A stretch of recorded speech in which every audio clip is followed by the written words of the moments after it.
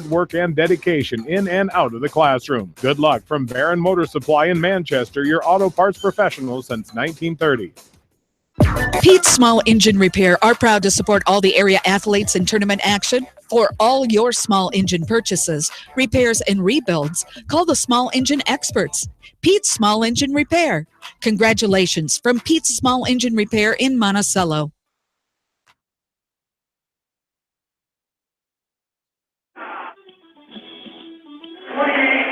Welcome back into the 2017 District Wrestling Tournament here at Maquoketa. Jamie Vasky, Roger Reed along with you.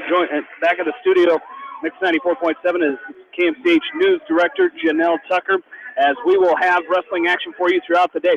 Don't forget, we're going to keep track of our other area wrestlers as they will be in districts from around the state, as our other Class 2A district where Independence is at today is in Decorah. So we'll keep track of the Independence Mustangs as they have 5 wrestlers wrestling today. And there it is, Matthew Doyle, Tanner Erickson Dale, Peyton Nolting, Hunter Crawford.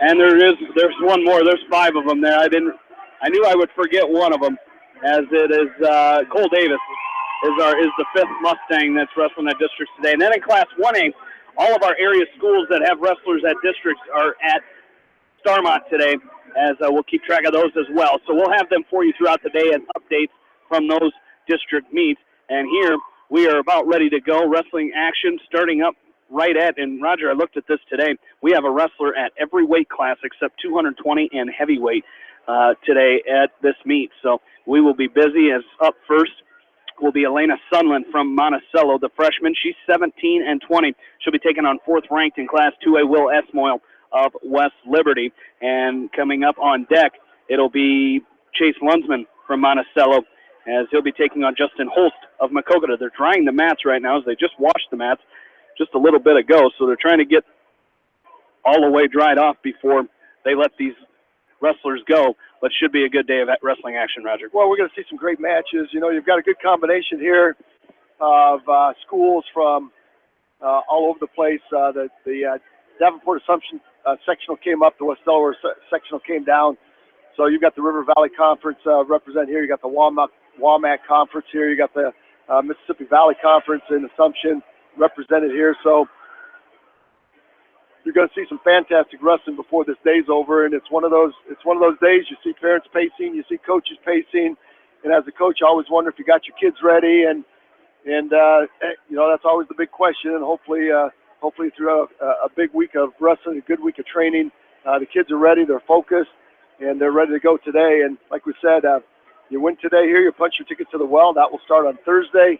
If you lose today, then chalk it up for experience and get yourself ready to come back next year. Unless, of course, you're the Davenport Assumption Knights. They will be wrestling in the state duels on Wednesday, as they qualified Tuesday night after defeating Independence in the semifinal of the regional duels and West Delaware in the final of those regional duels. As again, you know, this is one situation. They are continuing to dry the mats off here, as this is a situation where you don't want anything strange to happen here. You know, you want those mats dried off completely, because slips are very, very crucial in a district meet. And we're underway over on mat number 2, where it's going to be Elena Sunland that's going to be mat 1.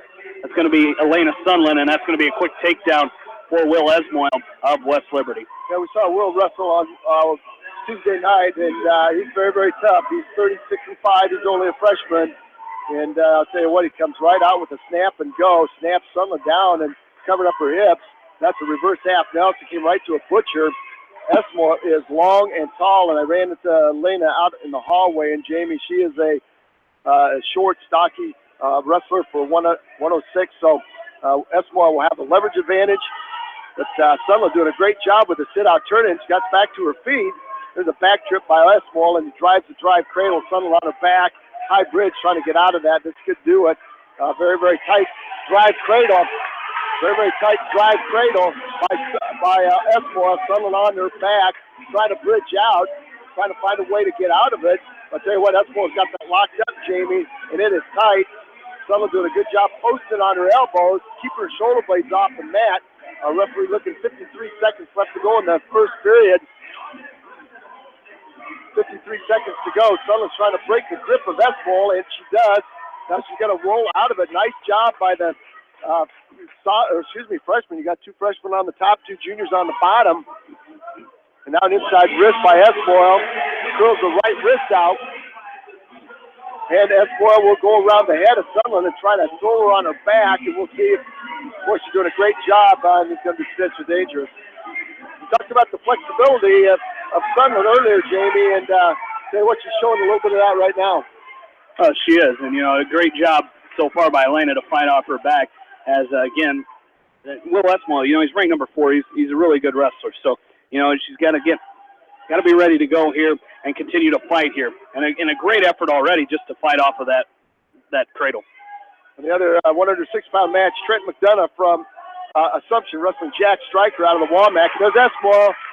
He hits that inside wrist around the head of Sutherland, and he's going to throw her on her back one more time. That could be a fall. There it is in 149.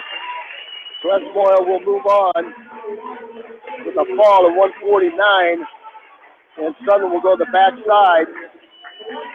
As we just said, on the other mat, out of the Womack, Jack Stryker from Mount Vernon is now leading Trenton McDonough from Assumption 4-1. So the Womack, Jamie, flexing its muscles a little bit here today. We talked about how tough that conference was, and we're going to see it here today. Oh, absolutely. And you're going to see down in Des Moines this next week too. After these other districts are all wrapped up today too, there's just going to be a great representation by the Womack Conference in Des Moines next week, and it'll be good to see a lot of those Womack kids wrestling at the state meet. I know they're just going first available here, but up currently on mat number 1 is going to be Ryan Clark of Mount Vernon taking on Talon Dengler of West Liberty. Jack Stryker still leading 4-1 in the second period over here on mat number 2, as again he's taking on Trent McDonough, real good junior from Davenport Assumption, 11-2, 4-1, a minute and a half left to go in the second period there for Jack Stryker. And coming in, this was a tough match for Stryker.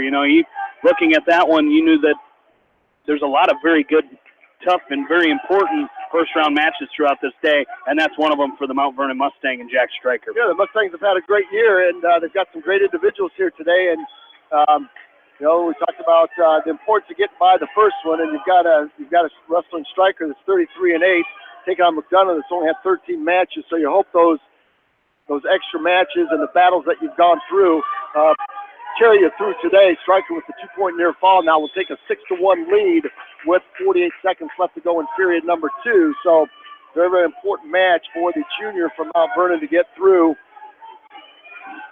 Jamie, we're also talking about the toughness of that 1A district in Starmont. You've got the teams from the south coming up to wrestle the Postville sectional. I'll tell you what, there's going to be some dog fights in that 1A. There certainly is. As our next wrestler up is going to be Chase Lunsman here, as taking a look over at that other sectional as they're moving along. And Dalton Bell from North Lynn currently taking on Uvaldo Camarillo. That's a first-round matchup there for Dalton Bell of North Lynn.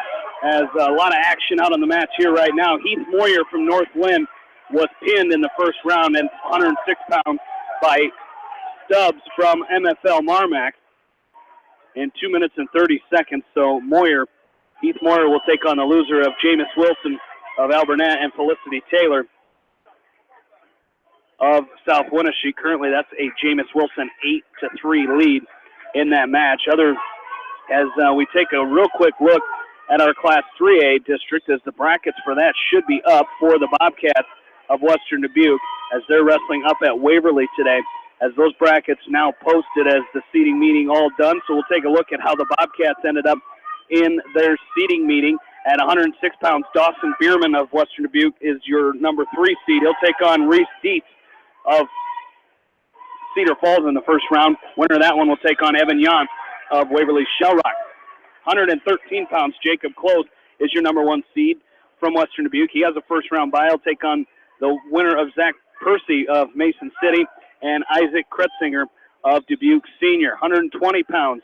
J.D. Kleesner of Western Dubuque is your number 4 seed. He'll take on Eric Rodriguez of Marshalltown in the first round. Winner of that one will take on Dylan Albrecht of Waverly Shell Rock. 126 pounds. It's Nathan Betts of Western Dubuque, your number 2 seed. He'll take on Jacob Bittker from Marshalltown in the first round. At 132 pounds, your number 1 seed is Braden Burt for Western Dubuque. He has a first round bye. He'll take on the winner of the number 4 seed, Antonio Rodriguez of Waterloo East, and Nicholas Knight of Waterloo West.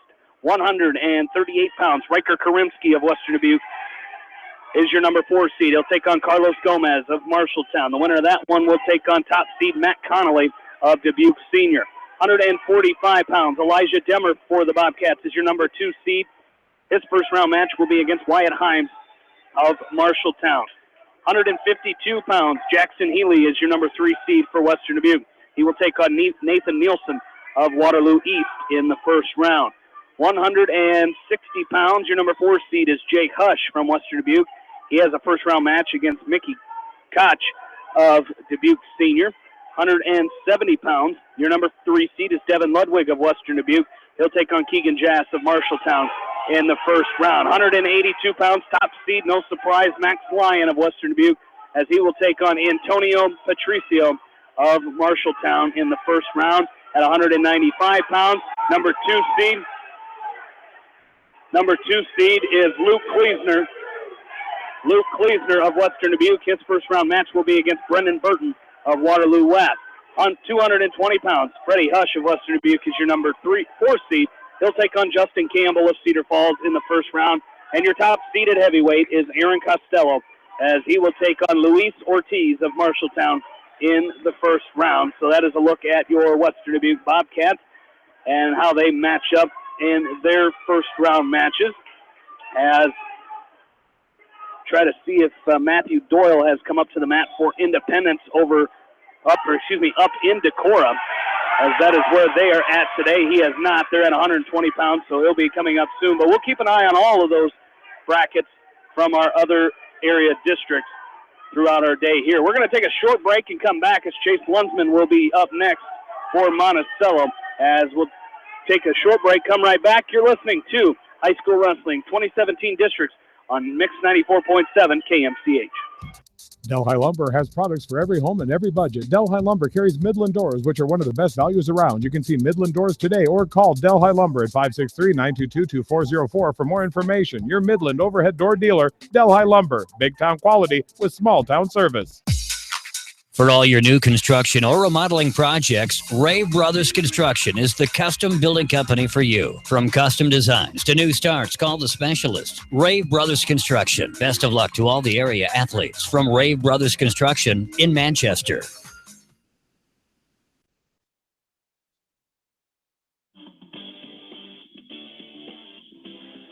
Back into Maquoketa as we have another area wrestler coming to the mat. This is going to be Chase Lunsman from Monticello.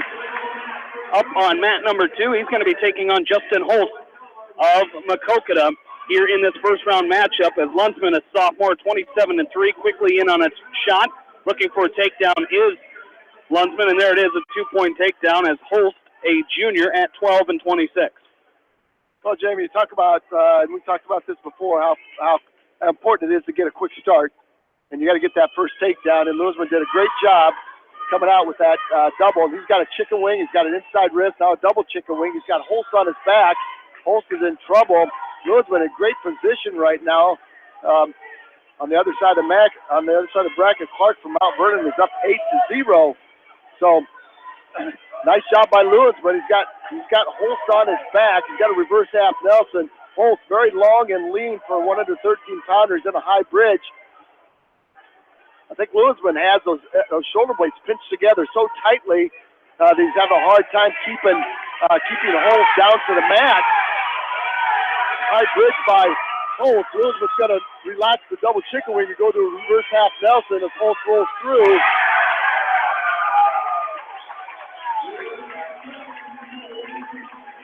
So nice job by Lewis, but he jumps out early, 5-0, as he throws Clark on his back with an inside wrist and a chicken wing. And now Holt's trying to find the edge of the mat for a restart.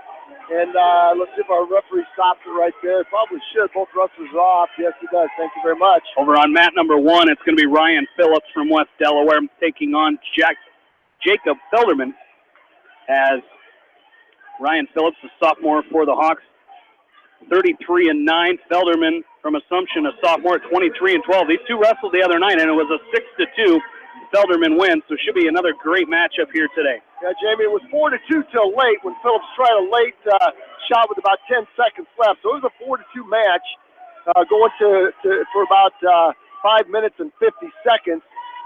So we'll see what happens there. Lewisman up on top of Holt, just doing a good job with wrist control. And, the Hawks have worked hard on Thursday and Friday, Wednesday, Thursday, and Friday, getting ready for this particular match right here, Jamie. No, they certainly have. And, they knew, saw some things in the tape that I'm sure they worked on. And, just it's a matter of Ryan Phillips coming out and doing what he needs to do. Yep. First period over there with Chase Lunsman. He leads 5-0 after one period.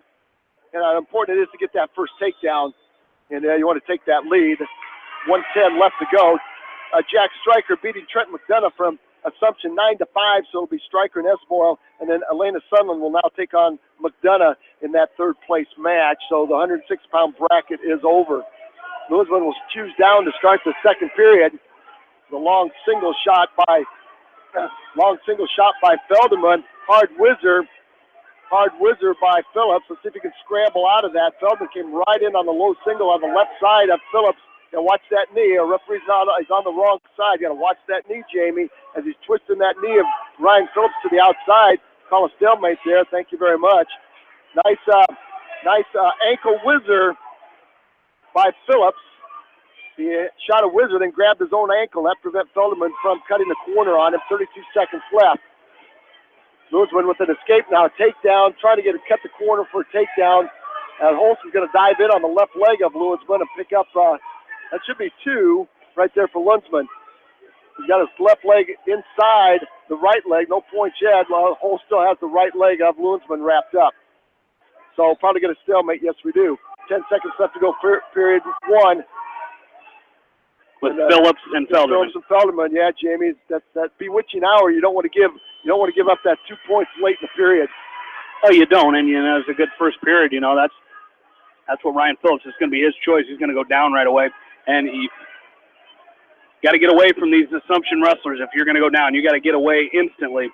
As you know, the legs are coming. Anytime you're wrestling an Assumption wrestler, you got to get out of there. Well, he did a nice job on Tuesday getting out, scoring some points.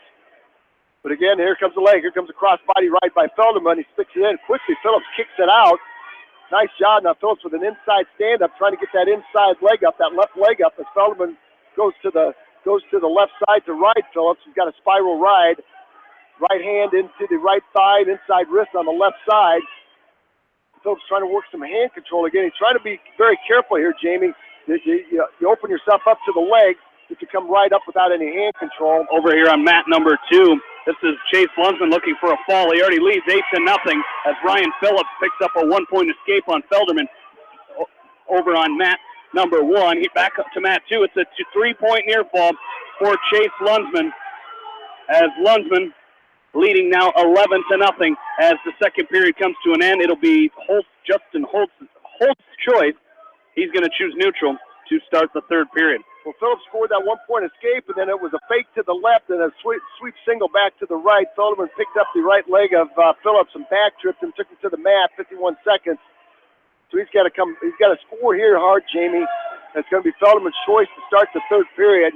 Phillips down underneath, blocking off the legs of Felderman. Spiral ride again by Felderman. Phillips comes right back to that inside stand-up. He's going to try to clear arms. Felderman draped over the top, but behind both arms of Phillips. Now he bumps Phillips forward. Phillips on all fours. And Felderman again riding that spiral, that claw ride now as his left hand is under the left arm of Phillips and grabbing that right deltoid. And we're going to get a stalling on somebody. It's going to be on Felderman. 2-point takedown over here for Chase Lunsman as he goes up 13-0. Any kind of turn here on top would be a 2-point near fall or more. Is going to be a technical fall, but he's going to go out of bounds. 1:05 left to go in the third period with Chase Lunsman. He's done a nice job controlling that match from the get-go. All right, back to action here. 16 seconds left to go. Phillips needs to score one. It's going to be Feldman's choice to start the third. Phillips back up on all fours. Feldman, there's going to be almost a 2-point near fall there as Phillips came to outside stand-up and Feldman bumped him forward. And we're going to go neutral. Feldman's going to go neutral.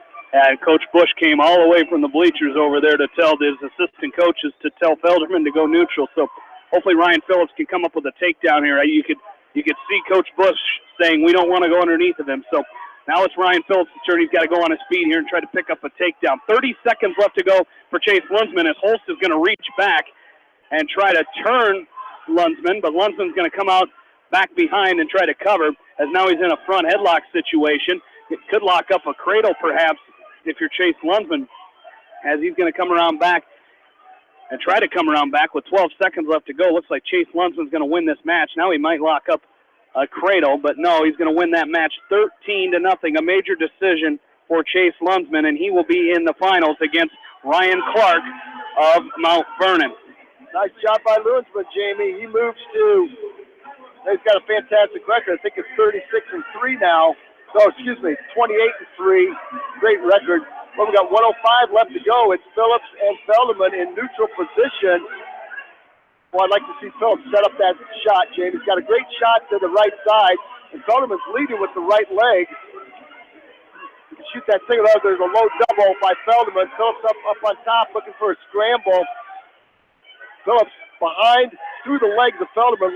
Feldman's got a hold of both ankles of Phillips, and we'll get a stalemate right there. Coach Lenz up out of his chair and said, hey, you got to shoot. You got to shoot. You got to shoot. Coach Voss out of his corner. Hey, he's been warned. Push the tempo here. 39 seconds. Like to see Phillips has not taken a shot yet.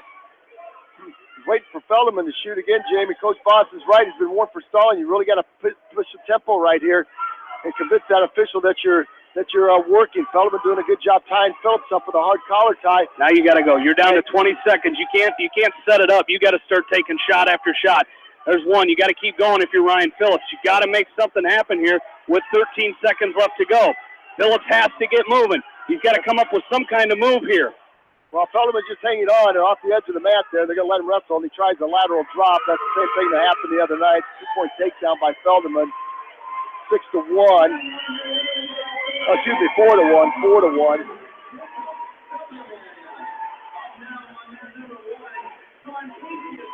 So over on Matt, now we're moving on here. As moving on to mat number 2, it's going to be for Beckman. It's going to be Grant Hager from Beckman taking on Tyler Bossum of Central DeWitt. So, if you're Ryan Phillips, you got to shake that one off in a hurry because you're not done. As if Hager wins, if Grant Hager wins here, you could have another matchup with Hager and Phillips, the third one in 3 weeks. Over here on mat number 1 now, it's going to be Mason Gillihan from West Delaware. He's taking on Sean Casey of Davenport Assumption. Over on mat 2, we have a 120-pound bracket with Tyler Bossum taking on Grant Hager. Bossum, the senior from Central DeWitt, taking on Hager, the sophomore from Beckman Catholic. That is 0-0. Hager in on a shot right now. Hager in on a shot. There's a front headlock by Bossum. Bossum trying to cut the corner on Hager. Trying to throw here is Mason Gillihan, and he's going to get put on his back. He tried going upper body with Sean Casey, the 10th-ranked 126-pounder from Assumption, and that's going to be the fall. 43 seconds. 43 seconds the fall for Sean Casey from Davenport Assumption. So Mason Gillihan will move to the backside. He'll take on the loser of Morgan Raleigh of Anamosa and Coy Roos of West Liberty. Well, you got to try something right there, Jamie. You don't have anything to lose. The only thing he didn't do is create pressure. Casey was sagging on him, and Casey knew what was coming. He had a double overhook on Casey, and all Casey did was sag and wait for Gillihan to try to throw him, and the sag, he ended up on his back, and he's going to have to come back now. Over on mat number 1 now, coming up is the other 126-pound semifinal, as it's Morgan Raleigh of Anamosa taking on Coy Roos of West Liberty. We have blood time on mat mat 1, Jamie. Is this 1 or 2? I don't know. 1, 2. 1, 2, or mat Reverse of what Okay. it should be. Okay. As this is Roos in on a shot on Morgan Raleigh. Raleigh's going to fight it off. They're going to go off the edge of the mat, come back to center. 1:23 left to go, first period. And Morgan Raleigh, one of 2 Anamosa wrestlers to qualify for the district meet. He and Hayden Smith are the 2 Blue Raiders to qualify here today. Now a snap and a shot again by Roos as front headlock now for Morgan Raleigh. Again, these first-round matches are so important to win, to try to get yourself in the championship, and leave everything up to yourself to whether or not you qualify for the state meet or not. Over on the red mat, the red and white mat, that's Tyler Boston will choose down to start the second. Here comes a quick stand of Grant Hager. Nice job, lifts up. He's got a half Nelson in, and he just missed throwing Boston to his back. But a nice job by Hager, lift and return to stop that initial move by Boston. And again, in that weight class 120, you've got 1, 2, you got 3 wrestlers from the WAMAC, and then you throw in Felderman from Assumption. So that is a loaded bracket at 120. Off the mat goes Hager and Bossum. Back to work. Back to the center of the mat goes Bossum, and Hager with a tight waist. Now a spiral ride on the left side, right hand in the deep thigh, inside wrist on the left. Bossum in a short sit. Bossum very short and stocky. Hager tries to cradle him with the near side cradle. Bossum stretches forward now up to a tripod stand-up for Bossum. And Bossum right to a stand-up. Hager's going to drop down on a single. 49 seconds left to go in period number 2. Bossum on top of Hager. 0-0 on the scoreboard. Nice job by Grant Hager to return Bossum to the mat. And we're going to get potentially dangerous. We get potentially dangerous right there as Bossum had the hold of Grant Hager's leg and took it to the outside. So our referee stopped it. Morgan Raleigh's going to pick up a 2-point reversal here on Coy Roos. So Raleigh goes up 2-0. Roos quickly to his feet. Raleigh trying to follow behind, but it's going to be a 1-point escape for Coy Roos of West Liberty. It's going to make the score 2-1. Nice reversal there by Morgan Raleigh to go up 2-0, but now leads it 2-1. So Raleigh's going to have to get going on his feet here, as neither wrestler has really had a lot of offense from their feet. And you're seeing a lot of that, Jamie. You always talk about not shooting yourself out of a match, and you see a lot of tentativeness. You don't want to give up a 2-point takedown by making a poor shot. 3 seconds left to go. There's a nice tilt by Hager's going to pick up 2 as he rolled Bossum forward for a 2-point near fall. He stacked Bossum up.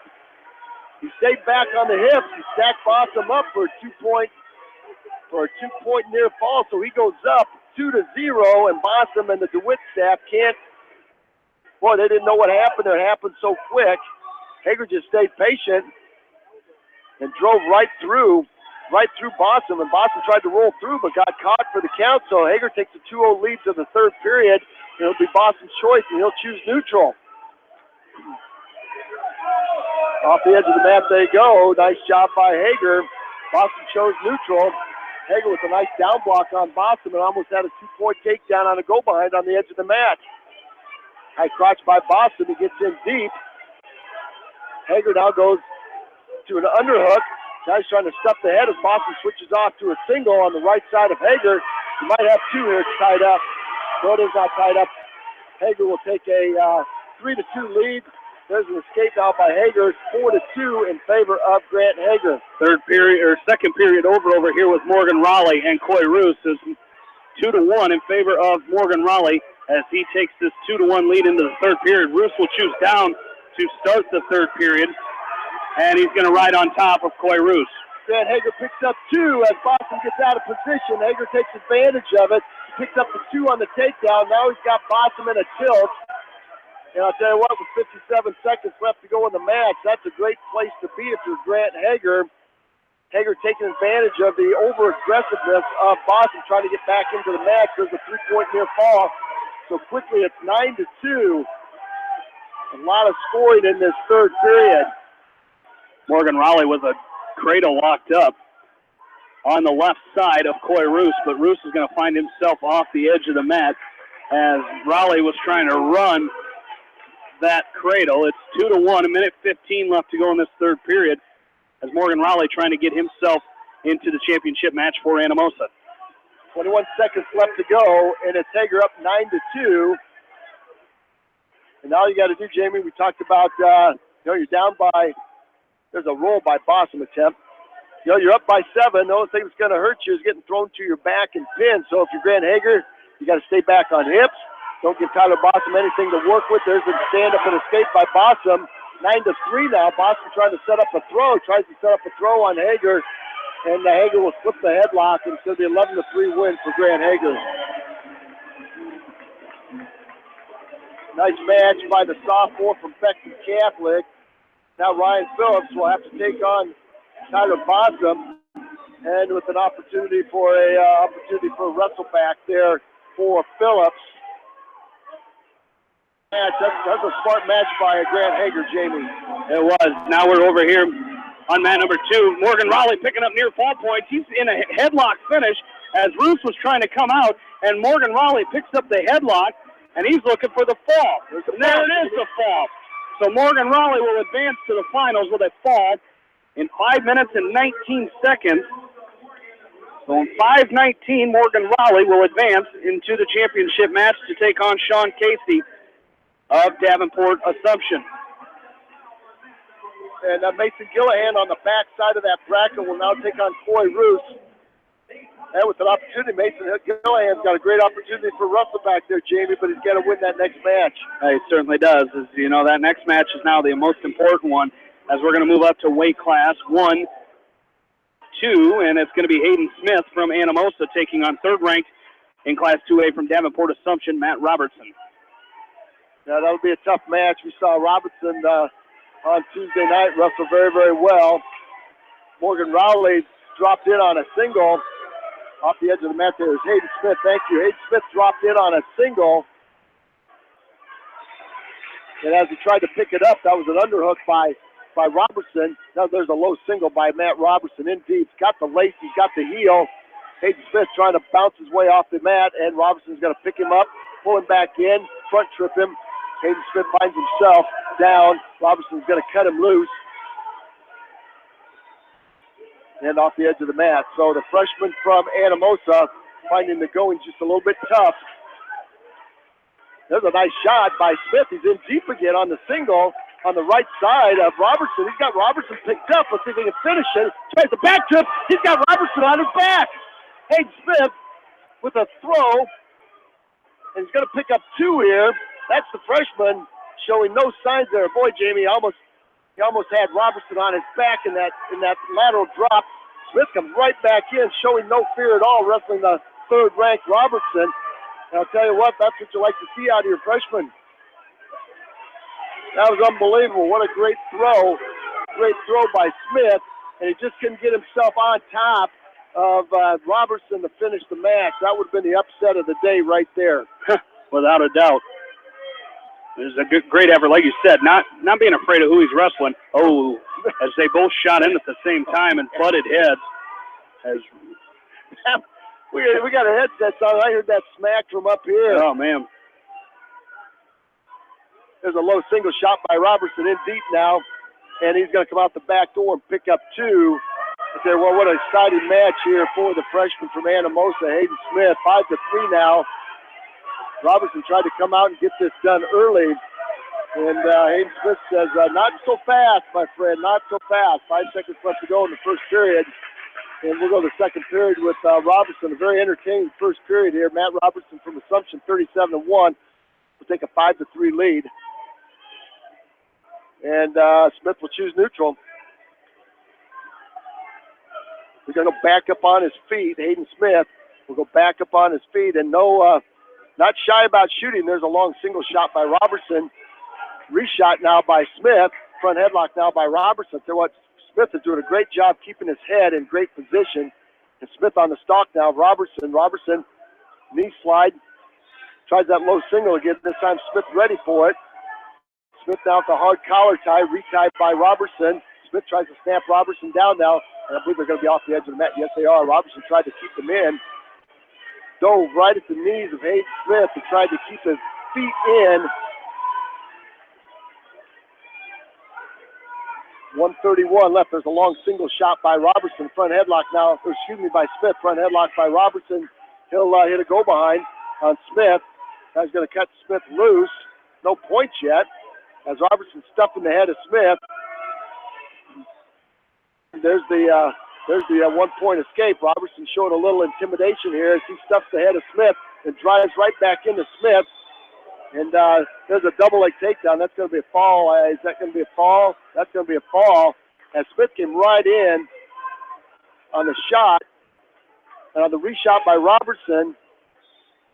Tell you what, that was a physical match. Matt Robertson is physical right there. That's going to be a fall to end it. 2:59. Tell you, a double by Robertson. He basically slammed Smith down and drove his shoulder right into the ribcage of Hayden Smith. Tell you what, that's a physical, that freshman commanded most, a very physical match. If he gets up a little wobbly leg, and he'll go over to his corners. Coach is just going to take a look at him. That's very entertaining. Well, we don't have any area wrestlers up. We're waiting for 138 Jake Raker from Beckman Catholic to come up, taking on Justice Inglis. Let's take another short timeout. Stay with us. We got more wild and crazy action from Maquoketa High School, the Class 2A District Wrestling Tournament here on Eastern Iowa Sports Station, 694.7 KMCH. Jay's Auto Supercenter on the Greater East End of Manchester has quality pre-owned vehicles, great financing options, and a full-service department, body shop, and detail department. See their full line of vehicles online at jsautosales.net. At Jay's Auto, customer satisfaction is their #1 priority. For all of your auto, home, health, and life insurance needs, it's American Family Insurance Tad Mormon Agency on East Main in Manchester. Best of luck to all the area athletes and coaching staff from American Family Insurance Tad Mormon Agency in Manchester. Your dream is out there. Go get it. They'll protect it. Hi, this is Jamie Vaskey at Don & Walt LLC, your independent Lennox dealer in Manchester, encouraging you to plan ahead. Have us check your heating or air conditioning unit before you need it. For residential or commercial plumbing and heating needs and top quality Lennox furnaces and heating units, see Don & Walt LLC on East Main Street in Manchester, or give us a call at 927-2232. Farmers Savings Bank proudly supports all area athletes and their coaching staff. For all your banking needs, visit them in Colesburg, Elkport Garber, Strawberry Point, Arlington, and Aurora, or online at farmersavingsbank.com. Member FDIC. Viafield is your headquarters for all your seed, chemical, and fertilizer needs. They have professional service and quality products needed to bring the best crop to market. Viafield, providing growth opportunity for 18 locations across northern Iowa and southern Minnesota. River's Edge Construction wish all area athletes the best of luck in tournament action. If construction plans are in your future, call Lyle Palmer at 563-920-0046. River's Edge Construction can help you with your residential and commercial new construction and remodeling plans. Call River's Edge Construction in Manchester at 563-920-0046. The Eastern Iowa Shopping News and the Dyersville Commercial recognize the hard work and dedication of all area athletes. Check out the weekly sports section in the commercial for scores and information. The Eastern Iowa Shopping News and Dyersville Commercial, supporting your communities. The City of Manchester would like to wish all area athletes, teams, and coaches the best of luck in tournament play. The City of Manchester appreciates all of the hard work and dedication put forth in the gym and in the classroom. Good luck from all of the employees, elected officials, and Mayor Milt, all of Manchester. Fan food, not fast food. Visit your after the game headquarters, Manchester Dairy Queen. It's quick, it's easy, your family will love it. Manchester Dairy Queen. For residential, commercial, and farm lawn care, call Spring Green Lawn Care. They are licensed and insured. Call Dwayne for free estimates. Spring Green is your full-service lawn care company in Dyersville.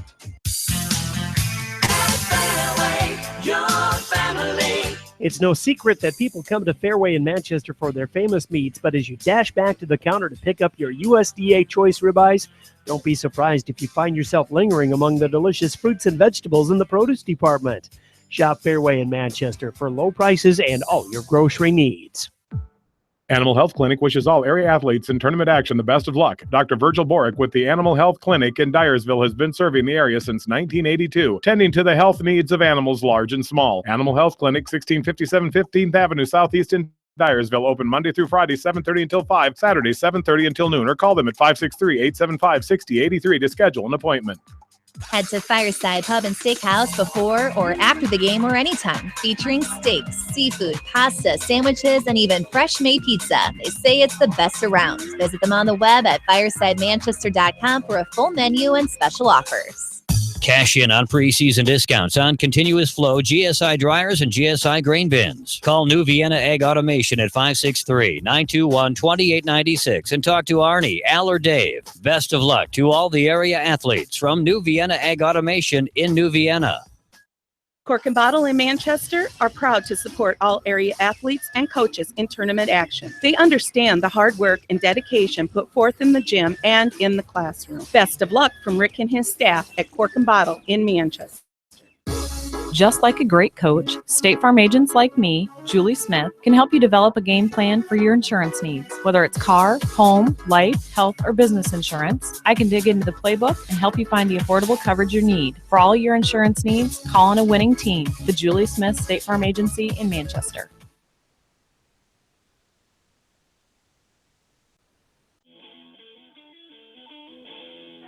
Back into Maquoketa. Jamie Vasky, Roger Reed back along with you as we're back to action here. 138 pounds. It's Jake Raker from Beckman, ranked number 8 in the state Class 2A, taking on Justice Dengler from West Liberty. Raker, a junior at 34-5. Dengler, a junior at 27-16. As Hayden Smith from Anamosa, we now know his next opponent. It'll be Noah Bierman of West Liberty, as Bierman was beaten 9-3 against Justin Light of Mount Vernon.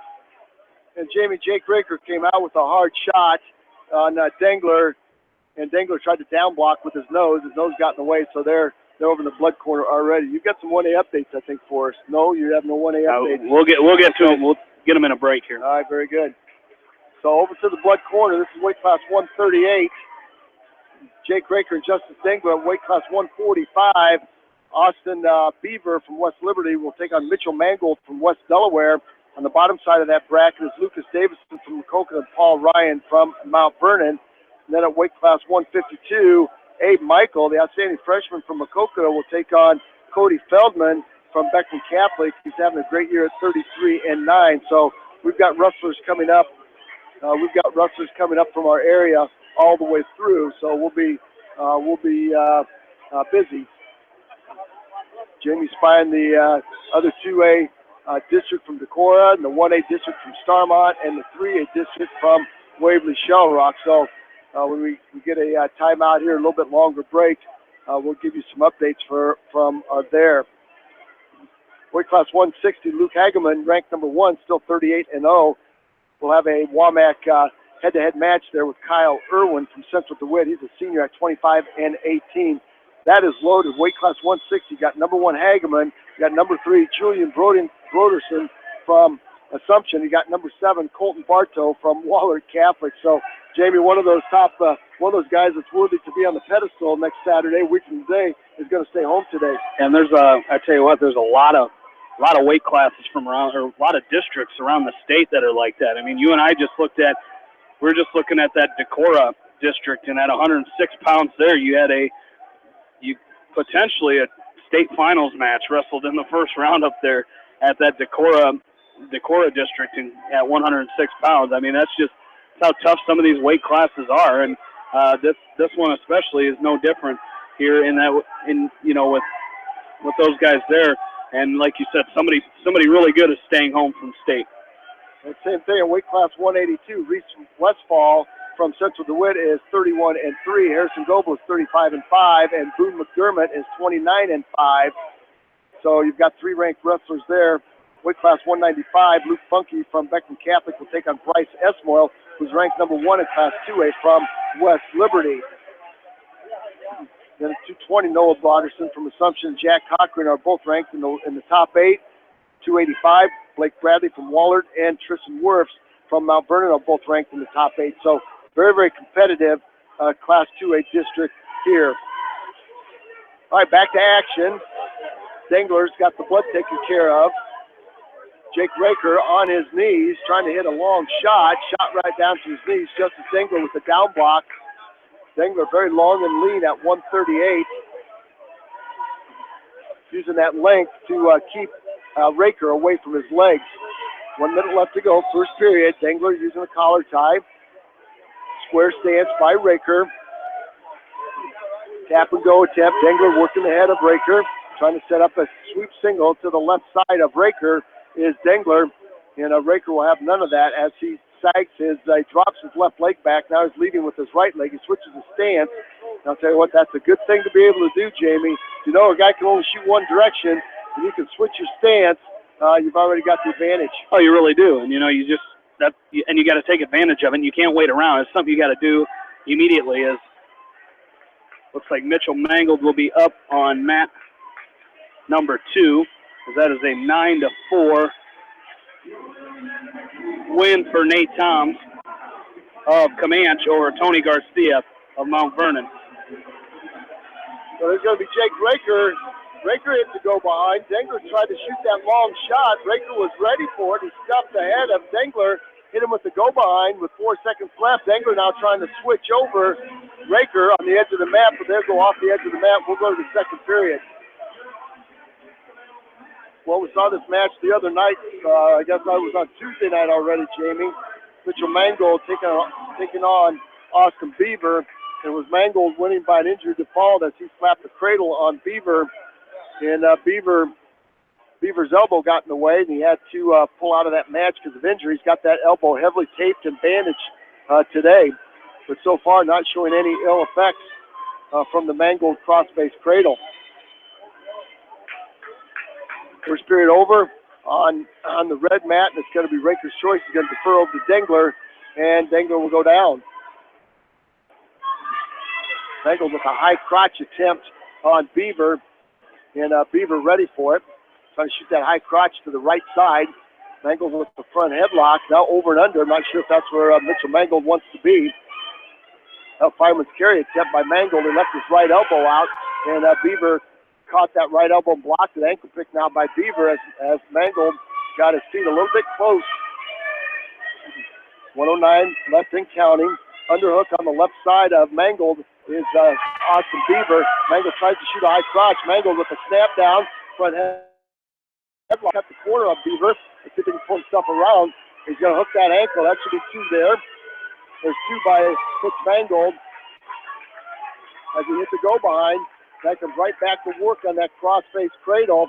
And you got to think Beaver's ready for it. Mangold's got it locked up, but off the edge of the mat they go.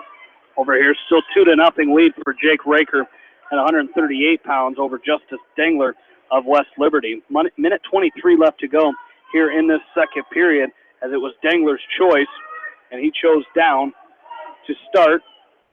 Dengler's choice, he chose down to start the second period. And, you know, we talked about it 2 weeks ago, Jamie, and last week at the sectional, how good Beckman is on top. And they do a great job controlling hips and making themselves heavy on top, and you're going to carry their whole weight. And at the end of that second period, end of this period, Dengler's going to be tired. Mangold, a nice job breaking Beaver down. He's got Beaver belly down in the center of the mat, now trying to set up a ball and chain. He's got the right arm of Beaver wrapped through the legs. Now he's digging a chicken wing on the left side. Mangold doing a super job controlling Beaver from the get-go. And now Beaver slips the ball and chain. And now Mangold keeps the chicken wing on the left side. 5 seconds left to go. It's 2-1 in favor of Mangold. Mangold out, 2-0 in favor of Mangold after 1. Over here, 20 seconds left, and here's Raker looking for a chicken wing on the left side. On the left side of Justice Dengler, as careful that shoulder of Dengler as he's going to come up to his feet. Should take up 1 here. At the end of this period, it'll be a 1-point escape for Justice Dengler. There it is. That'll be a 1, no point. Oh, they did not give him 1. They did not give him a point there. Oof. I don't know how that wasn't a point, but Jake Raker will take it. It's a stand-up by Mitch Mangold, and Beaver drops in on a single and has Mangold's leg way up in the air, and Beaver's going to get dinged for stalling as Mangold finds the edge of the mat. Another stand-up by Mangold. Beaver will drop in, and he picks up that left leg of Mangold again. Mangold bouncing on his right leg. Beaver with the left leg up. Mangold looking for the hand control. Stalling again, right? That's got to be stalling right there, Jamie. That's got to be stalling. That should have been 1-1 right there. Mangold is going to get the escape and pick up one quickly right back in on the leg. As Mitchell Mangold, nice dump, picks up two. That's Mitchell Mangold at his best. That was a great job right there as we try to start the third period with Raker and Dengler. It's 2-0. Still no points, as the West Liberty coach argued, but to no avail. Here comes the death cradle by Mangold. He's got that cross-face cradle in. He locked it in. He's got 59 seconds. There's the fall. Mitch Mangold with the fall. Cross-face cradle in 3:02. 3:02, Mangold puts himself in great position there, Jamie, with that second period win. Great job by the sophomore from West Delaware to get himself in the championship here. Yeah, it really was, and that's a big win for Mitchell Mangold. You felt pretty confident after watching the two wrestle the other night, but it's still the unknown that you're worried about, and Mitchell Mangold did a great job coming right back. Went to the same move he used the other night, that cross-face cradle, picks up the fall over Austin Beaver, and he's going to advance to the finals. And to face an opponent that is wrestling right now, it's either going to be Paul Ryan, and he's been very familiar with Paul Ryan the last 3 weeks from Mount Vernon, or Lucas Davison from Maquoketa. As over here, it's 3-0 now, as a 1-point escape for Jake Raker of Beckman. He leads at 3-0, looking for a takedown as he's in on a shot. He's going to try to double off here. He's got to keep moving his feet. He's sitting on his knees as Jake Raker. Now he's going to squat. There's 5-0 lead for Jake Raker as he's looking for near fall points as the cotton of Justice Dengler comes flying out there. A leg turk in here by Luke Raker, and he's going to turk it over. He may pick up near fall points here. He is picking up near fall points. Just a 1 count. There is our official counting for Jake Raker. 25 seconds left to go, third period. Looks like Jake Raker, he's going to pick up 3, and he's going to win this match. As there's 20 seconds left to go, he may get the fall out of this. 17 seconds left to go. He leads at 5-0, but Jake Raker for the Beckman Blazers is going to advance here. Well, that's a very solid match. He's not 34-5 for no reason at all. And now he's got Dengler on his back one more time, Jamie. It's going to be 10-0. 10-0, major decision by Jake Raker as he will advance now to take on number 10, Nate Toms from Comanche. He's 39-3. That will be quite a finals match at 138. Dengler now will take on the backside, will take on Tony Garcia from Mount Vernon, who was beaten 9-4 by Toms. Just heard at 145 again, Mitchell Mangold, the outstanding sophomore from West Delaware, winning by a fall in 3:02. As you mentioned a break, Roger, I think we've got a decent enough break right here that we'll take a look at our Class 1A district at Starmont today. We start at 106 pounds. Heath Moyer from Northland losing in the first round in 2 minutes and 30 seconds to Ethan Stubbs of MFL Marmac. He'll now go to the backside and take on Felicity Taylor of South Winneshiek. 113 pounds, Gannon Cook of East Buchanan with a 1 minute 39 second fall in the first round. He will move into the finals and take on Uvaldo Camarillo of Postville, who defeated Dalton Bell of North Lynn. Bell will move to the backside where he will take on Gabe Sadler of South Winneshiek. 120 pounds, Brock Henderson with a first period fall in the first round over Brett Meyer of Sumner Fredericksburg. Henderson with that win will take on Connor Conlon of Cascade, who was an 8-6 winner over Sabino Chileo of Postville in the semifinals. So an area matchup at 120 with Brock Henderson of North Lynn and Connor Conlon of Cascade. 126 pounds, Brady Henderson with a 3 minute 45 second fall in the first round over Logan Schnuel of South Winneshiek. Henderson will move to the finals. He'll take on Ben Moyer of Alburnett. 132 pounds, Trevor Cherry of North Lynn was beaten in the first round of Michael Egan of MFL Marmac. Cherry moves to the backside where he will take on Tayton Bullerman of South Winneshiek. 138 pounds, it was Kyle Decker of East Buchanan with a 13-5 major decision over Jacob Ling of South Winneshiek. Decker moves to the finals. He'll take on Tanner Hoyer of Alburnett. At 145 pounds, it's an area matchup in the finals, as it was Braden Nunemaker of East Buchanan with a 1-minute 33-second fall over of Rodney Schwartzoff of South Winneshiek. In the finals, Nunemaker will take on Chance Downs of Maquoketa Valley, who was a 5-2 winner over Riley Depke of MFL Marmac. 152 pounds, it was Ted Helgerson of Central Elkader. Central Elkader with a 4-minute 32-second fall over Killian Welsh of Edco. As Welsh will move to the backside, he'll take on Max McGraw of East Buchanan in the backside, as McGraw was beaten by falling 303 to Nathan Johanningmeyer of MFL Marmac. So it'll be Max McGraw of East Buchanan, Killian Welsh of Edco in the consolation round. And that is as far as they are. They're up to weight class 160 is where they are right now at that tournament, as we will keep an eye on that one throughout the day, as looks like currently it was at 160 pounds. It was Carson C. Hayes?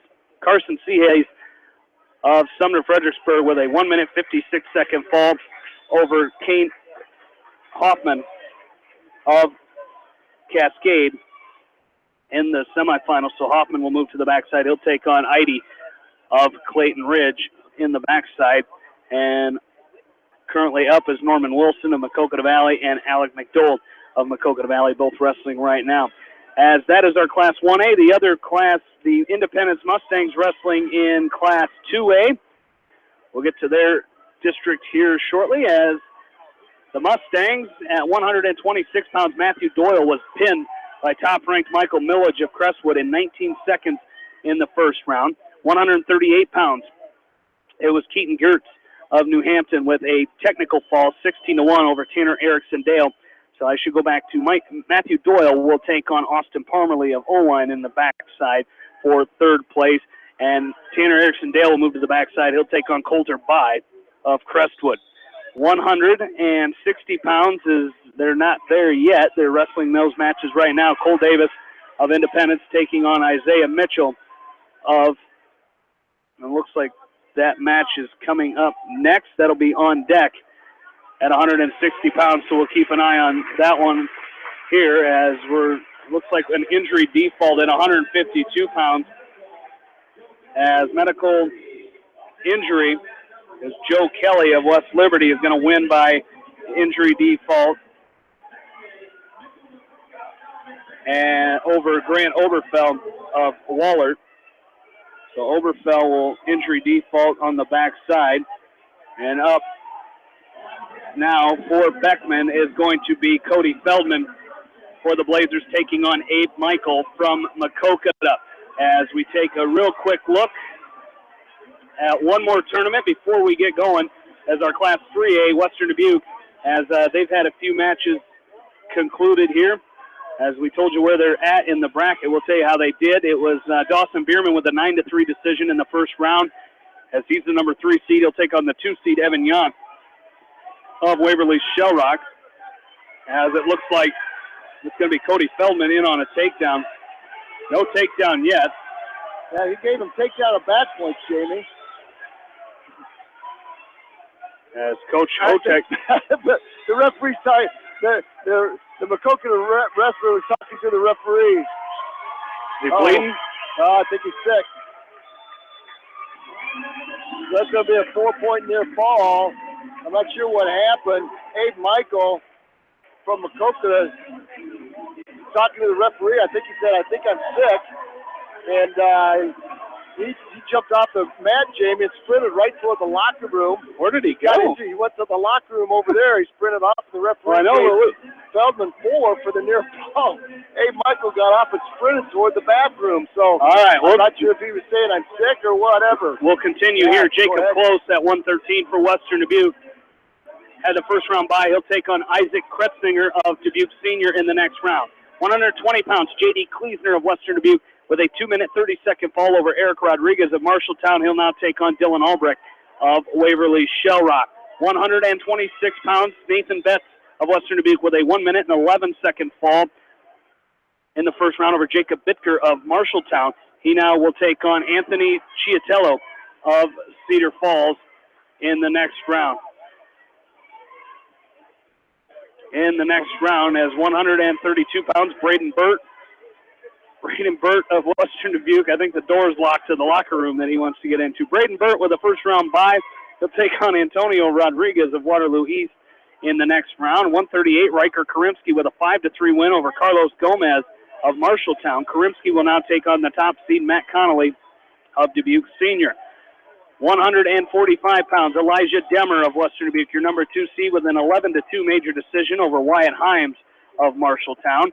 At 152 pounds, Jackson Healy of Western Dubuque with a 1 minute 57-second fall over Nathan Nielsen of Waterloo East.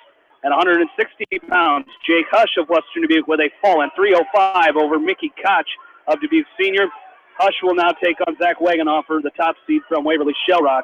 And at 170 pounds, Devin Ludwig of Western Dubuque with a 2-minute fall over Keegan Jass of Marshalltown. He'll now take on Trevor Byram, the number 2 seed from Waverly Shellrock, in the semifinals. And they are at weight class 1, finishing up weight class 170 right now. So we will keep an eye on that one. Currently here we do not have any area wrestler wrestling, as we've got one waiting to continue wrestling, and Cody Feldman from Beckman is, again, he's waiting for Abe Michael, the freshman, to come back out. I'm not sure what happened. At first I thought maybe he was bleeding the way he took off to the corner, but he went a lot farther than the corner. He kept right on going.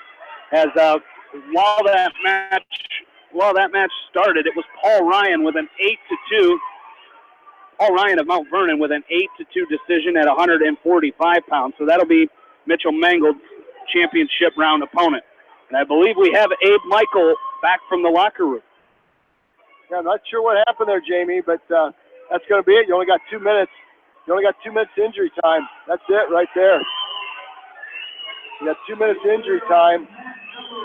And not sure what happened right there, but Abe Michael got caught on his back, tapped out, sprinted off the mat to the restroom. And I'll tell you what, that's it. I don't know. We think he went to the restroom. We don't know. We don't know what happened. We're whatever it was, it took him more than 2 minutes, and that's the match right there.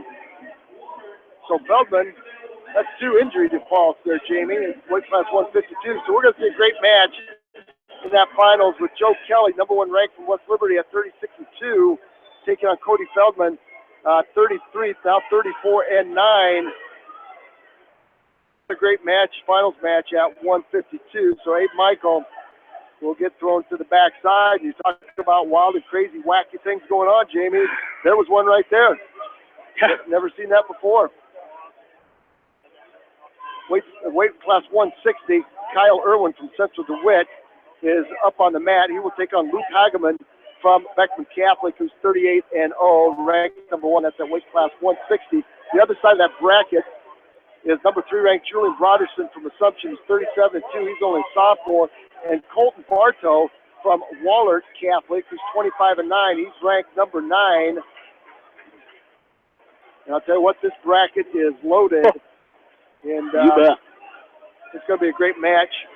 Again, another Walmack head-to-head battle right here between Hageman and Irwin. Bartow and Hageman last week was a wild and crazy match, with Hageman winning, having to get 2 in the last part of the third period to pull that match out. Hageman in on a double. That was just a great shot right there by Hageman. Snapped the head of Irwin down and then quickly dove right in on the double and did not sit on his knees, but to the outside finished it. Now he's got a cross body right in, and this is where Luke Hageman is his toughest. He's on top. He's got a cross body right in on the right side of Irwin. Now he goes cross face and hooks the left shoulder, and he's picking up back points. He won't get the fall here, but he's going to pick up back points, and now he's going to let Irwin roll back to his stomach, and that's a quick 5-0 lead for top-ranked Hageman. It is, and that's a great job by Hageman, you know, picking up do it like you said. That's where he's best, is when he's on top, and he's able to throw those legs in and get those Turks working, and that's what he's doing here. He's getting another set, probably a 3-point near fall, and might even possibly pick up the fall here, as he's got a minute left to go in this first period, already up 5-0. Yeah, Could get the fall out of here. They did a great job. He kicked the leg out and then hopped sides. He's got the right arm still hooked. Now he's got a Turk in on Irwin. Hard crossface. Again, he's not going to get the fall out of that, so he's going to readjust with a half Nelson. And then he's going to climb the body, and Irwin's going to feel pressure and roll through. It's going to be another 3-point near fall by Hagman. And quickly comes to a hard crossface. Now a crossface cradle. He hit that crossface before Irwin knew what hit him. There he's up 8-0. Now he's going to dump Irwin to his back with a crossface cradle. Irwin tried to block him off. Could be a fall right here as Hagman's in great position. He's got the bottom knee in the side. I don't know if he's going to get it there. It might be too tight yet. Got the bottom knee in the side. Irwin trying to break. He's got 5 seconds. And Hagman locked up tight. That crossface cradle, he's not going to get it. He's going to run out of time, but that's going to be another 3-point near fall. And that's 11-0 after 1. So Luke Hagman knows how to rack some points up in a hurry. And he did it right there. And he's going to choose down. He's going to put Irwin up on top. And Jamie, that's you're up 11-0, and you're going to go down, and we'll see if he hits that long switch. He does have a good switch from underneath. Here comes the switch. He's going to turn it to a sit-out and stand up and face Irwin. You know, good wrestlers have to learn to be good everywhere, and that's, district meet. If you got an opportunity, an 11-0 lead, it's a good opportunity to see if you can get away from people underneath. There's a far side fireman's carry. There's a 1-point escape. Far side fireman's carry by Hagman. He's up 14-0. If he doesn't get the fall here, it'll be a tech fall. Irwin's going to try to roll through, but now reverse half Nelson by Hagman. Blocks the right shoulder of Irwin. Hagman is going to tee out on Irwin. Irwin in a high bridge. And Hagman's going to catch the arm as Irwin tried to roll through. Hagman catches the left arm. Guy's going to pull that left arm across the chest. Irwin may roll through, and that's a tech ball right there. 17-0, Jamie. That took all of 2 minutes and 45 seconds. Tell you what, very dominant right there is Luke Hagman. Very dominant. That's going to be a great matchup between number 3 Broderson and number 1 Hagman in the final. But I tell you what, we got a number 3 and number 7 at the top of the bracket with Broderson and Bartow. Broderson won 7-5. 7-5. So what a match right there.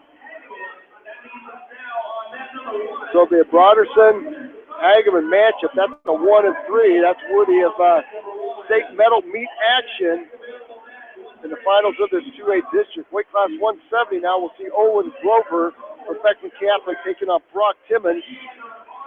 On top of that is Ira Keene from Central DeWitt taking on Zach Kemp from Waller Catholic at weight class 170.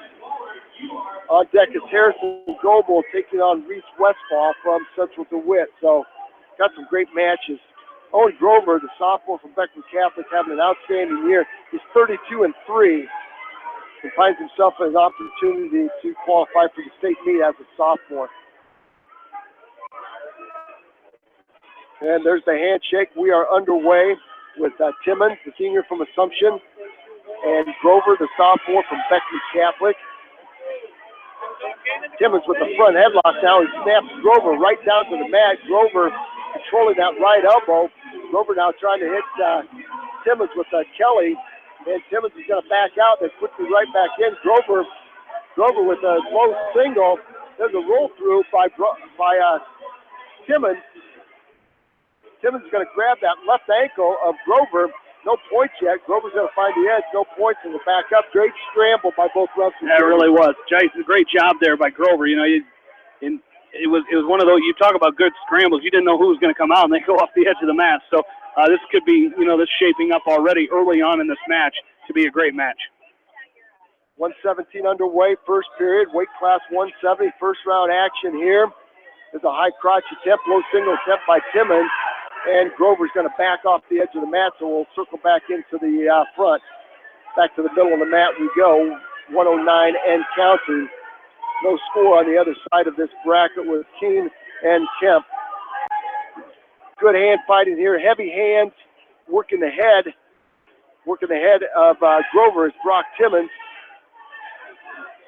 Timmons now with an overhook on the right arm of Grover, trying to set up that fireman's carry to the right side of Grover. Grover's going to block him off. Now a headlock attempt by Timmons. Grover's going to drive in on a double and back Timmons off. And we'll have to circle back into the middle. 43 seconds and counting. Great crowd here today. This sunk-in gymnasium at Maquoketa. Bleachers all around them. They've got a ring around the top. The ring is loaded with people watching. So great atmosphere for 2A wrestling. Low single by Timmons in deep on the right ankle of Grover. Grover's trying to scramble out of it. Timmons trying to pick up the right leg and elevate Grover. Grover draped on top of Timmons, stuffed in the head of Timmons. Now reaches down and grabs the left ankle of Brock Timmons. Now hard crossface by Grover. And we should get a stalemate here. I think the referee's going to let us go for the last 4 seconds of the match. He is. And that will do it for the first period. Great shot, reshot, great scramble by both wrestlers, and we find it 0-0.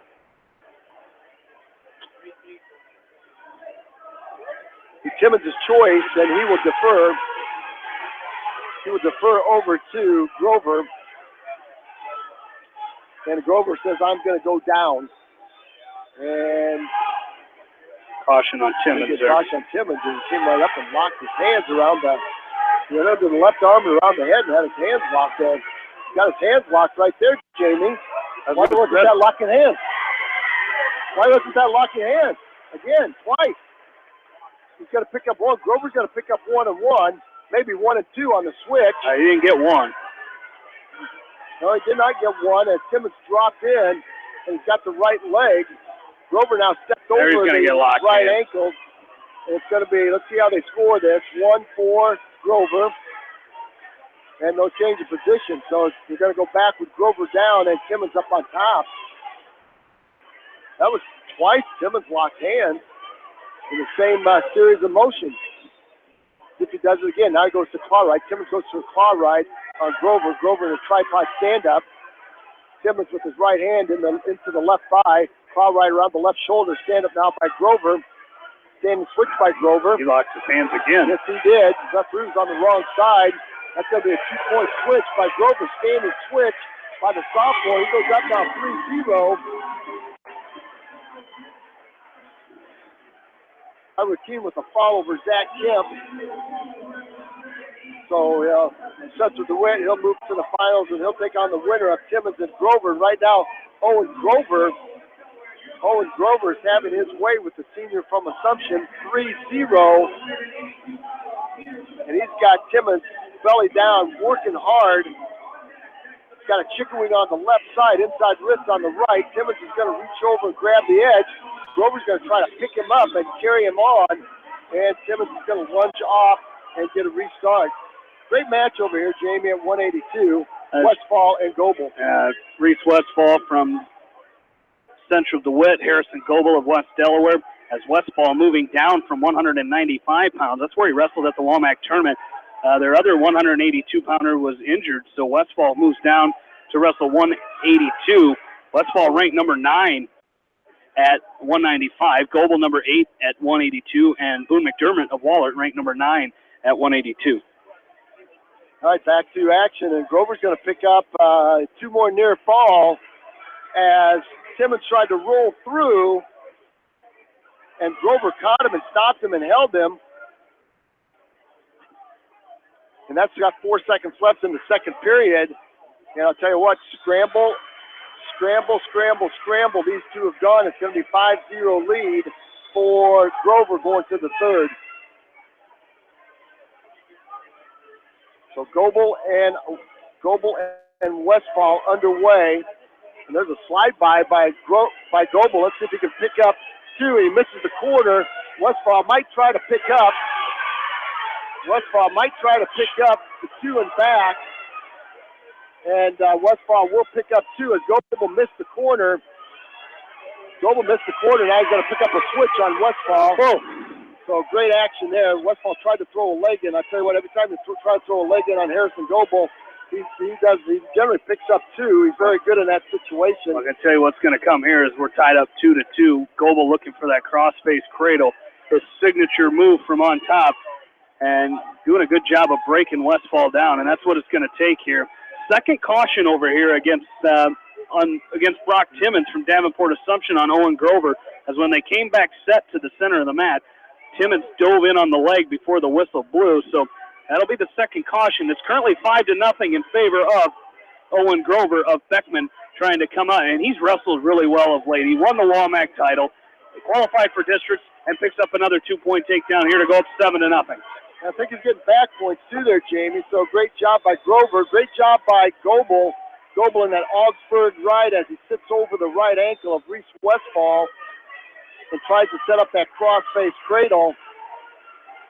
And we're going to get a stalemate right there, and we'll get a restart as Goebel starts on the right, quickly goes over to the left, now back to the right. He's got a tight waist, and he's got his left arm wrapped all the way around the waist of Reese Westfall. Now he drives Westfall forward and looking for a ball and chain. He's got the right arm of Reese Westfall posted. Now he reaches through the legs, grabs the right wrist. He's got a ball and chain locked up here, Jamie. Great pinning combination for Harrison Goebel.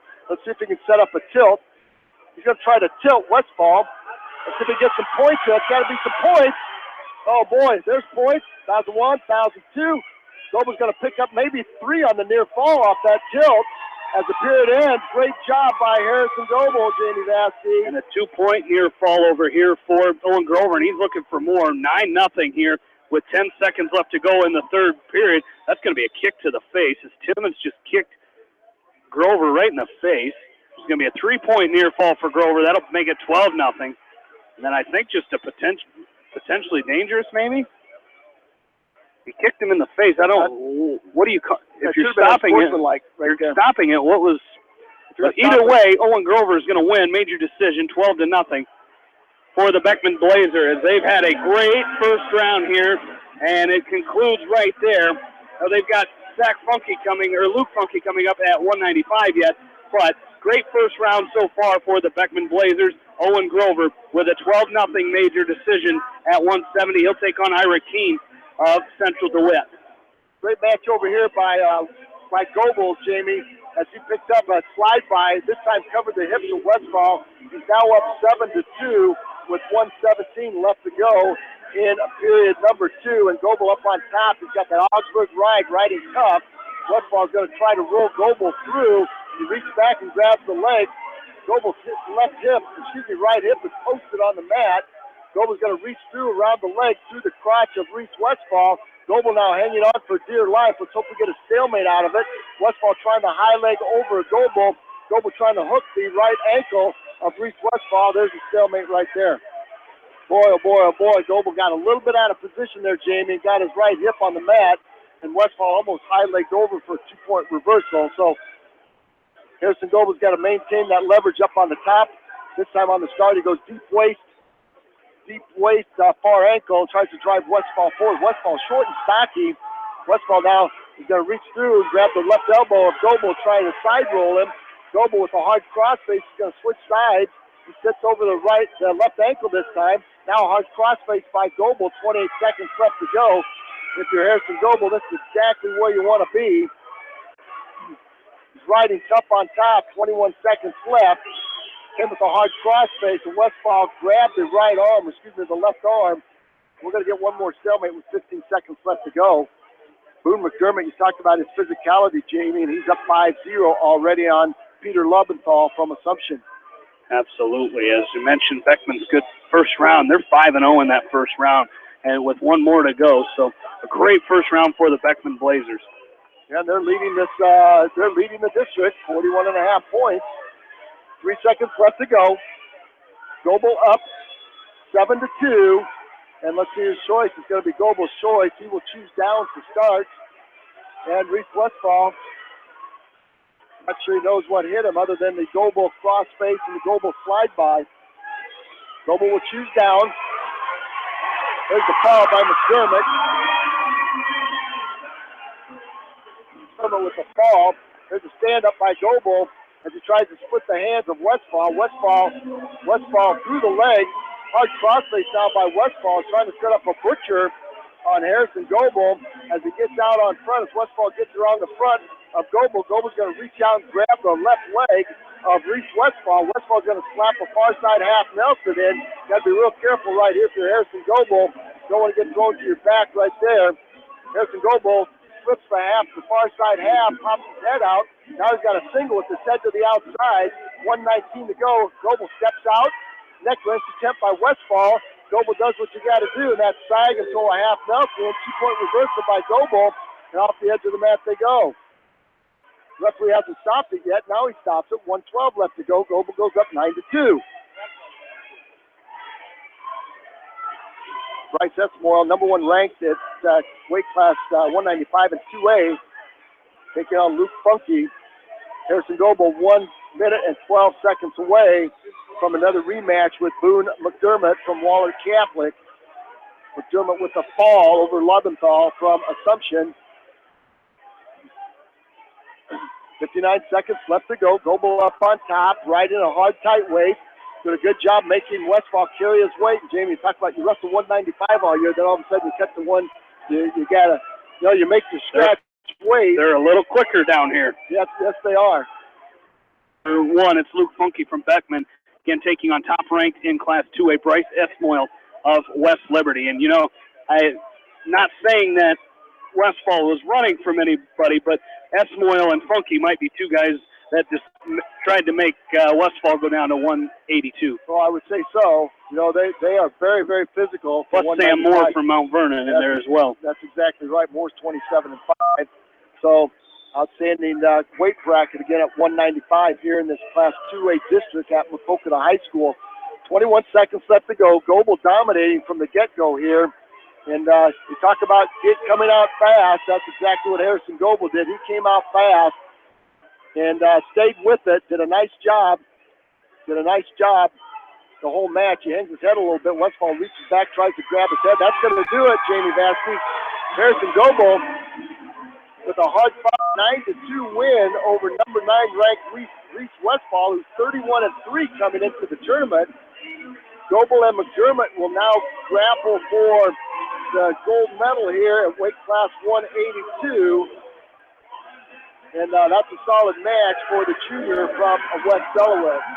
And out in front of us, there's a 2-point takedown by Funky. Whatever the Beckman Catholic Blazers had for breakfast this morning, Jamie, you better bottle it. You better get it on the market because they are 5-0, trying to go 6-0 on the day in these first-round matches. Funky wins the toss. He's going to defer over.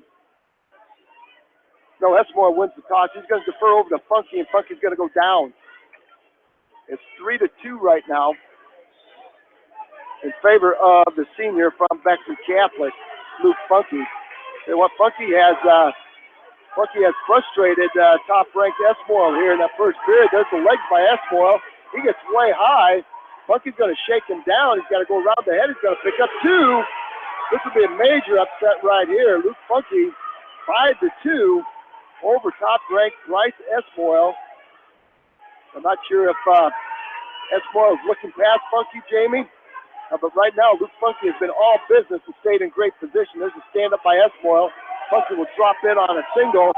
Esmore will reach down and grab the left heel and potential danger, so there's going to be a 2-point reversal right there. 5-4 now. Funky's still up. Wrestling the match of his life so far against top-ranked Esmore. 5-4 with 1:19 left. Esmore looked over to his coaches and said, should I let him up? And his coaches said, keep him down. Going to get a caution. The caution now against Esmore as he started before the whistle, trying to anticipate. And there's that outside stand-up by Funky. And Esmore is going to try to drop in. He does. He drops in on a single and back trips Funky. So Funky will have to start all over. Inside wrist now by Esmore. He rolls it out to a bar. He's got the left arm of Luke Funky trapped on his back. Blocks it. Now he switches over to Chickering on the right side. He scooped that right wrist off the bar. And now he's got Luke Funky with the Chickering on the right. Now a half Nelson on the left. Funky's going to roll the Chickering out on the right. Esmore with a half Nelson on the left. He's going to try to throw Funky to his back. Esmore on top, under the leg, through the leg. And Funky's going to go belly down. 35 seconds in counting. As Esmore now lets go of the pinning combination. And Funky goes back to work trying to get his face built back up. There's a hard cross face by Esmore from left to right. cross-face cradle attempt by Esquire, so Funky will block him off with good hand control. 16 seconds and counting, second period. There's an inside wrist by Esquire on the left side, takes and rolls it out to a bar. Got the left arm of Luke Funky trapped. Now he scoops that right arm. Might be a cow catcher here. Funky's going to stand up and face him as Funky slips the arm. Esquire gets up a little bit out of breath, shakes his head, and it's going to be his choice. And his coaches say, hey, you got to go down. So Luke Funky needs a 2-minute ride here. See if he can keep Bryce Esquire down. See some more of that. There's a Granby roll attempt by Esquire, and he rolls out of it for a 1-point escape. Now it might be a 2-point takedown by Esquire. Esquire, as he snaps the head of Funky down, tries to lock up a drive cradle, and he's going to hit a go behind instead of the drive cradle for a 2-point takedown. He now goes up 7-5. Funky's going to pick up a 1-point escape at 7-6. Great match here with 1:35 and counting. Coach Hotek up out of his chair, saying, you're not out of this yet. This match is a long ways from over. You're only down a point. Minute 35 left to go in this match. Just get after it if you're Luke Funky. That's why a little frustrated there. Funky tried to start before the whistle, and that's why I gave him a shove away. I'd like to see Luke Funky get real physical here, Jamie. A lot of people, that's why has intimidated a lot of people, and Funky has stayed right with him. Luke Funky working that inside tie. Esquire came to a double collar tie at 7-6 with 1:19 left to go. We're going to get stalling against Funky for backing out. He wasn't really backing out. I mean, Esquire went to a double collar tie and drove Funky off the edge, and Funky gets a warning call against him. There's a double underhook now by Esquire. Funky tries to hit him with the headlock. And off the edge of the mat they go, but Esquire keeps his toes in. It's going to be a 2-point takedown for Esquire. It's down 9-6. A little too early for that, Jamie. Yeah. You're down by a point. You don't need a headlock right now. You need to come back with a solid takedown. You got plenty of time. Oh, you do, and now you got to get up and go back to some good offense here. If you're Luke Funky, he's up to his feet. He's going to get one. You're not in desperation mode. A takedown ties this thing up. So go back to that low level shot here. 9-7, 49 seconds left. Esquire with the 2-on-1. He's got the right arm up. Funky trapped. There's a sweet single by Funky. Let's see if he can get two hands on the leg. Boy, he had one hand on the right leg of Esquire. He couldn't quite pick it up as Esquire kept the 2-on-1. Esquire tried to snap Funky down. He's got a double underhook. 32 seconds. Funky's going to back up and get a restart. Good strategy by the senior from Beckman Catholic. Again, now 28 seconds. You got to be thinking one good shot here if you're Luke Funky to tie this thing up and take it to overtime. 24 seconds and counting. Hard collar tie by Esquire, retied by Funky. Oh, now we're going to get stalling against Funky and backing away. Oh boy, Jamie. It's going to be 10-7 now, I think. 7-1. It's going to be a go behind by Esquire. There's a 2-point takedown by Esquire. It's going to be 12-7 right now. So Esquire will sweep this thing out, but a hotly contested match there as the number one Esquire survives the scare by the senior from Beckman Catholic. Luke Funky doing a fantastic job. And Luke Funky will take on the loser of Seth Adrian from Assumption, Sam Moore. And right now, Sam Moore is up 6-2, so it might be a Funky Adrian the freshman from Assumption Catholic. So, Jamie, our area guys are done for the first round. All right, we will take a look at our other area wrestlers as we will take a look as we have the Independence district up as we'll take a look at that here real quick while we've got it. We're at that district right now, 126, as we mentioned. Matthew Doyle losing in the first round. He'll take on Austin Parmalee for third place. 138, Tanner Erickson-Dale losing to Keaton Gert of New Hampton in the first round by fall. Erickson-Dale will now take on Coulter By. Coulter By of Crestwood in the third place match. Jamie, we now know the opponent for Luke Funky on the backside. That's going to be Seth Adrian from Assumption. He's a freshman at 21-17. All right, back to it here. 160 pounds. Colt Davis losing a hard-fought 4-3 match to Isaiah Mitchell of Decorah. So Davis will move to the backside and take on Dylan Wagner of Vince Schellsburg for third place. 182 pounds. Peyton Nolting of Independence losing 6-0 against Blaine Swenson of Waukon, as Nolting will now move to the backside and take on Trevor Dorn of Denver Tripola. And at 195 pounds, Hunter Crawford currently up right now. He's leading 2-0 against Trevor Trendy with 28 seconds left to go in that match. So it is Hunter Crawford from Independence looking for the win there, as there's short time left in that match. As 11 seconds, we'll just keep it right there on that match before we switch over. Before I switch over to our next look at our next district, as Hunter Crawford picks up another takedown at 4-0, the final score. So Hunter Crawford will move into the semifinals, the finals for Independence. So he is Independence's lone win in that round. First win for Independence in that round. So he will be in the finals. We'll get his opponent before too long as we head to our Class 1A. Our Class 1A district up at Starmont today. District number 6. As they're starting the championship matches right now up at Starmont. As we left you with Norman Wilson of Independence, of Maquoketa Valley Wrestling. He won by fall in 323 over Garrett Keener of MFL Marmac. So Wilson is in the finals. He'll take on Tanner Sloan of Alburnett. 182 pounds, Alec McDowell of Maquoketa Valley, with a 1 minute 14 second fall over Lane Schnuel of South Winneshiek. So McDowell is in the finals. He'll take on Brody Garnier of Sumner Fredericksburg, who defeated Heath Weber of East Buchanan 7-1 in the first round, as Weber will move to the backside and take on Schnuel of South Winneshiek. 195 pounds, Carter Downer of East Buchanan losing by fall in 2 minutes and 32 seconds to Manning Kubashek of South Winneshiek.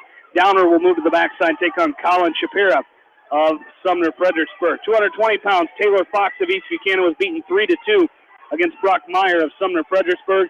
Eric Himes of Maquoketa Valley losing by fall in 2 minutes and 34 seconds to Corby Keener of MFL Marmac. And at heavyweight, both area wrestlers at heavyweight are in the finals. Kyler Schott with a 53-second fall over Cole Spain of Postville. He'll take on Payne DeLarme of Cascade, who is a 2-1 winner over Jackson Lukes of South Winneshiek. And in Class 3A, our Western Dubuque Bobcats. Take a look at them as they're wrestling in Waverly today. District number 8 for the Bobcats. As where we left off, we'll get that for you here. I believe it was 152. As Jackson Healy with a fall in 157. He'll take on Reese Hageman of Marshalltown in the semifinals. Hageman, the number 2 seed. 160 pounds, Jake Hush of Western Dubuque with a 3 minute 5 second fall over Mickey Koch of Dubuque Senior. He'll take on Zach Wagenhofer of Waverly Shellrock in the semifinals. At 170 pounds, we mentioned Devin Ludwig with a fall for the Bobcats. He'll take on Trevor Byram of Waverly Shellrock. Max Lyon with a 7-second fall over Antonio Patricio of Marshalltown. Lyon will now take on Dylan Meyer of Waterloo West. 195 pounds, Luke Kleesner of Western Dubuque with a 50-second fall over Brendan Burton of Waterloo West. He'll take on Eric Gliders of Waterloo East in the semifinals. And 220, Freddie Hush of Western Dubuque with a 6-0 win over Justin Campbell of Cedar Falls. He'll move into the semifinals and take on Jacob Eggleston of Waverly Shellrock. And at heavyweight, Aaron Costello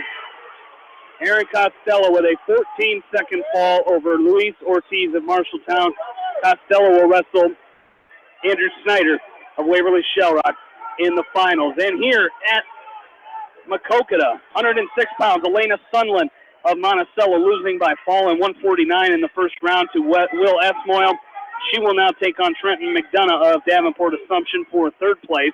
113 pounds, Chase Lunsman from Monticello with a 13-0 major decision over Justin Holt of Maquoketa. He'll take on Ryan Clark of Mount Vernon in the finals. 120 pounds, it was Ryan Phillips losing 4-1 to Jacob Felderman of Davenport Assumption. Phillips on the backside will now take on Tyler Botham of Central DeWitt, who was beaten by Grant Hager of Beckman in the semifinals. 11-3, a major decision for Hager from Beckman. So it'll be Hager taking on Felderman in the finals. 126 pounds, Mason Gillahan of West Delaware losing by fall to 43 seconds to Sean Casey of Davenport Assumption. Morgan Rowley of Independence, Anamosa, with a 5-minute, 19-second fall over Coy Roos of West Liberty. So Rowley will take on Casey in the finals. Gillahan will take on Roos of West Liberty for third. 132 pounds, Hayden Smith of Anamosa losing by fall and 259 to Matt Robertson of Davenport Assumption. Smith will now take on Noah Bierman of West Liberty. 138 pounds. It was a 10-0 major decision for Jake Raker from Beckman over Justice Dengler of West Liberty. Raker will now take on Nate Toms of Comanche in the finals. 145 pounds, Mitchell Mangold of West Delaware with a 3-minute and 2-second fall over Austin Beaver of West Liberty. Mangold will move to the finals and take on Lucas Davison of take on Paul Ryan of Mount Vernon in the finals. 152, Cody Feldman of Beckman winning by injury default over Abe Michael of Maquoketa. He will take on top-ranked Joe Kelly of West Liberty in the finals. 160 pounds, Luke Hageman from Beckman with a 17-0 technical fall over Kyle Irwin of Central DeWitt. He will now take on Julian Broderson of Davenport Assumption, ranked number 3. So that's number 1, Hageman, taking on number 3, Broderson in the finals. 170 pounds, it was Owen Grover of Beckman with a 12-0 major decision over Brock Timmons from Davenport Assumption. Grover will now take on 8th-ranked Ira Keene from Central DeWitt in the finals. 182 pounds, it was Harrison Goebel of West Delaware with a 9-2 win over Reese Westfall of Central DeWitt. Goebel will now take on Boone McDermott of Dubuque-Wahlert in the finals. At 195, Luke Funky from Beckman losing 12-7 to top-ranked Bryce Esmoil of West Liberty. Funky will now take on Seth Adrian of Davenport Assumption. That is a look at all of our area wrestlers here today. So we will take a short break. We're finishing up. We're at heavyweight on one mat. We're at 220 on the other mat. So we will have 3 matches to conclude here, and then we will come back with the start of our championship round. And we'll have it all for you right here on Eastern Iowa Sports Station, Mix 94.7 KMCH. Crop Production Services are proud to support all the area athletes. Call Crop Production Services of Winthrop for all your ag input needs. They are the team to call. Congratulations to the student athletes on your achievements from CPS in Winthrop. Hey area athletes and coaches, my name is Brooke. I am cheering you on this sports season. Krugman Construction would like to congratulate all area athletes and coaches on a successful season and wish them continued success in tournament action. For all your building needs, call Krugman Construction in Manchester.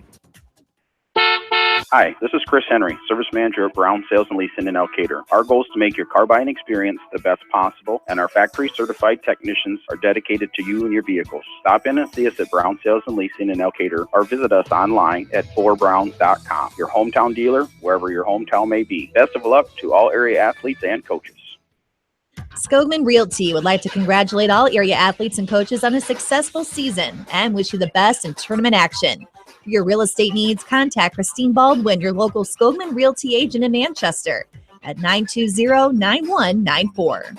At Three Rivers, our customers come first. Your business is very important to us. Our goal is to provide you with the best products and service that you have come to expect from Three Rivers. Visit our website at threeriversfs.com or the location nearest you. Three Rivers, your partner in growth solutions. Steve Moyle Masonry has lowered his prices on new home or remodel construction of brick, block, and stone because he's back out in the field with his hands-on expertise. Call Steve at Moyle Masonry for free estimates and competitive pricing. Steve Moyle Masonry in Manchester, where quality is what they are all about. Citizen State Bank, your locally owned, community-minded, and customer-oriented bank, is here to serve you. Choose one of their 7 convenient locations in Winthrop, Monticello, Manchester, Ryan, Strawberry Point, Hopkinton, and New Vienna. Citizen State Bank, community banking with people you know, member FDIC. Gary's Towing. For 24-hour towing, call Gary's Towing in Strawberry Point in Manchester. Your complete towing service. Gary's Towing can handle all of your wrecker and flatbed needs and is AAA certified. Gary's Towing, with locations in Strawberry Point and Manchester, wish all area athletes the best in tournament action. This is Jamie Baskey, the voice of the West Delaware Hawks, and I've had the chance to review the Good Neighbor Society's playbook, and I got to tell you, they are friends in your neighborhood, designing plays to get you home fast. If you need help getting back in the game, contact the Good Neighbor Society Rehab to Home team at 563-927-3907. Delhi Insurance Agency is dedicated to Delhi and the surrounding area, and they thank you for choosing them for your insurance needs. See Larry, Sue, and Christy for all your insurance needs, from home to commercial and everything in between. Delhi Insurance Agency in Delhi.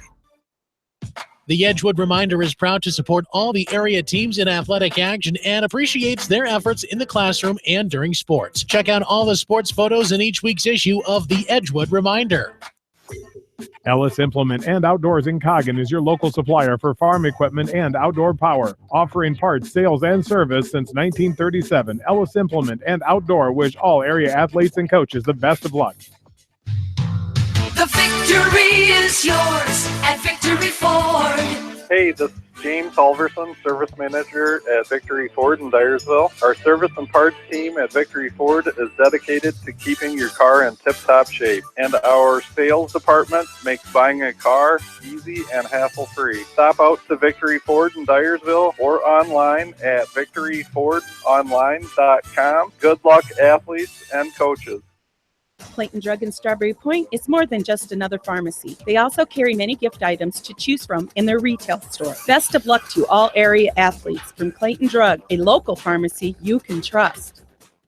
TriVet Associates is a mixed animal veterinary clinic with offices in Farley, Dyersville, and Holy Cross. Our 8 doctors serve the Dubuque, Manchester, Guttenberg, and Cascade areas and provide veterinary services to both large and small animals. For more information, find us on Facebook or visit our website, trivetinc.com. DNS Portables would like to wish all area athletes, teams, and coaches the best of luck in tournament play. They appreciate all the hard work and dedication put forth in the gym and the classroom. Good luck from DNS Portables in Dundee. High-Tech Communications has everything you need to stay connected. Audio, video, TVs, DVD and Blu-ray players, dish network systems, surround sound systems, phone systems, but the list doesn't stop there. High-Tech Communications has a staff of professionals to help you get connected, from the installation of your entertainment system to cable and data wiring in your home or business. High-Tech Communications, changing your world with technology. Holtz Construction are proud to support all area athletes. They recognize the time, effort, commitment, and training it takes to accomplish goals, both in the gym and in the classroom. For all your ag construction needs, Holtz Construction in Manchester. Whether it's an orthopedic, sports, or occupational injury you are suffering from, Regional Medical Center Therapy Services has you covered. With a customized treatment program, Regional Medical Center Therapy Services can get you back on track in the active game of life. Regional Medical Center, excellence in healthcare, close to home. Kramer Brothers Dairy Supply in Monticello appreciates all the hard work and dedication put forth in the classroom and in the gym. Best of luck to all area athletes in tournament play from your dairy experts. Kramer Brothers Dairy Supply in Monticello.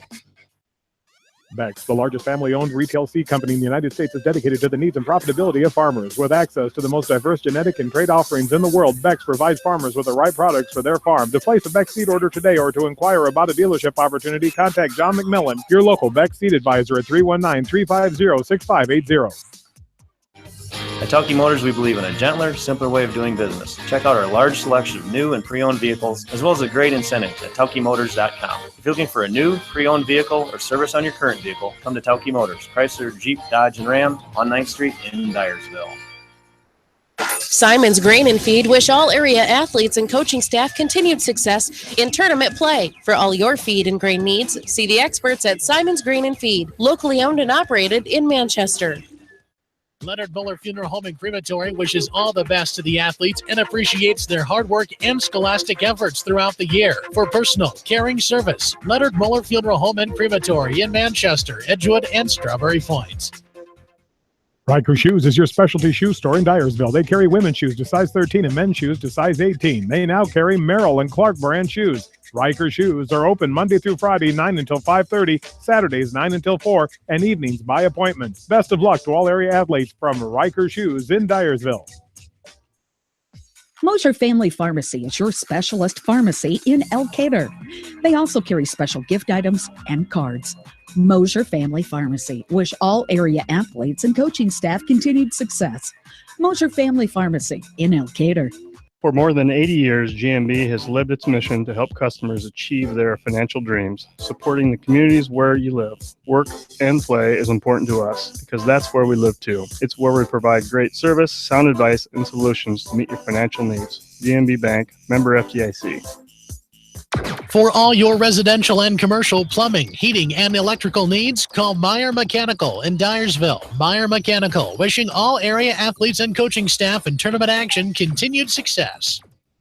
For all your general contracting needs, turn to the professionals at Lucky Building Service in Manchester. For commercial, remodeling, and building and new home construction, call the experts, Lucky Building Service in Manchester, 563-927-5677.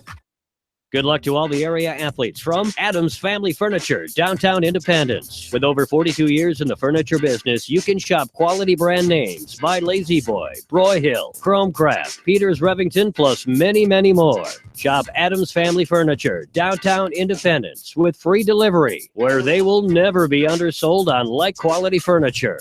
At Dupaco Community Credit Union, we know debt happens. A debt checkup from Dupaco ensures it's not costing you more than it should. With historic low interest rates, now is the time to bring your loans to Dupaco. Contact us at 563-927-6187 or visit dupaco.com.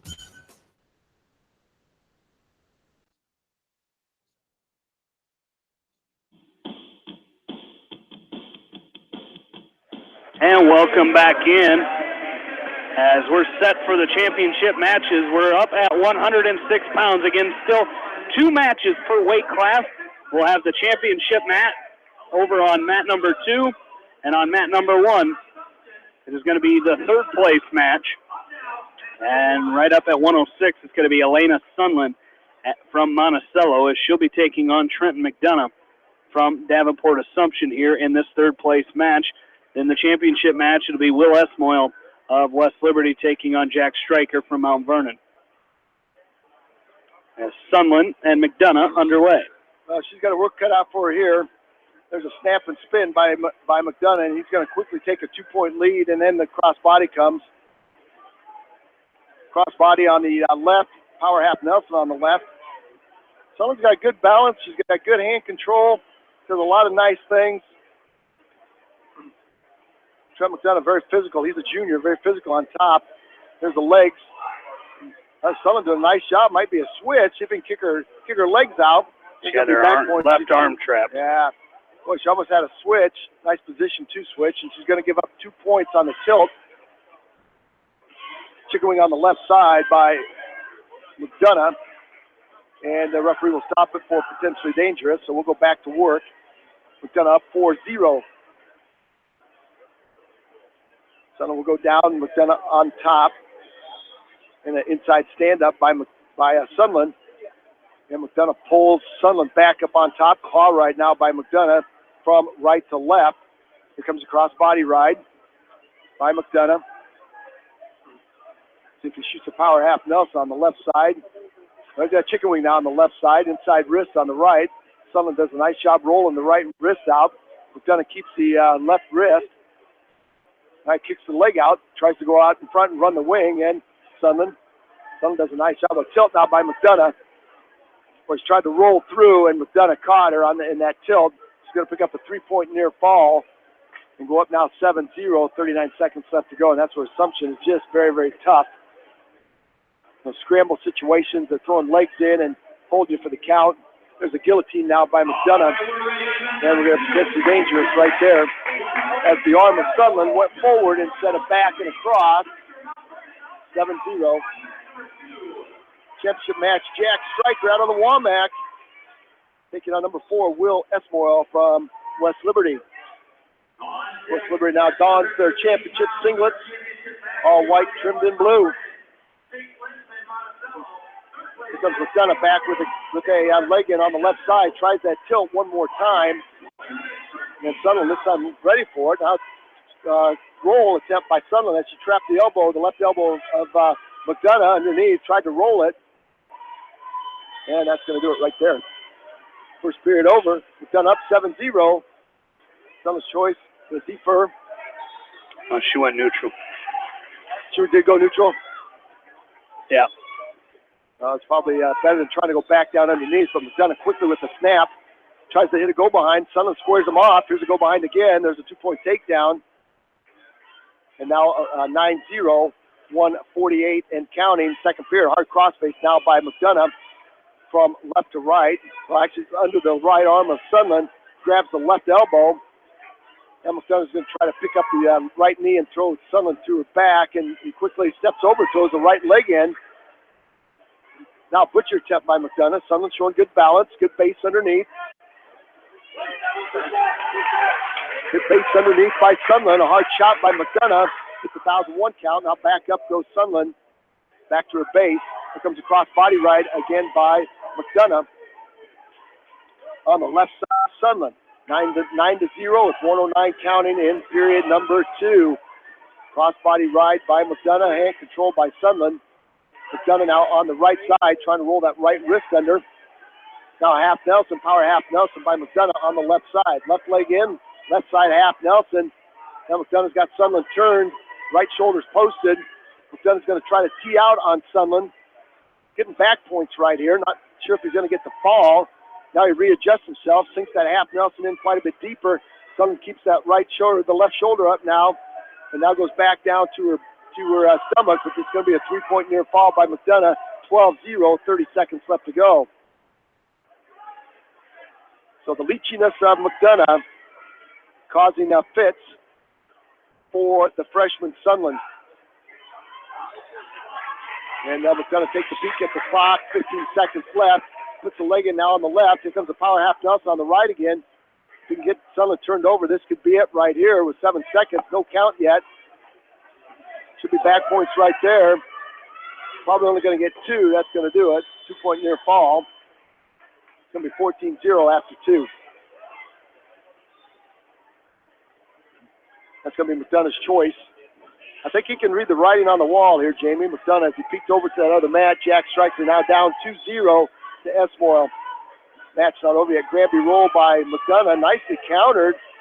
Good job by Sunland following, floating the hips of McDonough. Stand up by McDonough.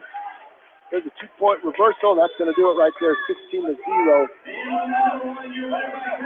Yeah, and this is where, as he's going to, Elena Sunland is going to finish in 4th place here today. She's got a lot to be proud of, though, Jamie. Oh, she really does. Qualified for the district meet. And I tell you what, just tough day. 2 very good opponents that she faced here today. But, this is where, you talked about the body language. Talked about the body language from McDonough. I think he's got a pretty good idea as Will Esmoil is going to win that match by fall over Jack Stryker in 2:55. So your state qualifiers will be Will Esmoil of West Liberty and Jack Stryker of Mount Vernon. Well, first time qualifying for state for the junior striker out of Mount Vernon. So that's, we always like to count up the number of state qualifiers that the Walmack will send. So that's number 1 right there. And the junior from Mount Vernon will qualify as a runner-up. Esmoil 1, Stryker 2, McDonough 3, and Sunland 4. Weight class 106 in the books. Now we're going to go to the championship match at weight class 113. This is going to be a good one. Chase Luensman from Monticello taking on Ryan Clark from Mount Vernon. Clark is a sophomore at 33-11. Luensman is now 28-3. So checking in on mat number 2. That's the white mat. It's got the white outside border, the red inside circle. Not sure what our holdup is with track wrestling on mat number 2. Championship match, the consolation match will be Talon Dingler from West Liberty taking on Justin Holst from Maquoketa. So we'll see what the skinny is right there. And then in weight class 120, we got 2 great matches. The championship match will be Jacob Felderman from Assumption taking on Grant Hager from Beckman Catholic. On the bottom side of that is Phillips Ryan Phillips from West Elwood taking on Tyler Brum, Central DeWitt. So two great matches there at 120. We see that. They got to get moving here. I mean, this is what causes district tournaments to go until 5, 6 o'clock at night. Well, it appears they got trouble with the computer on mat number 2. Well, the problem is they've been, the whole first round, what they did was they didn't have on-deck matches, and I think they're starting to figure out how to do on-deck matches here, and I think that's been causing them some trouble here. So, well, while they get this figured out, let's take a short timeout. Jamie's going to check the other districts going on. Let's take a short timeout. We'll be back once we get this all figured out. You're listening to Hold by Hold Wrestling action right here on Eastern Iowa Sports Station, Mix 94.7 KMCH. Edgewood Feed Mill wishes all the area athletes good luck in tournament play. Edgewood Feed Mill, where improved nutrition and modern technology produce healthier food for healthier living. Edgewood Feed Mill, your full feed and grain service and U.S. feed dealer in Edgewood.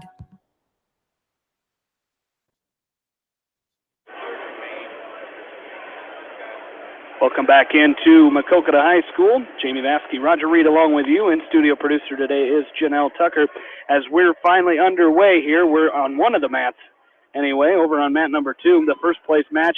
It's Chase Lunsman from Monticello taking on Ryan Clark from Mount Vernon. There must have been some issue with track wrestling, Jamie, because it's like a computer lady at the head table was going to both computers to get them back adjusted and underway here. Lewisman with a nice low single on Clark, and I'm not sure he's going to be able to pull it in as Clark found the edge. Scramble situation, maybe 2 right there. That's a nice job by Lewisman. Kept both feet in, and Clark tried to reach down and grab the right ankle and go to a scramble situation.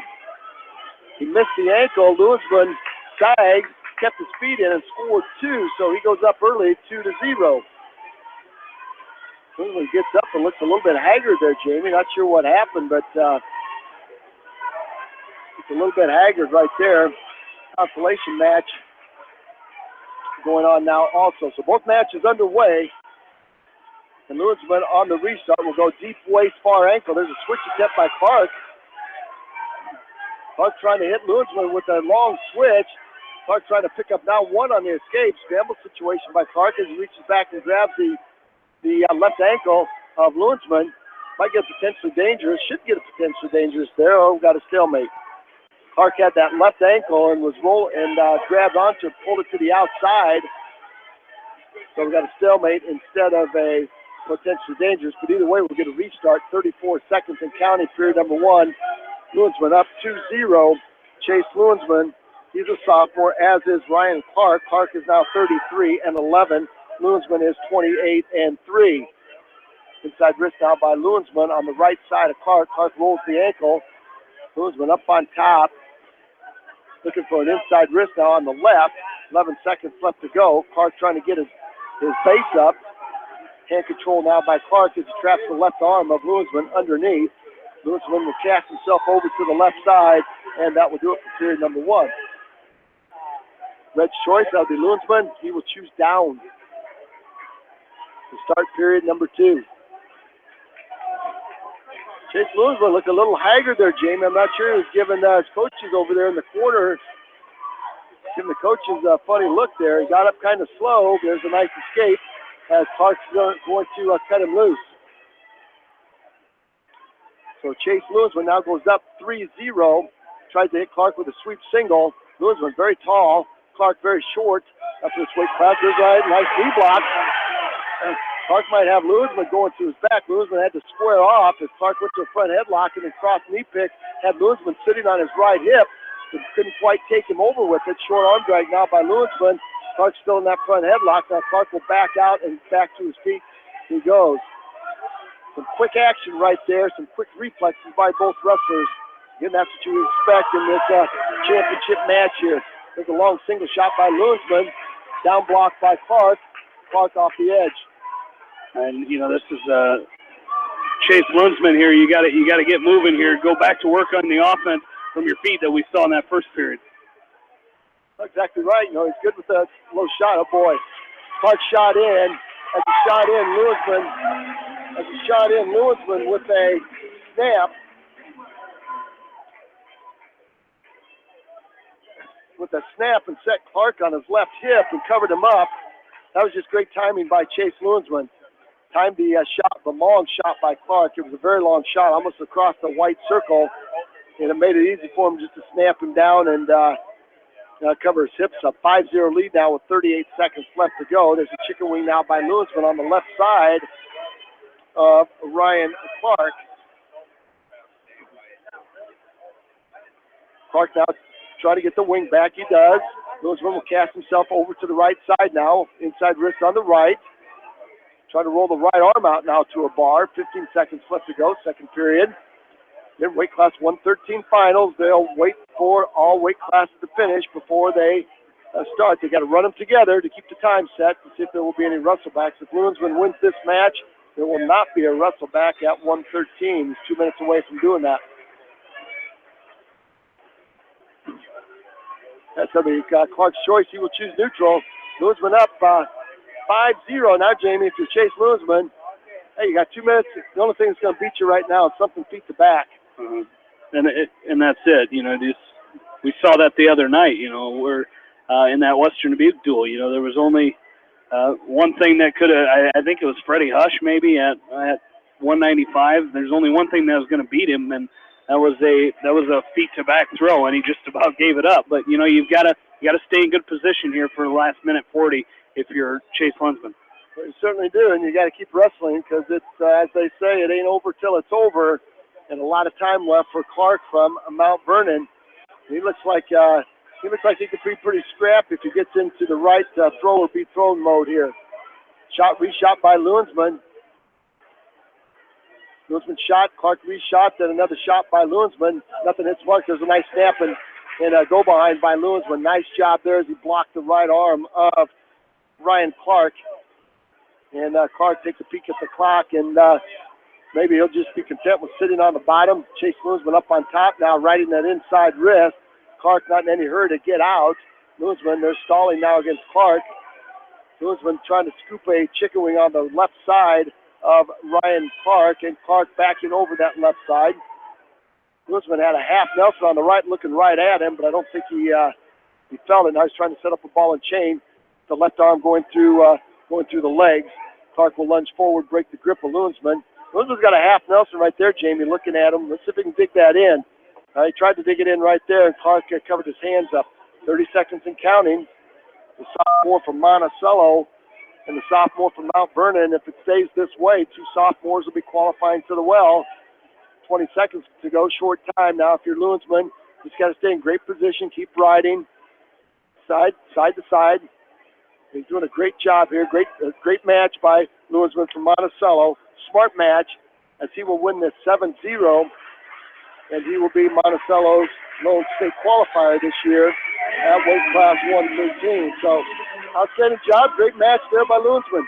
It really was, and you know, he just comes in and gets to the state meet for the second straight year for him. So he's going back to the Wells Fargo Arena next week in Des Moines as Chase Lewisman at 113 pounds. Well, here's the match right here, Jamie. Got a finals match between Hager from Beckton Catholic and Felderman from Assumption. Place match between Boston from Central DeWitt and Phillips from West Delaware. I believe the last time these two wrestled, Boston was the winner by a point or two at the Cedar Gymnasium. So we'll see if Brian Phillips has a payback in that singlet today. And that's got to be coupled with a Felderman win to get a chance at a wrestleback. So you've got to win this one. Phillips has to win this one. And Boston's thinking he's got to win this one to get a wrestleback. And in the championship match, Grant Hager, Jamie, look, there's a lot of good sophomores here wrestling in this tournament today. Oh, man, there is. You know, look at weight class 120 alone. You've got three really good sophomores in here. So I tell you what, great weight class here, and like you said, a lot of really good sophomores in this entire weight class, in this entire tournament. So again, we're waiting on track wrestling. I'm not sure what the deal is with track wrestling as to why they're not resetting after these matches. But we will take a short break and come right back with the start. Ryan Phillips and Tyler Bossum and Grant Hager in the finals against Jacob Felderman. You're listening to it from KMCH Sports. Edgewood Oil Incorporated carries all major brands of lubricants and case oils. They carry a full line of industrial oil products, aviation oils, and antifreeze, XL brand lubricants, quality oil priced right. Edgewood Oil also carries methanol, mineral spirit, and washer fluid, and are a direct distributor of Camco brand lubricants. Edgewood Oil Incorporated in Manchester, open Monday through Saturday. This is your community newspaper. Check out the sports section for game stats and photos of area players and game highlights. The Manchester Press, serving the area for over 130 years.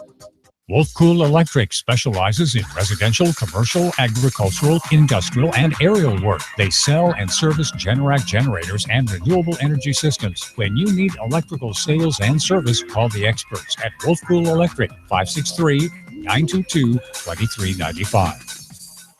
Great food and great fun with friends. That's what's waiting for you at Beaver's Lounge in Manchester. Check out their Thursday night bucket of wings special and Friday night fish special. Beaver's also has a different lunch special every Monday through Friday. Beaver's Lounge on the corner of Main and Madison in downtown Manchester. Leave it to Beaver's to show you a good time. Rife Funeral Home is proud to support all area athletes and coaching staff and wish them continued success in tournament play. They realize the hard work and dedication it takes in the classroom and in the gym. Rife Funeral Home with locations in Dyersville, Farley, Epworth, and Cascade.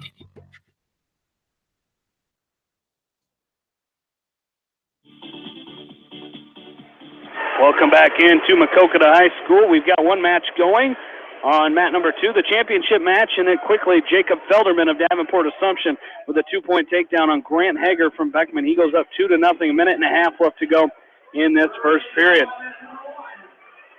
Well, like I said, we got two great matches here on mat number 1 at weight class 120, the consolation match. Phillips and Bossum going at it. And these two wrestled earlier with Bossum sneaking out a close win on Phillips. There's a sweep single by Phillips on the right side of Bossum, and Bossum trying to reshot, almost an elbow pass by Phillips. If he would have taken that a little bit harder, I think he would have cleared the right arm of Bossum and then been able to shoot to that right side again. Feldman up on top of Hager, riding tough with the spiral ride and that claw ride. And I'll tell you what, you got two leeches on mat number 2, Jamie, with Hager and Feldman. There's a Bossum with a high crotch attempt on Phillips, and Phillips blocked him off. I normally don't hear much through my headsets, but there's a fire alarm going off, I believe. Oh, there it's gone. I wonder if the popcorn popper got a little hot in the cafeteria. I see a lot of bags of popcorn popper. There's a nice shot by Phillips in deep on Bossum. 2-point takedown. He's got a leg Turk. Bossum slipped the Turk out as he scissored his legs on the return. Phillips trying to lock up a cross-face cradle on Bossum. He goes right to the Augsburg ride, sits over that right ankle of Bossum. That's a great shot. We've been looking for that shot, Jamie, out of Ryan Phillips. Now a hard cross-face, trying to lock up a cradle. But he's got to take that head to the knee just a little bit more, but I think that Tyler Bossum is very, very physical looking, so very, very strong. And Phillips doing a great job sitting over that ankle and controlling the right hip. It's 4-1 now. An escape by Hager and a 2-point takedown again by Felderman. Now makes the score 4-1 at the end of the first period in the championship match. So Phillips with a win here combined with a Felderman win, that would be a Phillips-Hager wrestle back for a trip to the well. Bossum with the stand up. Phillips will drop in. Well, better not be one right there. He's still got to be down. 5 seconds left. 1 point. This is that situation for Ryan Phillips. At the end of the period, you got to ride him tough here. Ride Bossum out here for the remainder of this period. And a nice shot by Phillips as Bossum tried to come to a stand-up. And a tight waist chop, chicken wing by Phillips. 2-0 lead, and that's very, very important. Phillips will choose down to start the second. 4-1 as we go neutral in period number 2 on the championship match for Felderman. Up now 4-1. There's a long shot by Hager. Front headlock by Felderman. Now Kelly by Hager. Hager's got Felderman in trouble. Might pick up some back points. And he picked up a 2-point takedown off that Kelly. It's 4-3. Hager did a nice job keeping that elbow as Felderman came to a Kelly And they pinched that elbow of Felderman tight and dumped him right on the side. Picked up 2. It's 4-3, 54 seconds. Nice stand up by Phillips. Boston drops in on a single, picks up the left leg of Phillips. Phillips in a hard whizzer, trying to step down on it. They get warning against Boston for stalling. Boston now steps over the left leg of Phillips and back trips him. Phillips still maintains that whizzer as Boston tries to shelf the left ankle on his thigh. They get stalling now against Boston. Then it's going to be a 1 point for Phillips. 4-3, 20 seconds left to go. Hager has Felderman in a chicken wing, a tight waist and a chicken wing, trying to tilt him up. Felderman trying to get to the edge of the mat for a restart. 10 seconds left to go. And Felderman wiggles his left arm free out of the chicken wing by Hager. 3 seconds left to go. So we'll see whose choice it will be to go to the third period. It's going to be Hager's choice. And Hager will choose down. Felderman gets up and looks a little winded. 3-0, 37 seconds left here. Phillips underneath the Boston. Boston right in an ankle. Boston right in ankle. There's a short sit by Hager on the whistle. Felderman goes to that claw ride. Hager's got to stand up to his feet. Felderman's going to try to lift and return. As he does, he gets a little high. And now he has to pull himself back down and readjust himself. Felderman sits over the left ankle of Hager. There's Ryan Phillips with an escape and a takedown here. And he's going to go up 5-0 with 7 seconds left to go in the second period. We talk about scoring late. Great job there by Ryan Phillips. Felderman gets a little deep with the ride. And Hager tries to wing him down and high leg over. Felderman blocks him off. 120 and counting here. Grant Hager 3. Jake Felderman 4. Felderman now with the cradle on Hager. Hager's got a limp arm out of it. And now it's 4-4 with 1:08 left to go. Hager on the prowl now. There's a long single shot by Felderman. He dives in on a single. He's got the left single. Hard whizzer now by Hager. 57 seconds left. Hard whizzer by Hager. Felderman trying to pick up that left leg. Probably got to get a stalemate there. Felderman now goes to the head of Hager. Hager stands up now. Back trip attempt by Felderman as a hard whizzer by Hager. Felderman now tries to reload the trip. As he does, Hager steps down, breaks the grip of Felderman. There's a long single shot by Hager. You got to finish in a hurry if you're going to score on an assumption wrestler. Ryan Phillips with another 2-point takedown. He goes up 7-0 as Boston chose neutral to start the third. Hager might pick up with 19 seconds left there, Jamie. Feldman draped over the top. There's a 2-point takedown by Hager. Oh, boy. 2-point takedown by Hager, which is good for Beckman Catholic. Not good for Ryan Phillips. Not good for Ryan Phillips. Jacob Felderman. Hager stayed with it. He's got 7 seconds, though. Hager stayed with it. Give him credit for fighting. He weathered that first period storm by Felderman. Felderman's going to roll out of it. 1 point. 6-5. 2 seconds left. That's going to do it. 6-5. Hager will win. 6-5. No wrestle back for Ryan Phillips as he is up 7-0. But again, you did what this match isn't over yet. 30 seconds left. Now you did what Ryan Phillips had to do here, Jamie. Gave himself a chance. Yeah, that's what you got to do. Chance, and they will give Grant Hager credit for fighting. He weathered that first period blitzing Felderman and stayed with it. There's a 1-point escape by Boston, a 2-point takedown again by Phillips as he shakes free of the headlock. It's going to be 9-1. So Phillips will win and takes third, 9-1. So 120 is history. Grant Hager will be your state qualifier from Beckman Catholic, the champion, and Jake Felderman from Davenport Assumption will be your runner-up. And Ryan Phillips, boy, that's tough to look at, isn't it, Jamie? Yeah. You look at the face of Ryan Phillips and you look at Coach Pat Phillips. That is just hard to take right now. But we talked about that when we came on. Hey, we've seen that a lot. We have. All right, going to weight class 126. the consolation match from West Delaware, Mason Gillihan, the freshman, taking on Corey Roos from West Liberty, the sophomore. Roos out early with a 2-point takedown on Gillihan. Championship bracket, we got Morgan Rowley from Anamosa. Morgan Rowley is taking on Sean Casey. So an opportunity for Mason Gillihan for a wrestleback, but he's got to get through this sophomore from West Liberty. Nice job, sit out, turn, and stand up by Gillihan. He picks up one, close the gap at 2-1. There's Roos, drops in on a double. He's got Gillihan sitting on his backside. There's a 2-point takedown. And back points now by Roos.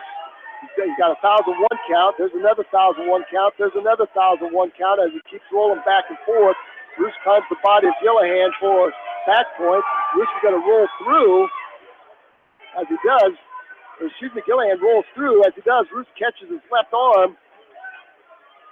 And it's going to be 2-point near fall for Corey Roos. Over here on mat number 2, it's Sean Casey with Morgan Rowley of Anamosa on his back. He's going to pick up 3 near fall and go up 5-0. Rowley's still fighting. Corey Roos now has Mason Gillihan on his back in a whip over, trapped that left arm, went around the head, just snapped him to his back. 39 seconds now. Here comes a double spur by Roos to try to lock up Gillihan. Gillihan trying to bridge back and forth. That's probably going to do it right there. So Roos will win by fall in 131. And Mason Gillihan will get 4th here today. The championship match with 14 seconds left to go. Sean Casey, the 10th ranked wrestling class 2A, is going to pick up a 3-point near fall, I believe, on Morgan Rowley. Yes, he does. He picks up a 3-point near fall with, you guessed it, the cross-body ride and the power half Nelson. But Jamie, Mason Gillihan has nothing, you're a freshman. You probably don't expect to get yourself in the varsity lineup this year, and you come on late in the season, and you wrestle well at the WAMAC.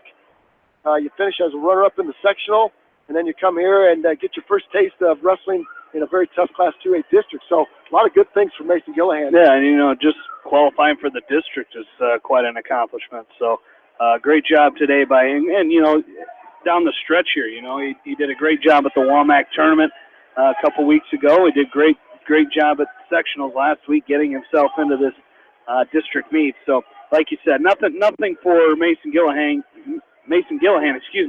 to hang his head about. So he'll chalk that up for some real valuable experience and use that as a little motivation in the off season to get himself back here next year. So great job by the freshman from West Delaware. He'll finish his season at 10-11. 2-point reversal by Casey as Morgan Rowley threw the cross-body right in, got himself high. And as it looks right now, if this match plays out, it looks like there will not be a wrestle back at 126 either, as Sean Casey defeated Mason Gillihan the first round.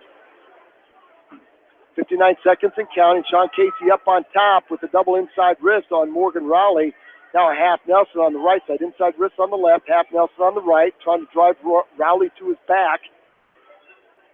And Rowley will go belly down. Now a push-up position by Rowley, half Nelson by Casey. Casey still right in the hips of Rowley tough with 39 seconds left to go. Now double inside wrist by Sean Casey. Granby roll attempt by Rowley. Casey follows him through. Now Rowley tries to free that left hand, but Casey's got a 2-on-1 underneath. Now Casey tries to stuff the head of Rowley.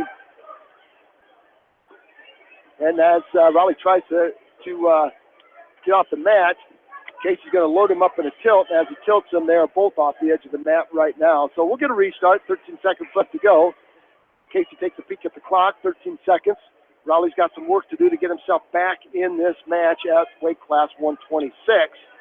Coming up at weight class 132, we've got Hayden Smith, the fine freshman from Anamosa, in a wrestle back against Noah Bierman from West Liberty.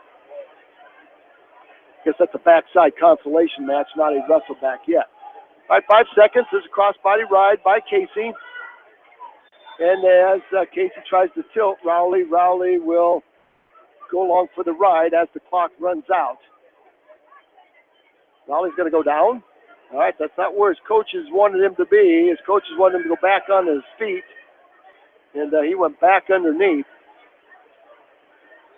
So we'll see if he can score points. He hasn't been able to get out from underneath the leachiness of Sean Casey, the sophomore at 37-7 from Assumption.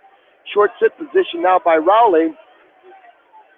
Crab ride by Casey as he's got the legs in and he's under both arms. Now Rowley's going to try to defensive pin Casey. Casey stuffs that head of Rowley, drives him over the top, and a modified three-quarter Nelson picks up a 2-point near fall. Rowley, I think, was trying to bait Casey with the legs and try to grab his head for defensive fall, but Sean Casey wanted no part of that. 119 and counting. And Sean Casey up on top, still riding that inside wrist, now a half Nelson. He's riding on top of Rowley. A lot of pressure, working hard is Sean Casey. There's a 2-point near fall now by Casey. He goes back to that 2-on-1 on the left side of Morgan Rowley. Now tilt by Casey's got Rowley on his back one more time. Rowley's going to try to roll all the way through. Casey's going to readjust and catch Rowley on his back. Morgan Rowley in a little bit of a predicament here as he tries to roll out. Casey's going to hip him back over with 41 seconds left to go. Referee down looking for the fall. Casey's going to try to tee out as he scoops that half Nelson. Now half Nelson with his left, and he scoops the left arm of Morgan Rowley. It says Sean Casey, and that's going to do it right there for that pinning combination. That 3-point near fall is now 12-0. Casey goes right back to work on a chicken wing, this time on the left side. Rowley just taking a beating underneath from a very physical Sean Casey. 7 seconds left to go, and that's probably something the coaches will talk about as they approach the state meet. Casey will win this by major decision, 12-0. And Anamosa is going to have a state qualifier as Morgan Rowley will advance to the state meet. No wrestle mat at 126 pounds. So Morgan Rowley will qualify for the state tournament for Anamosa. Well, it's just a solid match, and you got somebody that's as tough as Sean Casey on top. That's a tough match to try to come back and win when you get down that far. All right, weight class 132 in a consolation match. Hayden Smith from Anamosa taking on Noah Bierman from West Liberty. Bierman out quickly with a 2-point double-A takedown. Now a tilt as Smith finds himself on his back, a tight waist tilt by the senior from West Liberty, and he's wrestling like a senior. Probably looking at that championship match where you got number 3 Matt Robertson at 38-1, taking on Justin Light at 31-14. Right back to action here on mat number 1, the all-red mat. Here comes a crossbody right by Bierman on the left side of Smith. Smith reaches up and tries to pull the head of Bierman underneath. Don't want to do that as it sets up that guillotine. So Smith quickly gets off the head. Right back to work goes Noah Bierman with a crossbody ride on the left. He's going to try to set up the guillotine. As Bierman, he's got the guillotine set up. He's got Smith in trouble. He's picking up back points here. He's got the crossbody ride in. Now he's going to kick out of the crossbody ride and tee out. He's got Hayden Smith in trouble. There's the fall. 103. So Bierman will win by a fall in 103. So he'll get third for sure here. And Hayden Smith walks off the mat and shrugs his shoulders a little bit. And again, there's another freshman wrestling in his first district competition. Smith will finish a fine season at 25-17. That's a lot of matches, 42 matches for a freshman on the varsity level, Jamie. That's a lot of matches. That certainly is. Unfortunately for Hank Smith, this season's going to come to an end here. But I tell you what, like you said, a freshman, he's wrestled well the last couple weeks also. So we're not really these other districts, not really as far, they're about where we are. So really not a whole lot to talk about as far as state qualifiers. As I can tell you, at weight class 106, at the class 1A district, it was Jameis Wilson, your champion. from Alburnett, and your runner-up was Ethan Stubbs of MFL Marmac. 113 pounds, it was Uvaldo Camarillo of Postville with a 7-4 win over Gannon Cook of East Buchanan in the finals. So it'll be Gannon Cook in a wrestleback against Dalton Bell of North Lynn to see who the district or state qualifier is there at 113. 120 pounds, it's Brock Henderson winning by injury default against Connor Conlon of Cascade in the finals. Conlon will have a wrestleback against Brett Meyer of Sumner Fredericksburg for second place. 126, Brady Henderson with a 3-1 sudden victory win over Ben Moyer of Alburnett. Moyer will advance, so it'll be Brady Henderson of North Lynn taking on, and Moyer of Alburnett, your state qualifiers. 132, no area qualifiers, as Trevor Cherry of North Lynn finishes in fourth place today as he was beat on the backside. And at 138 pounds, that's where they are at right now. So we'll take a short break while we wait for the rest of this championship match over here at 132 between Matt Robertson of Assumption and Justin Light of Mount Vernon. So stay with us. We'll be back with more district wrestling action, as you're going to hear it right here from KMCH Sports. Heiberger Insurance in Epworth and Heritage Mutual Insurance handle a variety of insurance products serving Dubuque and surrounding eastern Iowa counties. Working together with neighbors, helping neighbors remains their focus. You can rely on Heiberger Insurance of Epworth and Heritage Mutual for all of your property and liability insurance needs. Proud supporters of the Western Dubuque Bobcats. Newhouse Construction and Concrete is proud to support all our area athletes. Give Phil a call at 927-5178 for your commercial, ag, or residential projects, or visit newhouseconstruction.com. Newhouse Construction and Concrete turns design into reality. Delclay Farm Equipment is your hometown equipment dealer in Edgewood. Delclay Farm Equipment has preventative service programs with guaranteed prices with a 49-point inspection available. Check them out at delclay.com. In sports as well as banking, numbers mean everything. Athletes strive for excellence during competition. F&M strives to exceed clients' expectations. Whereas athletes and teams focus on the score, F&M focuses on the success of our valued clients, one relationship at a time. F&M Bank, the right choice. Member FDIC. McDowell Repair is your one-stop shop for all your parts and repair needs, including AC, brakes, batteries, belts, exhaust, shocks, tires, and tire repair. They have highly experienced mechanics that are ready to keep your vehicle in top working condition. Why are you waiting? Call McDowell Truck and Auto Repair at 563-932-2661, located on Highway 13 south of Manchester. Like them on Facebook. At Georgian Auto in Manchester, their approach to auto repairs is simple. Fix it right and get you back on the road. From tires to transmissions, they fix it all. Georgian Auto in Manchester, where complete automotive service and repair is their complete focus. For all your residential and commercial plumbing, heating, and electrical needs, call Meyer Mechanical in Dyersville. Meyer Mechanical, wishing all area athletes and coaching staff in tournament action continued success.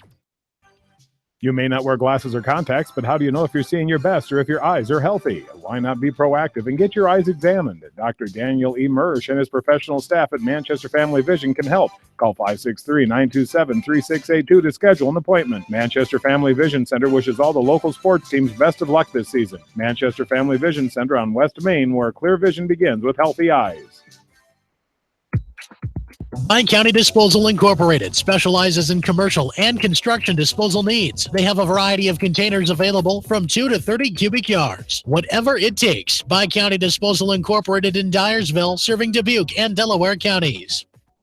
D&M Construction does residential, commercial, and agricultural construction. So if you're planning to remodel, build new, or need a hog confinement, pole, or steel frame building, see Mike Sherbring, owner of D&M Construction in Edgewood. Cooper's Place in Ryan are proud to support all area athletes and coaches in tournament action. They understand the hard work and dedication put forth in the gym and in the classroom. Best of luck from Mike and his staff at Cooper's Place in Ryan. Why make 10 calls when you can make one call to Mormon Insurance, a member of People's Insurance in Manchester, and get the best quote from 10 different companies on your auto, home, and farm insurance? You can depend on Mormon Insurance for fast, friendly service and quality coverage. Call Kathy or Rachel today at 927-2263. Mormon Insurance, a member of People's Insurance in Manchester.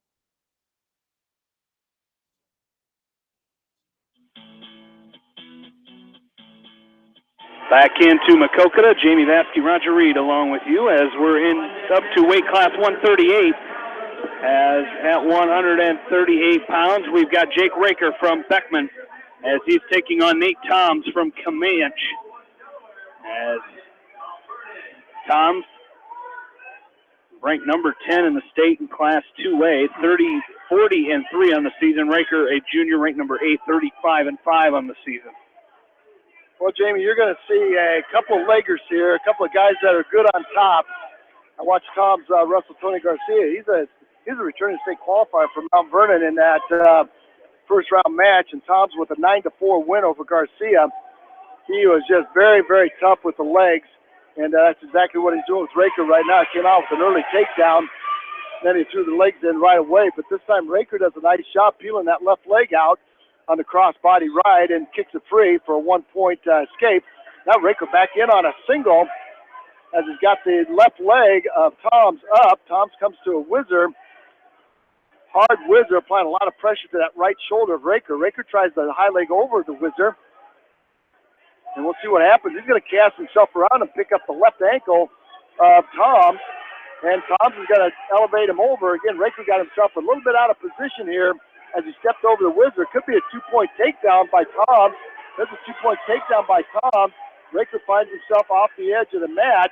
But Tom's is going to pick up 2, and he's got a lot of pressure on the right shoulder of Jake Raker.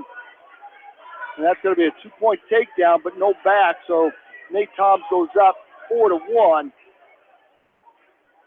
Jake Raker with a little bit of work left to do, 2 seconds, and he gets up and his face is just beaten red from fighting out of that. There's a nice sit-out turn-in by Raker, but say what, ran out of time. It's going to be Tom's choice. He's going to defer over to Raker. Raker will choose down. Good choice. Consolation match, Tony Garcia and Justice Dingler at weight class 138. Again, no wrestle back in 132, so it's going as it's supposed to go so far. There's a half Nelson by Toms as he's going to stack Raker up. He's got Raker on his back, inside wrist with a half Nelson. I'm telling you what, he levered Jake Raker right over. And on the consolation match, Garcia up by a score of 2-0. So got the makings of a wrestleback going on right here. Comes a cross-body ride by Toms. Stand up now by Raker. He's going to go to a standing switch on Toms. He's going to scoop the right ankle of Toms to pick up a 2-point reversal. Nice job by the junior from Beckman Catholic. Did what you're supposed to do when you wrestle somebody with the legs, Jamie. Now there's a chicken wing by Raker. And we're going to get potentially dangerous. Boy, Jake Raker came out of that with a chicken wing on Nate Toms. And I'm telling you what, he was driving that to the bank and got a little bit forward with it instead of at a 45, and our referee stopped it in a hurry. Ball ride now by Raker. He goes to a tight way, scoops a wing, head lever, scoops a wing. Boy, that was textbook by Jake Raker. Went to a head lever on the left side of Nate Toms, and then scooped a chicken wing. Now he's driving that chicken wing again from left to right. Tom's trying to block him off. Raker's got Tom's going to his back, and one more time it's potentially dangerous as he gets that chicken wing going forward instead of across, and part of that is the way Tom's is moving off that chicken wing. It is, and much to the dismay of the Beckman faithful over there, but I tell you what, it's the right call. Inside wrist now by Raker, goes right back to that chicken wing. Nate Toms is just giving that left arm up. Now a half Nelson by Raker on the far side. He tries to drive Toms over. 27 seconds. He's got Toms going to his back. Jake Raker has Nate Toms going to his back, and we're going to stop it one more time. Boy, Nate Toms showing some flexibility, but also, Jamie, Jake Raker's been very physical on that left side. Claw ride by Raker. Left side against Spiral. Claw ride. Here comes a head lever again by Raker. Here he comes, scoops the wing again. This time he gets a little high, running the wing, and Nate Toms is going to hit him with a switch. Little impatience by the junior from Beckman Catholic. He tried to run that wing with Nate Toms on all fours, and that made it easy for Toms to hit that switch. Toms will go down to start the third. He's up 9-3, and I'll tell you why, I can see why he's 39-3, 40-3 now after that 9-4 win over Garcia. Comes a chicken wing again. Now this time ball and chain. Jake Raker goes to a different pinning combination as he tries to thread that left arm of Nate Toms through his leg. He gets it locked up. Toms out on all fours. Nate Toms blocking off. Jake Raker now reaches through, scoops that left arm. High leg over by Toms. Could be some back points right there. Referee looking close as Nate Toms has his head posted. Quickly rolls through. Beckman Catholic fans across the way wanted the referee to start counting, but no dice there. 121 and counting. Jake Raker doing everything possible, Jamie, but no back points. Yeah, and he's not really getting a lot of help over there from. He needs Justice Dengler to win, and Dengler trailing right now 4-1. So Raker, there's one way to not have to worry about a wrestleback, and that's get a win of your own, and that's what he's going to have to do here. Is he's only got a minute left here, down 9-3. Comes a head lever again by Jake Raker. He locks it up. He's got a chicken wing on the left side. Tom's now on all fours. Tom's is going to sit up and roll through again. Tom's fading Raker now with that chicken wing. Tom's draped over the top of Jake Raker. Scramble situation. Raker's going to come out the back door. And again, Nate Tom's is going to wrestle right on the edge of the mat, burn some clock here. Maybe a restart as they go off the edge of the mat. Yes, there is a restart. Nate Tom gets up a little bit slow, and the referee grabs him and says, hey, hustle back to the center. You've been warned for stalling. 35 seconds. Jake Raker needs something big here now. As Nate Toms will base out on all four. Toms might be dinged for stalling as Raker goes right back to that headlock on the left side, or that head lever on the left side. Traps the left arm. Now he's going to try to stack up Nate Toms. 19 seconds left to go. There's a roll through by Toms as Raker tried to stack him up. Raker's now got the chicken wing in deep. Toms up on all fours. Toms up on all fours. 8 seconds left to go, and that's potentially dangerous one more time. As that arm goes forward, and the green and gold fans across the way are getting a little bit impatient with our referee here, but that's the right call. Should be stalling against Toms right there. That's going to be stalling against Toms. And it's going to be a 10-4 win. So Toms will be your champion at 138. Now with 23 seconds left to go. We could have a wrestle back, Jamie. As Tony Garcia is up on Justice Dengler. 7-1 with 14 seconds left. So we'll see how that plays out.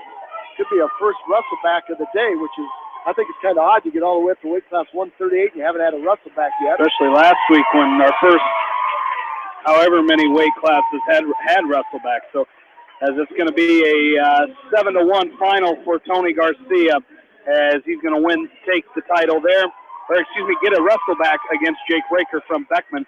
As we move to weight class 145, we'll have Mitchell Mangold from West Delaware taking on Paul Ryan of Mount Vernon. Well, this is fourth time they've wrestled. So Mangold is 0-4. 0-3. Fourth time they've wrestled. He's 0-3. And they've all been hard-fought 6-minute matches where they've come down to that third period. And each time Mitchell Mangold gets a little bit closer, Paul Ryan has found a way to wiggle out of those matches. I see Jamie Mitchell Mangold is foregoing the championship singlet. Still got the traditional West Delaware black singlet on with the white leg band or waistband on. Mangold with a hard collar tie, coming right out with a hard collar tie. Still leading with his right leg.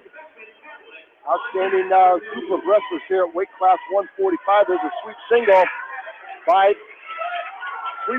Ryan as he gets in deep on Mangold. He's going to pick up 2 as he covers up the hip. So Paul Ryan will go up quickly 2-0.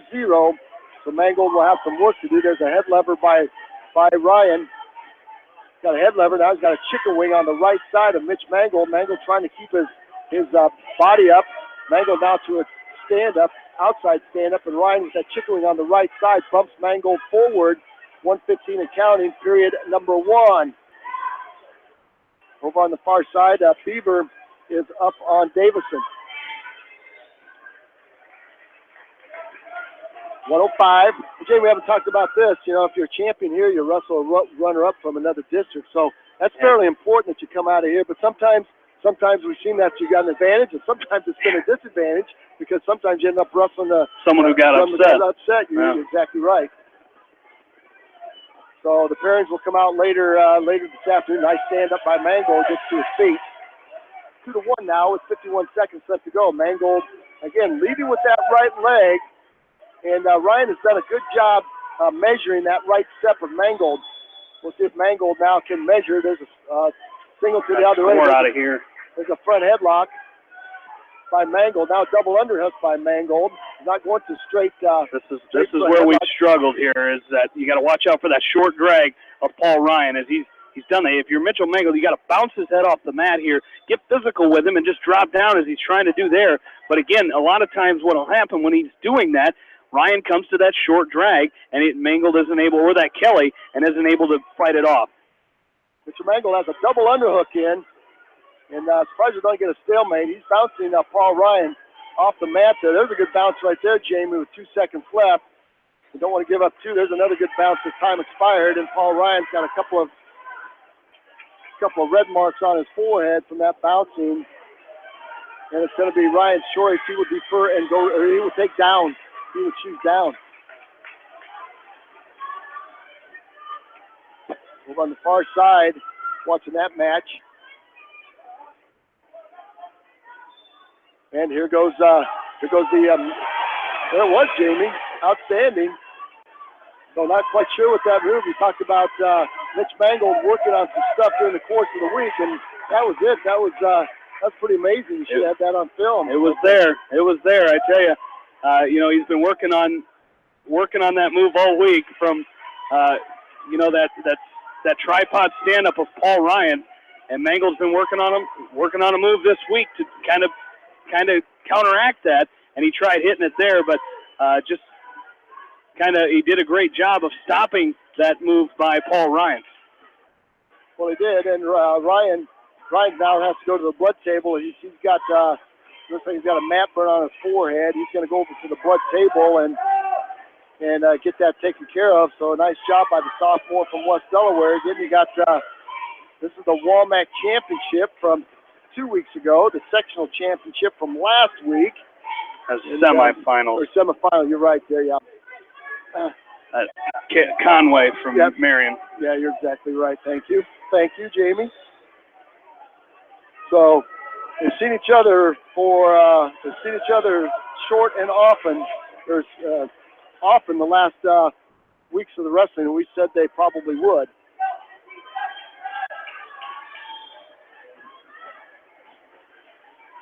There's a stand-up now as we're underway. Restart as Ryan comes to his feet. Mangold's going to drive him off the edge of the mat. Nice job. And he's trying it again. Is when he comes to that tripod stand-up, Mangold's doing what he can, trying to get into that move that we just talked about him using. As Ryan doing a great job. Now he's not staying in that tripod as long as that move that Mangold tried before, coming through the legs and trying to lift and return that way and return Ryan to his back. It's kind of prevented Ryan from wanting to go that, and he's dropping right back down. Yeah, he is, and that gives him something else to think about right now, which is a good thing.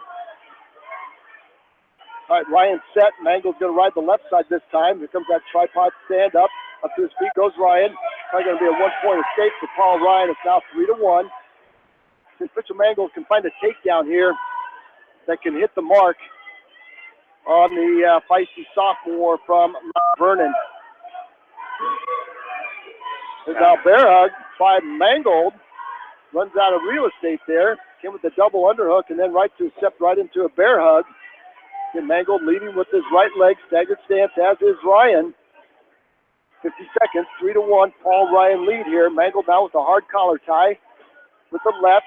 Takes wrist control with his right. Let's see if he can move Paul Ryan around. There's a nice snap by Mangold. Like to see him snap and go right into that double as he had Ryan off balance. 34 seconds to go. Second period. Again, your weight class 145-pound championship right here. Mangold working that collar tie. Snap down by Mangold on the edge of the mat here. Mitch trying to clear the elbows of Ryan. Ryan keeps his elbows down. There's a reshot on the edge of the mat. Ryan trying to pick up two. 16 seconds now if you're Mitch Mangold here, Jamie. You got to be careful. Don't want to give up two right here. You got to keep wrestling. If Mitch Mangold can pick up two right here, it's going to be his choice, I believe, to start the third period. As this is over here, this is Austin Beaver looking for the fall for West Liberty. If he gets the fall, Mangold will guaranteed go to the state tournament and qualify for state. There's the fall for Mitchell Mangold. No matter what, he will qualify for the state tournament after the fall by Austin Beaver in the third place match, but still like to win it here if you're Mitchell Mangold. There's a 1-point escape by Mangold. Now it's 3-2. Back to our feet we go.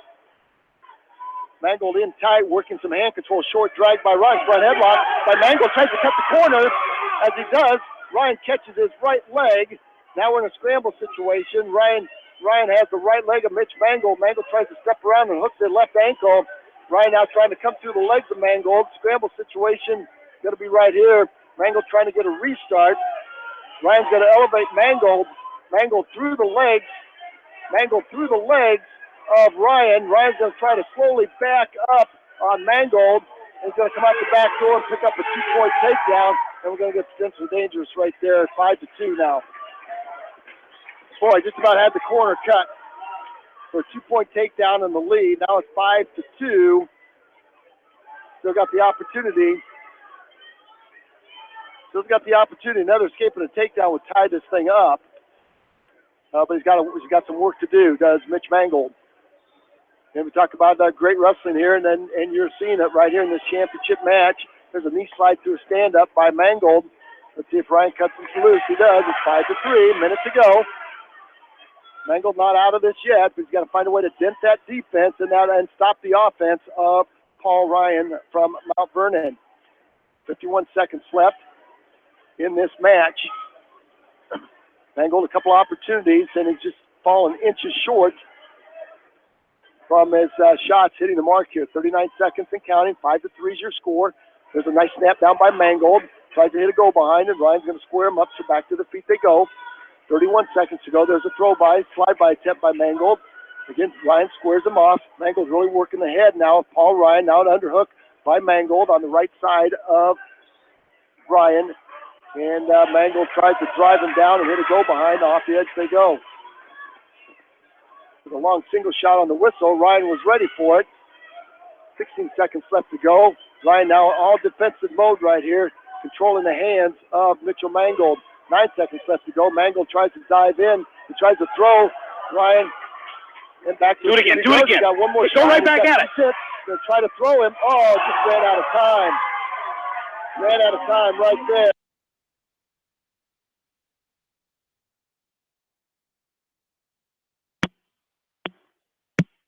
Fairway and Independence applauds all area athletes and coaches on a very successful season and wishes them continued success in tournament action. Fairway, treating customers like family. Always fresh, always affordable, always Fairway in Independence. Bob Stephen Motors in Manchester proudly supports all area athletes. Bob Stephen Motors is your locally owned and operated GM dealer in Manchester. Visit them on the web at bobstephenmotors.com.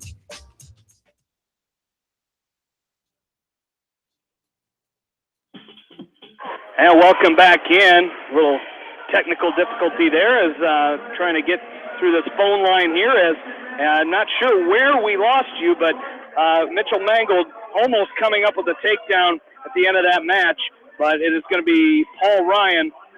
It's going to be Paul Ryan of Mount Vernon becoming Mount Vernon's fourth state qualifier, West Delaware's first with Mitchell Mangold, as Mangold will qualify as Austin Beaver of West Liberty defeated Lucas Davison of Maquoketa. So Mitchell Mangold will be West Delaware's first state qualifier here today as he qualifies at 145 pounds. Quickly in at 152 pounds, it's Cody Feldman from Beckman taking on Joe Kelly of West Liberty. And quickly, Kelly out to a 4-0 lead on Feldman, but great match there close match by Mitchell Mangold, but again, just can't dent that, hasn't been able to dent that armor of Paul Ryan. Yeah, Paul Ryan's got that Mitchell figured out, but again, it's always a 1 or 2 point match, and there you go. And who knows, we might see it again next weekend, fighting for a medal of some sort at the Wells Fargo Arena. All right, Joe Kelly, ranked number 1 in Class 2A at 152. He's 37-2. Came out quickly with a double leg takedown on Feldman, and quickly turned him to his back and picked up the 2 and the 2. And now they're going to settle in and do some. They're going to settle in and do some wrestling right here.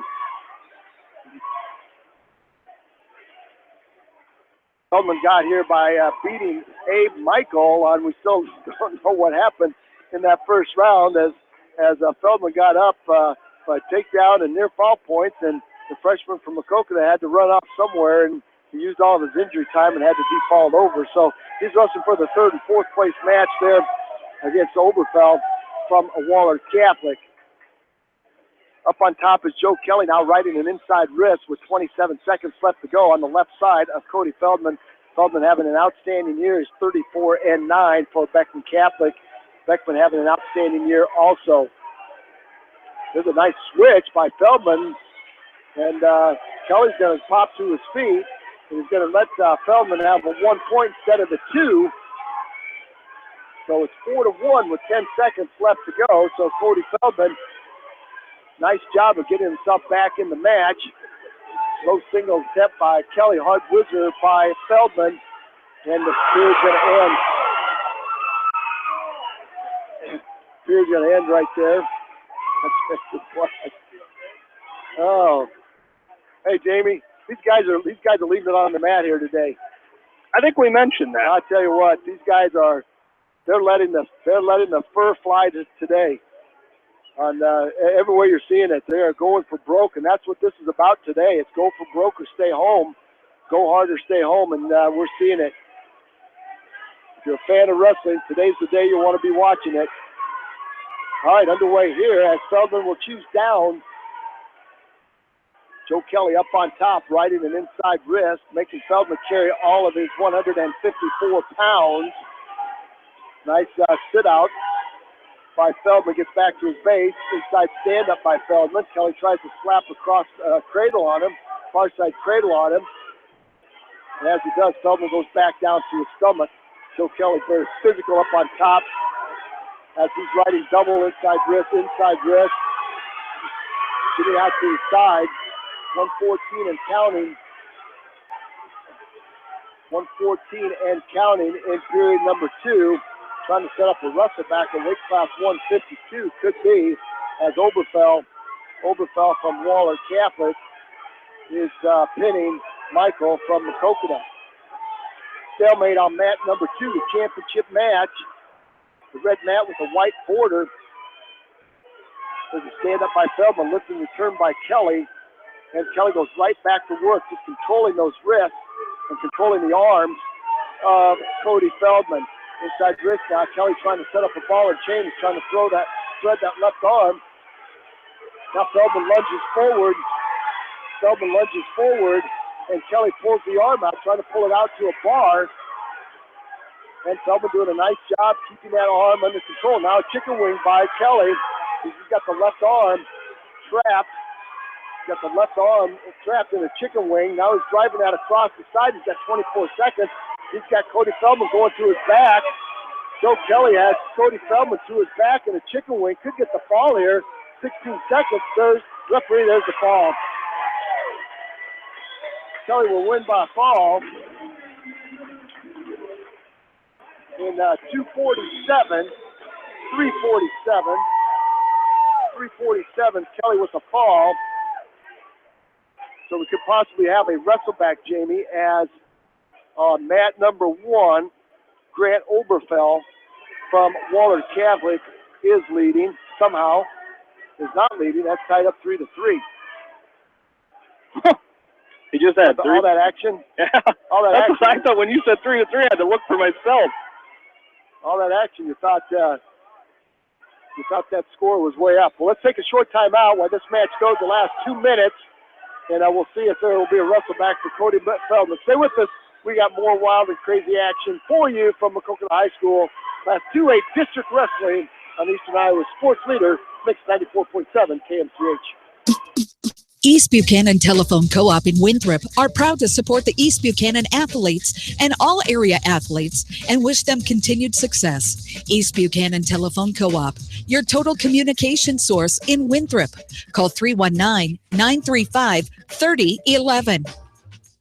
Since 1995, Edgewood Feed Mill Construction has provided customers with a quality, pre-engineered building package for their swine facility needs. Edgewood Feed Mill Construction is a general contractor and will assist you with the construction of your livestock facility, start to finish. For more information on Edgewood Feed Mill Construction, contact Steve Harris at 563-920-7835.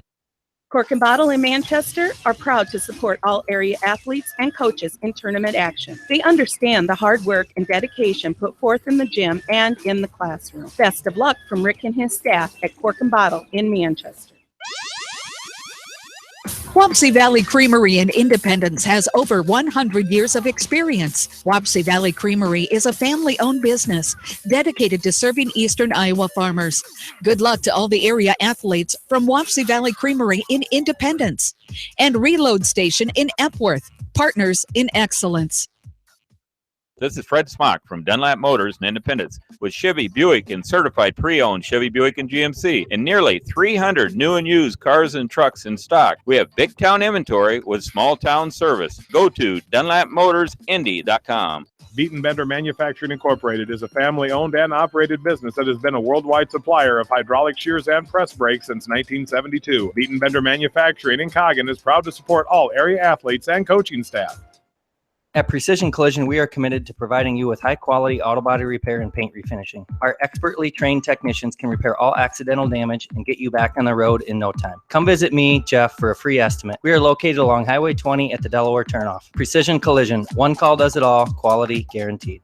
Best of luck to all area athletes from your friends at Pets Allowed in Independence, your pet's lodging, grooming, and training specialist for 17 plus years. Contact Pets Allowed at 334-7387, 334-PETS, Independence. When it comes to financial planning, most financial companies focus on your income. At Northwestern Mutual, we focus on your outcome. It takes the right financial partner who cares as much about your future as you do, building a financial plan to meet your life's priorities and helping you achieve the financial security you're after. Focus on your financial outcome with Northwestern Mutual. Contact me, Mitch Payton, or Matt Schulte today. You and Northwestern Mutual, stronger together. The staff at Bowenkamp Murdoch Funeral Home and Cremation Services in Manchester and Clifton Murdoch Funeral Home in Earlville are proud to support all area athletes and coaching staff in tournament action. Wishing you continued success from Bowenkamp Murdoch Funeral Home in Manchester and Clifton Murdoch Funeral Home in Earlville. American Trust and Savings Bank wishes all area athletes and coaching staff continued success. American Trust and Savings Bank with locations in Dyersville, Farley, Dubuque, and Des Moines. Simply better banking. Check them out at americantrust.com. Member FDIC, equal housing lender.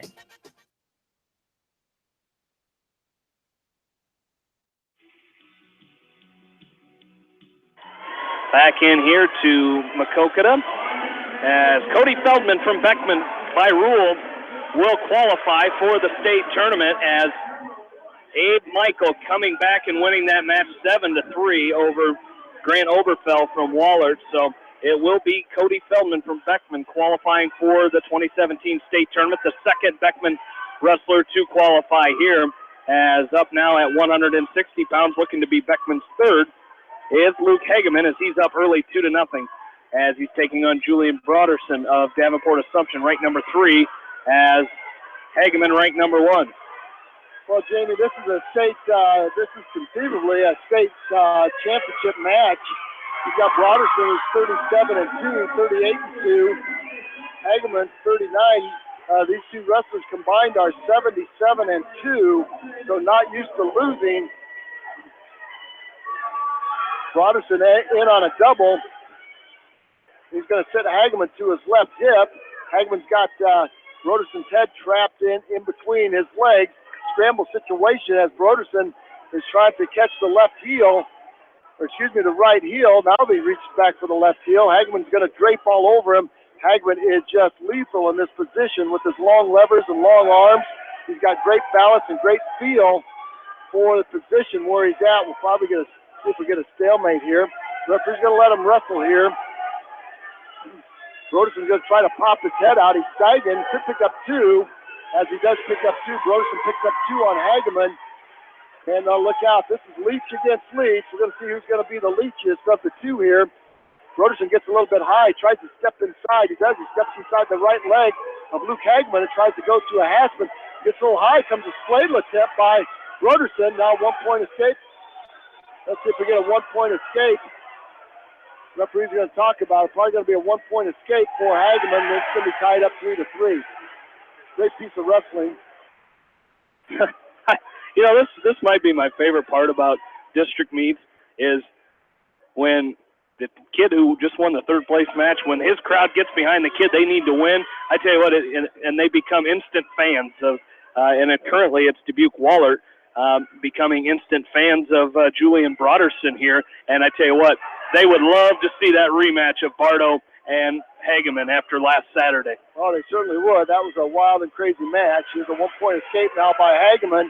He does a nice job getting his hips up and hand control. And scores the 1. It's 4-3 now with 1:42 left in the second.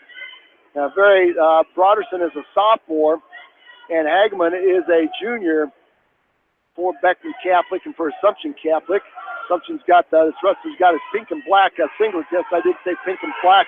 There's a tap and go by Broderson. He catches himself in between the legs of Hageman, and Hageman is content to work in this position as Broderson is trapped in between the legs. He's got the right ankle of Luke Hagman curled up underneath him, and Hagman is draped over the top and through the arms and legs of Julian Broderson from Assumption Catholic. Broderson now is going to try. We're going to get a stalemate right there. 104, you see that situation a lot. And Broderson in on some shots, but the defense of the junior from Beckman Catholic has been just stellar so far. It still gets me, though. I tell you, watching, we talked the other night with Pete Bush. You see him at Benton Community, see him at the Bob Murphy invite, and he's just he's cool as a cucumber. But when he gets into postseason, I tell you what, he becomes very, very loud and gets into the matches a lot. He certainly does. He's loud. He's very demonstrative. And tell you what, Hagman in on a single. He's trying to spike the left leg. Broderson kicks it free. Could be 2 on the lift and return. No yet. No points yet. Now we got 2 for Broderson. He's going to pull Hagman off the edge of the mat. 5-4. 23 seconds left.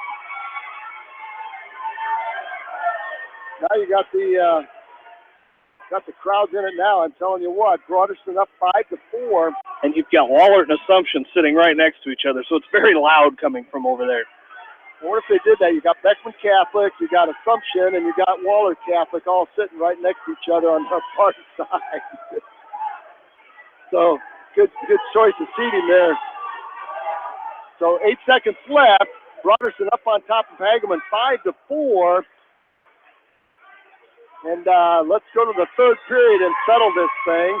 Let's see whose choice it's going to be. So if Broderson shakes down, he does. Look out, Julian Broderson, as Luke Hageman on top, tough on top. There's a stand-up by Broderson, and Hageman's going to cut him loose. 6-4.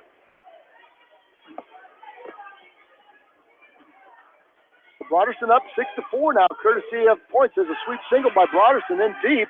Long side by Hageman.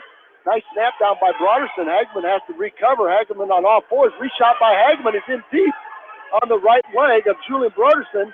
Broderson now trying to cross-face Hageman. Again, both of these wrestlers are outstanding scramblers. 126 and counting. Hageman trying to cut the corner on Broderson. Broderson in a down block. Broderson gets a little high. Hageman may be able to cut the corner. As Hageman pulled in, got the right knee of Broderson bent. Now a spike by Hageman. No points yet. Could be 2. Broderson comes out underneath the arms. It could have 2 here. There's a 2-point takedown by Broderson on Hageman. Now a 1-point escape by Hageman. Now it's 8-5. Wow. What a match. 1 minute to go. Here's where Hageman has poured it on as of late. He's got a reserve tank He's been able to get the job done when he's needed to. Broderson now trying to work some hand control. Reshot by Hageman. Go behind attempt by Broderson. Hageman's going to square him off. Broderson now stuffed in the head of Hageman as he keeps the left leg of Broderson. Does Hageman. Hageman now backs up, back to neutral. 33 seconds and counting. Another long shot by Hageman. A go behind by Broderson. Cradle by Broderson. Broderson's got a cradle locked up. It's 10-5. 22 seconds left to go. 19 seconds. Again, this will be a state championship match right here. You got the number one Hageman, 38-39-0. Taking on number 3, Julian Broderson, who's 38-2. Broderson up now, 10-5, with 16 seconds left. So whatever Luke Hageman's got now, Jamie, for a 5-point move, he's got 16 seconds. He tries the high leg over, and we're going to have a wrestle back at 160, and that's going to be a Donnybrook 2. 3 seconds left as Broderson locks up. Broderson will pull the mild upset here. 10 to now have a wrestle back. That's the first loss of the year by Luke Hageman. He's going to have to try to bounce back from that and get ready for a wrestle back. I'll tell you what, we've talked about how hard that is too. A kid coming back off a tough loss in the championship versus a kid coming back off a huge win in the consolation. Wowza. We knew that was going to be a big one. Broderson did what he had to do. Hageman, no opportunity to do his stuff on top there as Broderson wrestled where he was the toughest. So Bartow from Waller Catholic will wrestle back Hageman, and that was a wild and crazy 1-point match last week. It was not a 1-point match? Yeah. In the sectional finals, yeah. A late takedown by Hageman. So look out. And that takedown was very, that was a judgment call by our official, and I know the Waller crowd did not think that Hageman got 2. The Beckman crowd definitely took the 2. And we're going to get to see that great matchup again here. Well, we're going to weight class 170, and Ira Keene from Central DeWitt, who's 18-0. He's ranked number 8, taking on Owen Grover, who has had an exceptional year. Another fine sophomore. Grover is 33-3 now. Front headlock. A snap down by Keene. There's a far side Kelly by Owen Grover, and he's going to pick up 2. Nice job by the sophomore from Beckman. He has just been on a mission. Looked like Keene was going to cut the corner on Grover for a go-behind, and Grover hit him with the far side Kelly and covered him up. Keene tried to throw a whizzer in, but Grover kept the pressure on and covered him up. It's 2-0 now for the sophomore from Beckman Catholic. Beckman having a fine tournament here. There's a stand-up by Keene now. And he's going to turn and face Grover. Grover will drop in on a single. 45 seconds left to go. Keene is very long and tall here for weight class 170. As Grover drops in on the single, his head gets stuck to the outside. Keene now up on top. He's got the inside. He picks up the inside ankle. Might get a stalemate. No, we aren't going to get a stalemate. Referee's going to let him go here. Keene trying to cross-face Grover and straighten that left leg, and Grover's going to hang on to that for the rest of the remainder of the period. It looks like Keene now sitting on his left hip, trying to pull himself up on top of Grover. Might be a 2-point reversal. There could be a 2-point reversal. Grover still has the leg, no points yet, and that's a good scramble by Owen Grover as he hangs on and fights off Ira Keene. Let's see whose choice it will be as Grover's got the green leg band instead of Keene's choice. Let's see where he decides to go. He's going to defer over to Grover. Grover will choose down. Consolation match, you have Brock Timmons taking on Zach Kemp. That match is scoreless in the second. All right, underway here. Keene deferred over to Grover, and Grover chose down. Here comes a cross body by Ira Keene. I'll tell you what, he's got the length to work these legs. Very long, a lot of leverage, but I'll tell you what, it gets high. Grover had good success wrestling Timmons when Timmons put the leg in. Ira King gets very, very high with the leg, and Grover's got to shake him off and shake him down. Might pull his head out the back door for a 2-point reversal. Ira King hanging on. He's got the left arm of Grover. Now Grover will shake him down. King will have to cover up, and he does. Grover will pick up the 2-point reversal. Now a cross-face cradle by Owen Grover. 1:15 and counting. Grover draped on top. Grover draped on top of King. Now Grover gets high. King reaches out and grabs the left ankle or the left knee. Grover has to reach back and pick up the inside ankle. Now a hard crossface. Ira King trying to sit himself out to the front and outside step with that. Grover doing a nice job. Grover doing a nice job hanging on to. We're going to get stalling against Grover. I was just going to say Grover doing a nice job hanging on. That was just a little bit too nice a job. A little bit too nice a job as the referee dinged him for stalling. 4-1 lead for Owen Grover. Ira King from Central DeWitt, undefeated. There's a nice job by Grover. Hooks that left ankle, goes to a hard crossface. King tries to come to a stand-up, and Grover drives him off the mat. All right, off the mat they go. See what they do on the reset. Grover talking to our official about something, not sure. King's going to get set. Grover will ride the left side, and he's going to get caught for stalling. Or not stalling, but the caution. Owen Grover gets a caution for not starting with his hand on the belly button of Ira King. Outside stand-up by Kane. Tripod, lift and return by Grover. Nice job by the sophomore. Lift and return. King came to a nice stand-up, but before he could find hands, Owen Grover lift and return. 18 seconds left to go, period number 2. It'll be King's choice to start the third period. There's a nice chicken wing now by Owen Grover. He's got the arm out, got it loaded up. Let's see if he can dump. Kane got 4 seconds, probably going to run out of time as he tries to get out to the side and run it. That's going to do it. All right, King's choice.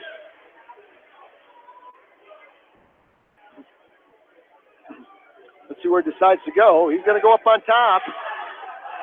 Owen Grover picked him up for a 2-point reversal. So Ira King tough on top of those legs, but Owen Grover found a way to work himself out of it. Let's see if it happens again here. There's a switch attempt by Grover. Tight waist chop by King using those long arms. Now I'd expect a crossbody of some sort to come in. Inside wrist. Got the left arm of Owen Grover trapped. Now high thigh ride by Ira King as he's got the left leg of Owen Grover tied up. Now he goes to work on the head and neck, back of the neck with a power half Nelson on the right side.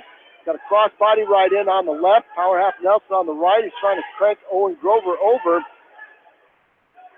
It's a lot of pressure. That's a lot of leverage by this senior from Central DeWitt. Might have a wrestle back here as Timmons from Assumption defeated Kemp from Wallert.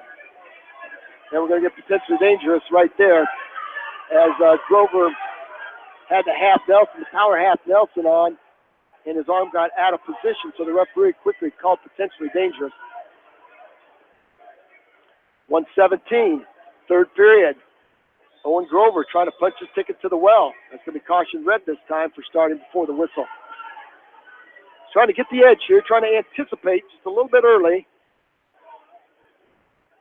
And there's a set, second set. There's the whistle. It comes a cross-body ride. Here comes a double leg by Kane. He's going to try to split Grover. He does. He drops Grover back down to the mat. I think Owen Grover is just content just to go base out here. He has been warned for stalling, so he does have to wrestle here. Here comes a power half Nelson by King. He's got his left forearm right in the back of the neck. He's got a power half Nelson on the right. They try to crank Grover over with that power half Nelson. Once again, King gets a little bit high, but feels a little bit comfortable here. He's got one leg in. Might have to put the other leg in. Has got the left shoulder of Grover posted. He's trying to expose his hips and shoulder blades. 38 seconds. Grover stretched out by Ira King. And there's a stalemate right there. It's an important time for Grover here. 4-1 down. You got 32 seconds left to go in this match. This is huge for Owen Grover, as Beckman already has sent 2 guys looking to become the third. Well, he's just had a great end of the season run here, as has Grover. There's a switch.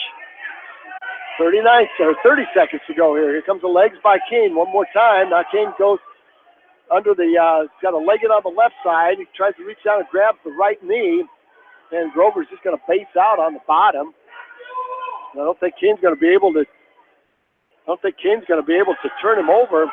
Got 11 seconds, and we're going to have a wrestle back at weight class 170, I believe, as Owen Grover will punch his ticket to the well as your district champion. A hard-fought 4-1 win. So we'll have a Grover Timmons, a Keene Timmons wrestle back. And Timmons wrestle back at 170. So that would be the third wrestle back that we have here today. All right, Jamie. 182. We saw last week how physical Boone McDermott was on Harrison Goble. We'll see if Goble's got an answer today. Yeah, we will. You know, we saw it, about it. Boone McDermott, like you said, very, very physical. And, Harrison Goble hopefully I'm sure he watched a little film of that match and be ready to go here today against McDermott. Trying to weather the storm here. Yeah, McDermott comes right out. I'll tell you what, he is underhooks and overhooks. He is underhooks and overhooks, and he just comes right out at you. There's going to be a caution against Goble. Nice job by Goble there. Tried to beat the whistle with a low single. There's a high crotch attempt by McDermott. Nice front headlock by Goble. Now Goble with an underhook. Double standing butcher by McDermott. Goble's got to find a way to back out of here. That's a short arm drag by McDermott. He's got Goble in trouble. He's got Goble on his back. McDermott has Goble on back. He's got a standing butcher.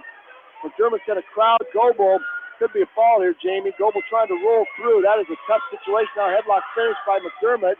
Goble trying to keep that right shoulder up. That could be a fall right there. 1:17 left to go. And Boone McDermott is trying to post the shoulder blade of Harrison Goble to the mat. Again, he started this with a double, with a standing butcher as he trapped both the arms and the elbows of Harrison Goble. Again, what's saving Harrison Goble right here is his flexibility. Any normal person would have been pinned by now. And how many times was that call potentially dangerous in that match earlier? There it is. Now we're going to get it right there. There's a 3-point near fall by McDermott. And Goble down 5-0. I'll tell you what, I don't know how he fought out of that, but pretty impressive.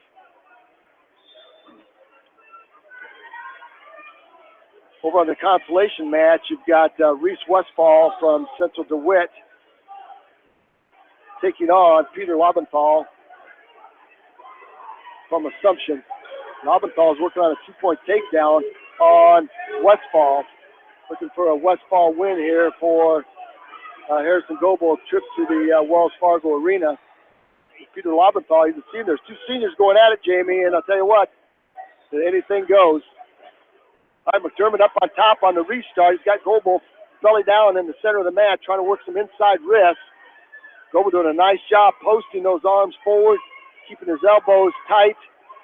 Now McDermott rolls that right arm of Harrison Goble back to an inside wrist, trying to get out to a bar, but Goble's going to back over it. McDermott's going to reach down and try to elevate Goble and try to stack him up. Goble's going to roll through. No points there. Nice job. Fancy footwork there by Goble as he used his toes to bridge right out of that tilt. All right, Goble's choice. No, they haven't flipped yet. Referee talking to Harrison Goble. And let's check it out. It's going to be McDermott's choice. He's going to defer over to Goble. Let's see where Goble decides to go. He's going to go down. I didn't check the coaching staff over there to see, but there was no decision by Harrison Goble. He was going to choose down. And there's the set by Goble, the reset by McDermott. McDermott with double inside thigh ride. Now a hard crossface by McDermott. Actually, it's not a crossface. He goes under the right arm and scoops the left elbow of Harrison Goble. Goble is trying to fight out of it. As McDermott goes right back to work on a butcher. He's had success with that. as he's got the left shoulder of Harrison Goble planted. He's trying to throw Goble to his back. Goble does a nice job keeping his left leg out, keeping his left hip posted so McDermott can't turn him over. 126 and counting, second period. McDermott now on the top. He's got Goble broken down. Now hard crossface by McDermott from left to right. Now he takes the crossface off and goes right back to an inside wrist on the left. Goble's had the trouble getting his hips up. Off the very physical Boone McDermott, who's 30-5. Crossface cradle attempt now by McDermott. Goble trying to peel the crossface off. He can't get his right arm up there to peel the crossface off. 51 seconds. Goble now tries to spread himself out. McDermott trying to lock up that crossface cradle, having no luck as Goble posts his left leg. 39 seconds, and we'll get a stalemate right there. Good call by our officials, both wrestlers. McDermott trying to lock it up, and Goble trying to fight some hand control. So see if McDermott cuts Goble loose. 38 seconds left.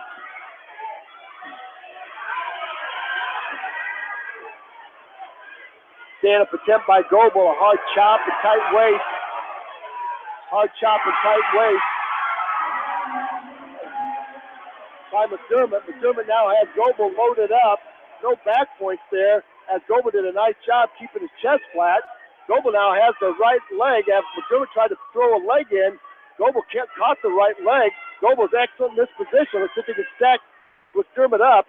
And McDermott rolls Goble through and ends up back on top of him. Over there, I believe, was that Reese Westfall? It was Reese Westfall with the pin for Central DeWitt. So with that, Harrison Goble will qualify for the state meet for West Delaware. Outstanding job there, and Harrison Goble in good shape now here. It's 5-0. Wrestling a very physical match here with Boone McDermott. 5-0, he's behind, and McDermott will choose down to start the third. And Goble will go up on top, and he quickly goes to that Augsburg ride. He steps over that right ankle, and McDermott's going to go on all fours and try to face out. Now he kicks the leg free and picks up a 1-point escape. 143, we're going to neutral. There's a nice double by Goble. He's in deep, down blocked by McDermott. McDermott's shoving the legs of Goble, stuffing the head, shoving the legs, and making himself long. Now Goble's going to either have to back out or switch off to a single here. Now he tries to get his knees close. There's a front headlock by McDermott. McDermott's going to cut the corner on Goble and pick up a 2-point takedown. McDermott up on top of Goble. Goble's going to try to roll him through, and as he does, off the edge of the mat they go. McDermott gets up and looks a little tired here.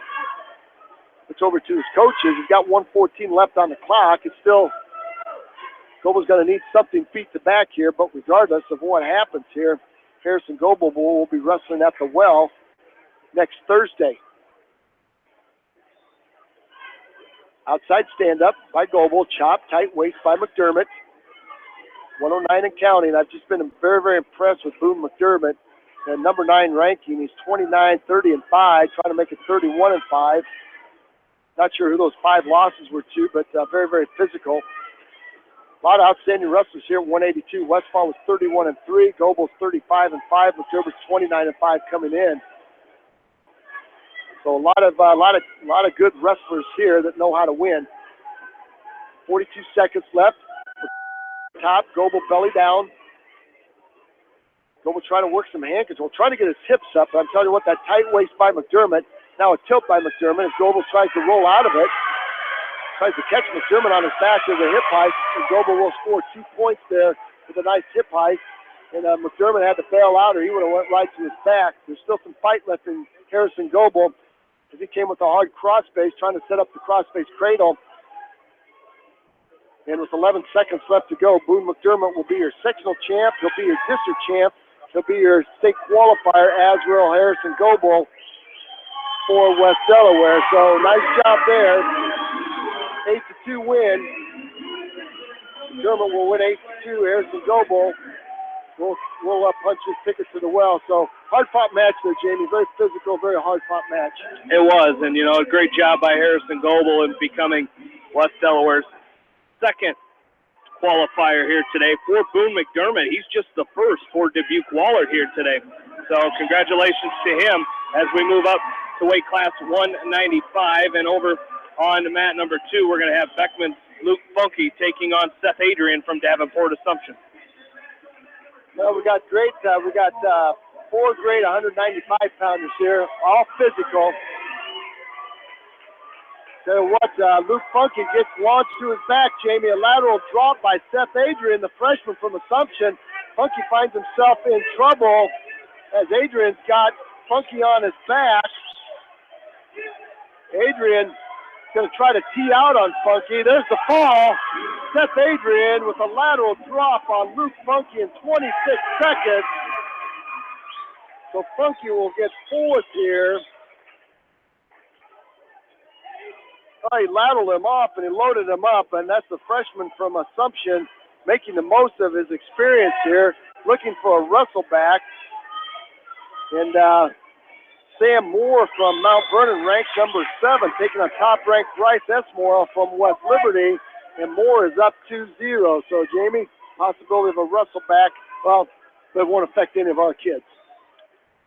No, it won't. So we'll take a short break. We're still finishing up some other,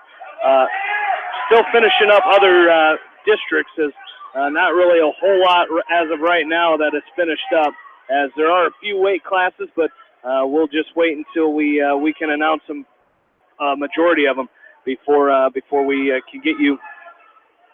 Before we let you know how all these other districts are going. So we'll take a short break, and we'll come back with I guess we're at 220, so we're done until the wrestleback at 100. We have a wrestleback at 138, and that is the first wrestleback of this day. I think there's 3 total. There's 3 wrestlebacks so far, and we will have 2 wrestlers in those wrestlebacks. At 138, it'll be Jake Raker taking on Tony Garcia of Mount Vernon. At 160, it'll be Luke Hageman from Beckman taking on Colton Bardo of Dubuque Wahlert. So we'll take a break. We'll get some of these other districts looked up here real quick. We'll take a short break and come back with that. Right after this, you're listening to the 2017 district tournament from KMCH Sports. Looking for a place to gather with family and friends? Your look is over. Gather your family and friends and head to the Hillside Sports Bar and Grill. Join them for some great food and sports before, during, or after the games. Best of luck from everyone at the Hillside Sports Bar and Grill. Sight and good vision is very easy to take for granted until it is taken away. Advanced Eye Care Associates of Eastern Iowa is here to help you. Advanced Eye Care Associates of Eastern Iowa is located at 105 East Butler Street in Manchester and at 1113 West 3rd Street in Vinton. Your vision is our primary focus. Barron Motor Supply, proud to support all area athletes and coaching staff. They appreciate all their hard work and dedication in and out of the classroom. Good luck from Barron Motor Supply in Manchester, your auto parts professional since 1930. Pete's Small Engine Repair are proud to support all the area athletes in tournament action. For all your small engine purchases, repairs, and rebuilds, call the Small Engine Experts. Pete's Small Engine Repair. Congratulations from Pete's Small Engine Repair in Monticello. Delhi Lumber has products for every home and every budget. Delhi Lumber carries Midland doors, which are one of the best values around. You can see Midland doors today or call Delhi Lumber at 563-922-2404 for more information. Your Midland overhead door dealer, Delhi Lumber. Big town quality with small town service. For all your new construction or remodeling projects, Ray Brothers Construction is the custom building company for you. From custom designs to new starts, call the specialist. Ray Brothers Construction. Best of luck to all the area athletes from Ray Brothers Construction in Manchester. Jay's Auto Supercenter on the Greater East End of Manchester has quality pre-owned vehicles, great financing options, and a full-service department, body shop, and detail department. See their full line of vehicles online at jsautosales.net. At Jay's Auto, customer satisfaction is their #1 priority. For all of your auto, home, health, and life insurance needs, it's American Family Insurance Tad Mormon Agency on East Main in Manchester. Best of luck to all the area athletes and coaching staff from American Family Insurance Tad Mormon Agency in Manchester. Your dream is out there. Go get it. They'll protect it. Hi, this is Jamie Vaskey at Don & Walt LLC, your independent Lennox dealer in Manchester, encouraging you to plan ahead. Have us check your heating or air conditioning unit before you need it. For residential or commercial plumbing and heating needs and top quality Lennox furnaces and heating units, see Don & Walt LLC on East Main Street in Manchester, or give us a call at 927-2232. Farmers Savings Bank proudly supports all area athletes and their coaching staff. For all your banking needs, visit them in Colesburg, Elkport Garber, Strawberry Point, Arlington, and Aurora, or online at farmersavingsbank.com. Member FDIC. Biofield is your headquarters for all your seed, chemical, and fertilizer needs. They have professional service and quality products needed to bring the best crop to market. Biofield, providing growth opportunity for 18 locations across northern Iowa and southern Minnesota. River's Edge Construction wish all area athletes the best of luck in tournament action. If construction plans are in your future, call Lyle Palmer at 563-920-0046. River's Edge Construction can help you with your residential and commercial new construction and remodeling plans. Call River's Edge Construction in Manchester at 563-920-0046. The Eastern Iowa Shopping News and the Dyersville Commercial recognize the hard work and dedication of all area athletes. Check out the weekly sports section in the commercial for scores and information. The Eastern Iowa Shopping News and Dyersville Commercial, supporting your communities. The City of Manchester would like to wish all area athletes, teams, and coaches the best of luck in tournament play. The City of Manchester appreciates all of the hard work and dedication put forth in the gym and in the classroom. Good luck from all of the employees, elected officials, and Mayor Milt, all of Manchester. For fan food, not fast food, visit your after-the-game headquarters, Manchester Dairy Queen. It's quick, it's easy, your family will love it. Manchester Dairy Queen. For residential, commercial, and farm lawn care, call Spring Green Lawn Care. They are licensed and insured. Call Dwayne for free estimates. Spring Green is your full-service lawn care company in Dyersville.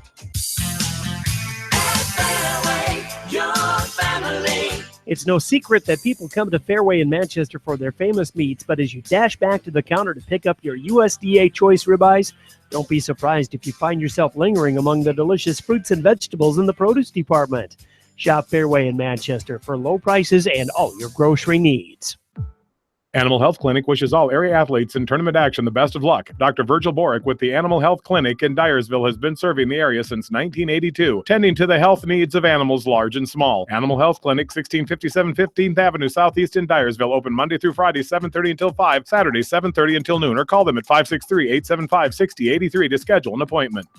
Head to Fireside Pub and Steakhouse before or after the game or anytime, featuring steaks, seafood, pasta, sandwiches, and even fresh-made pizza. They say it's the best around. Visit them on the web at firesidemanchester.com for a full menu and special offers. Cash in on preseason discounts on continuous flow GSI dryers and GSI grain bins. Call New Vienna Egg Automation at 563-921-2896 and talk to Arnie, Al, or Dave. Best of luck to all the area athletes from New Vienna Egg Automation in New Vienna. Cork and Bottle in Manchester are proud to support all area athletes and coaches in tournament action. They understand the hard work and dedication put forth in the gym and in the classroom. Best of luck from Rick and his staff at Cork and Bottle in Manchester. Just like a great coach, State Farm agents like me, Julie Smith, can help you develop a game plan for your insurance needs. Whether it's car, home, life, health, or business insurance, I can dig into the playbook and help you find the affordable coverage you need. For all your insurance needs, call on a winning team, the Julie Smith State Farm Agency in Manchester. Crop Production Services are proud to support all the area athletes. Call Crop Production Services of Winthrop for all your ag input needs. They are the team to call. Congratulations to the student athletes on your achievements from CPS in Winthrop.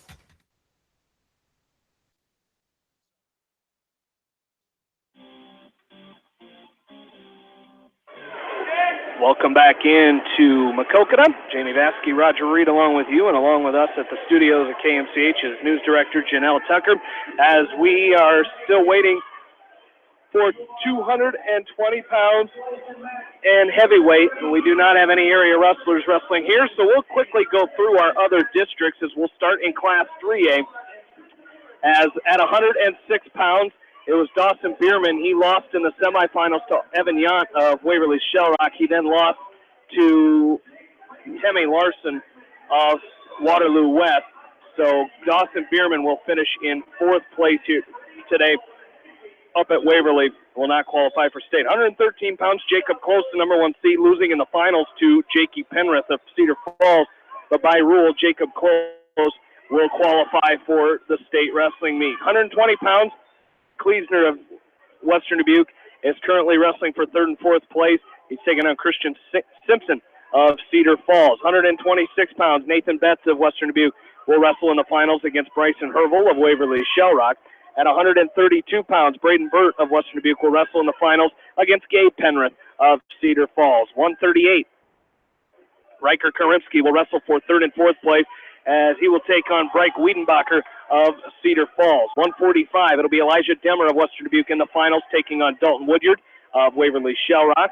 152 pounds, Jackson Healy of West Dubuque will take on, he's going to take on Luke Deinert of Mason City in the 3rd and 4th place match.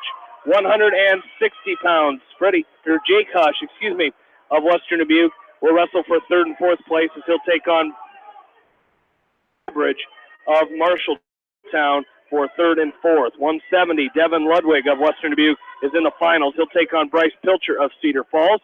182 pounds, Max Lyon of Western Dubuque in the finals. He'll take on Tyrell Gordon of Waterloo East.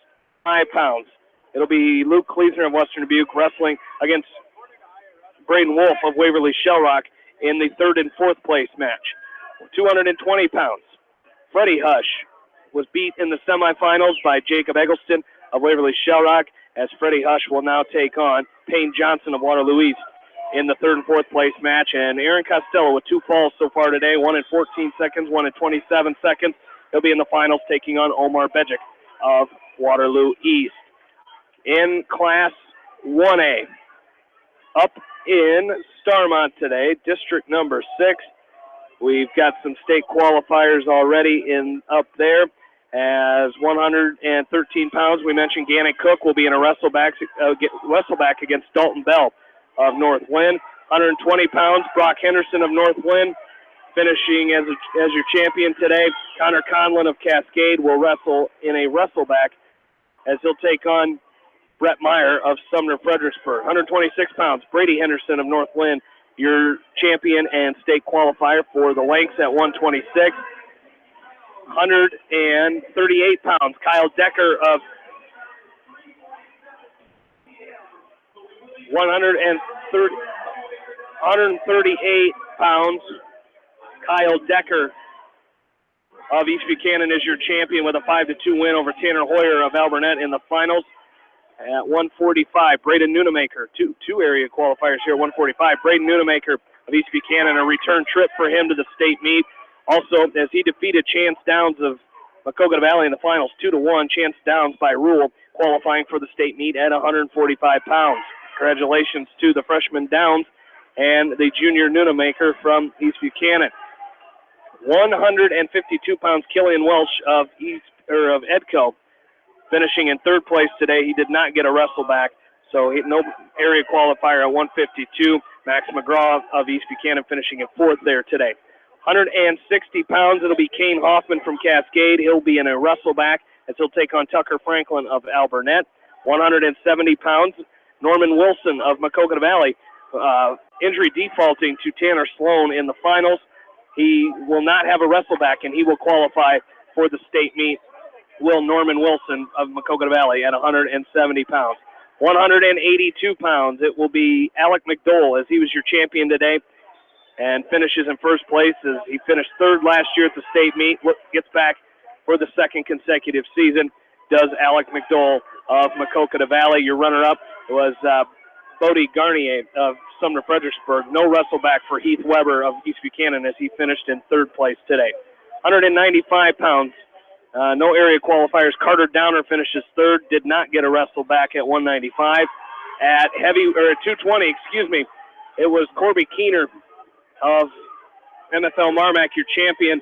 Eric Himes of Maquoketa Valley will take on Brockmeyer of Sumner Fredericksburg for a wrestleback match. So hopefully Himes can win that wrestleback. And at heavyweight, Kyler Schott winning by injury default in the finals over Payne Delarme of Cascade, as Delarme will take his chances and hopefully with a wrestleback as he's waiting on the match between Cole Spain of Postville and Jackson Lukes of South Winneshiek to finish up. Up in Decorah with Independence in their Class 2A District number 1. Class 2A District number 1. Take a look at the Independence Mustangs as we'll get to our district here in just a second once I'm finished here, as 126 pounds Matthew Doyle of Independence finishing in 4th place today will not qualify for state. Tanner Erickson Dale also finishing in 4th place today at 138 pounds. 160 pounds, Cole Davis of Independence finishes in 3rd place, does not get a wrestle back at 160. 182 pounds, Peyton Nolting finishes in 3rd place, but does have a wrestle back as he'll take on Daniel Ott of Decorah in the wrestle back. At 195, Hunter Crawford of Independence is he's into the state meet as he's in the finals and win or lose. Trevor Trendy, who he beat first round, finished 3rd place. So Hunter Crawford of Independence will qualify for the Mustangs. If you would recap our district here, that would be great. Hey, I certainly will. I know you're out of breath. You do a great job so far. Well, let's start back to weight class 106. Elena Sutherland from Monticello ending her season with a 4th place finish here. She was beaten in the first round by Will S. Morrow and then beaten in the wrestleback by Trent McDonough from Assumption, so she'll finish in 4th place. Weight class 113, Chase Lewis been having a super day for the Monticello Panthers. First round winner over Justin Holtz from Maquoketa, 13-0.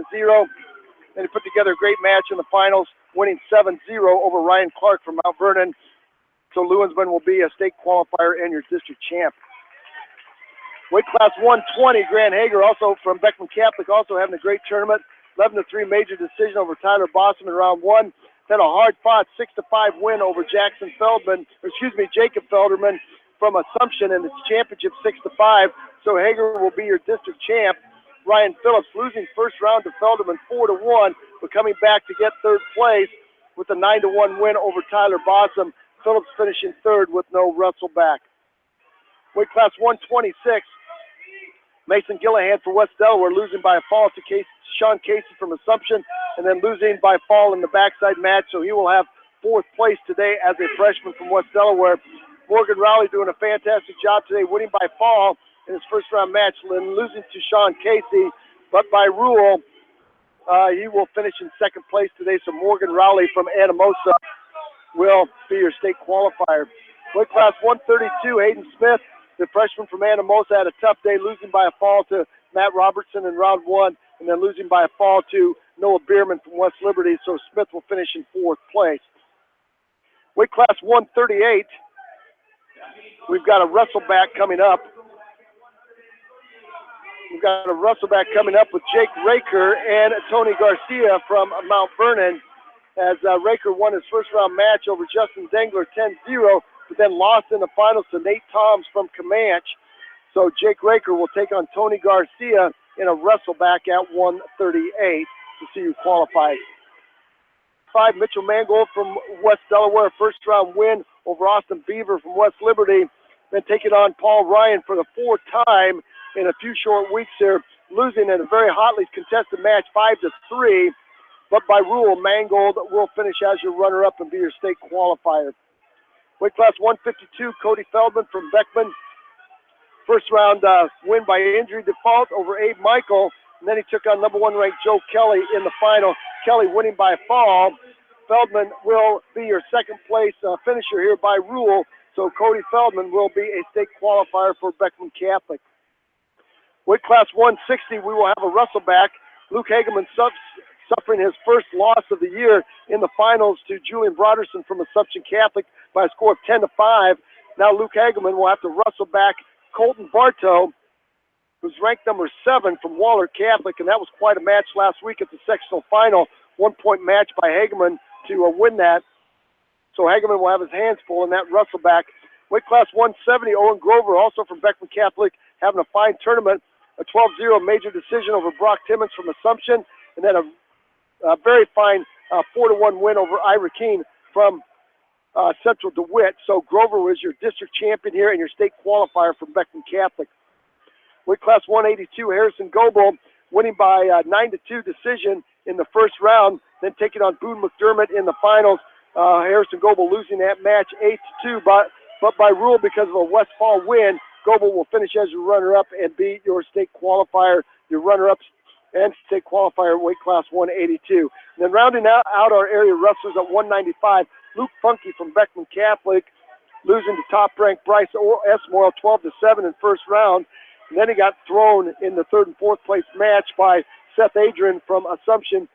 So Luke Funky will finish in a fourth place today at weight class 195. So that's going to do it for our area wrestlers in this 2A district. We've got a couple of wrestlebacks left to see who will be our final state qualifiers out of this very, very tough 2A district. So that will come to play. They're wrestling the 285-pounders right now. As soon as these matches are over, they'll go right into the wrestleback. So we'll take another short time out, and we'll catch our breath, and then we'll be back with we've got two wrestlebacks left to determine who our state qualifiers are from this 2A district at Maquoketa. So stay with us.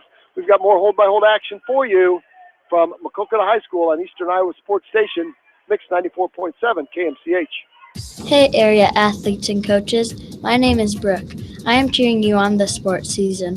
Krugman Construction would like to congratulate all area athletes and coaches on a successful season and wish them continued success in tournament action. For all your building needs, call Krugman Construction in Manchester. Hi, this is Chris Henry, Service Manager at Brown Sales and Leasing in Elkader. Our goal is to make your car buying experience the best possible, and our factory-certified technicians are dedicated to you and your vehicles. Stop in and see us at Brown Sales and Leasing in Elkader, or visit us online at FullerBrown.com. Your hometown dealer, wherever your hometown may be. Best of luck to all area athletes and coaches. Skogman Realty would like to congratulate all area athletes and coaches on a successful season and wish you the best in tournament action. For your real estate needs, contact Christine Baldwin, your local Skogman Realty agent in Manchester at 920-9194. At Three Rivers, our customers come first. Your business is very important to us. Our goal is to provide you with the best products and service that you have come to expect from Three Rivers. Visit our website at threeriversfs.com or the location nearest you. Three Rivers, your partner in growth solutions. Steve Moyle Masonry has lowered his prices on new home or remodel construction of brick, block, and stone because he's back out in the field with his hands-on expertise. Call Steve at Moyle Masonry for free estimates and competitive pricing. Steve Moyle Masonry in Manchester, where quality is what they are all about. Citizen State Bank, your locally owned, community-minded, and customer-oriented bank, is here to serve you.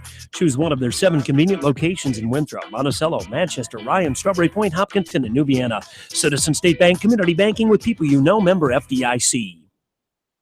Gary's Towing. For 24-hour towing, call Gary's Towing in Strawberry Point in Manchester. Your complete towing service. Gary's Towing can handle all of your wrecker and flatbed needs and is AAA certified. Gary's Towing, with locations in Strawberry Point and Manchester, wish all area athletes the best in tournament action.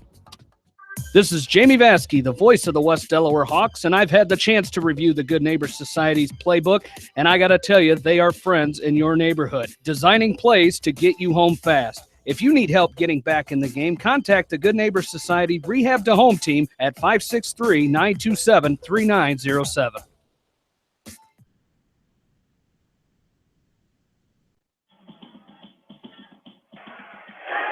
And back into Maquoketa. Jamie Vaskey, Roger Reed back with you. District Wrestling, as at heavyweight, it was Tristan Wirfs of Mount Vernon with a fall in 427 over Blake Bradley of Dubuque Waller. Waiting for Jake Raker of Beckman to take the mat here, as he will be in a wrestle back.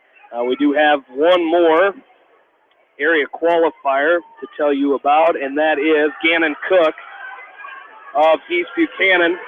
Becomes their third state qualifier, as Gannon Cook won the wrestle back against Dalton Bell of North Lynn 5-0 at 113 pounds. So Gannon Cook will qualify. I didn't see who won that match there. Bickford won that match 3-1. Bickford, so no wrestleback there at heavyweight. So we will have 4 wrestlebacks, and they should be some good ones. As we're up at 138, and it's going to be Jake Raker of Beckman taking on Tony Garcia of Mount Vernon. I think, Jamie, only 2 of those wrestlebacks are our area wrestlers. 138 and 160. So we've got Jake Raker, who won his first round match over Justice Dingler 10-0.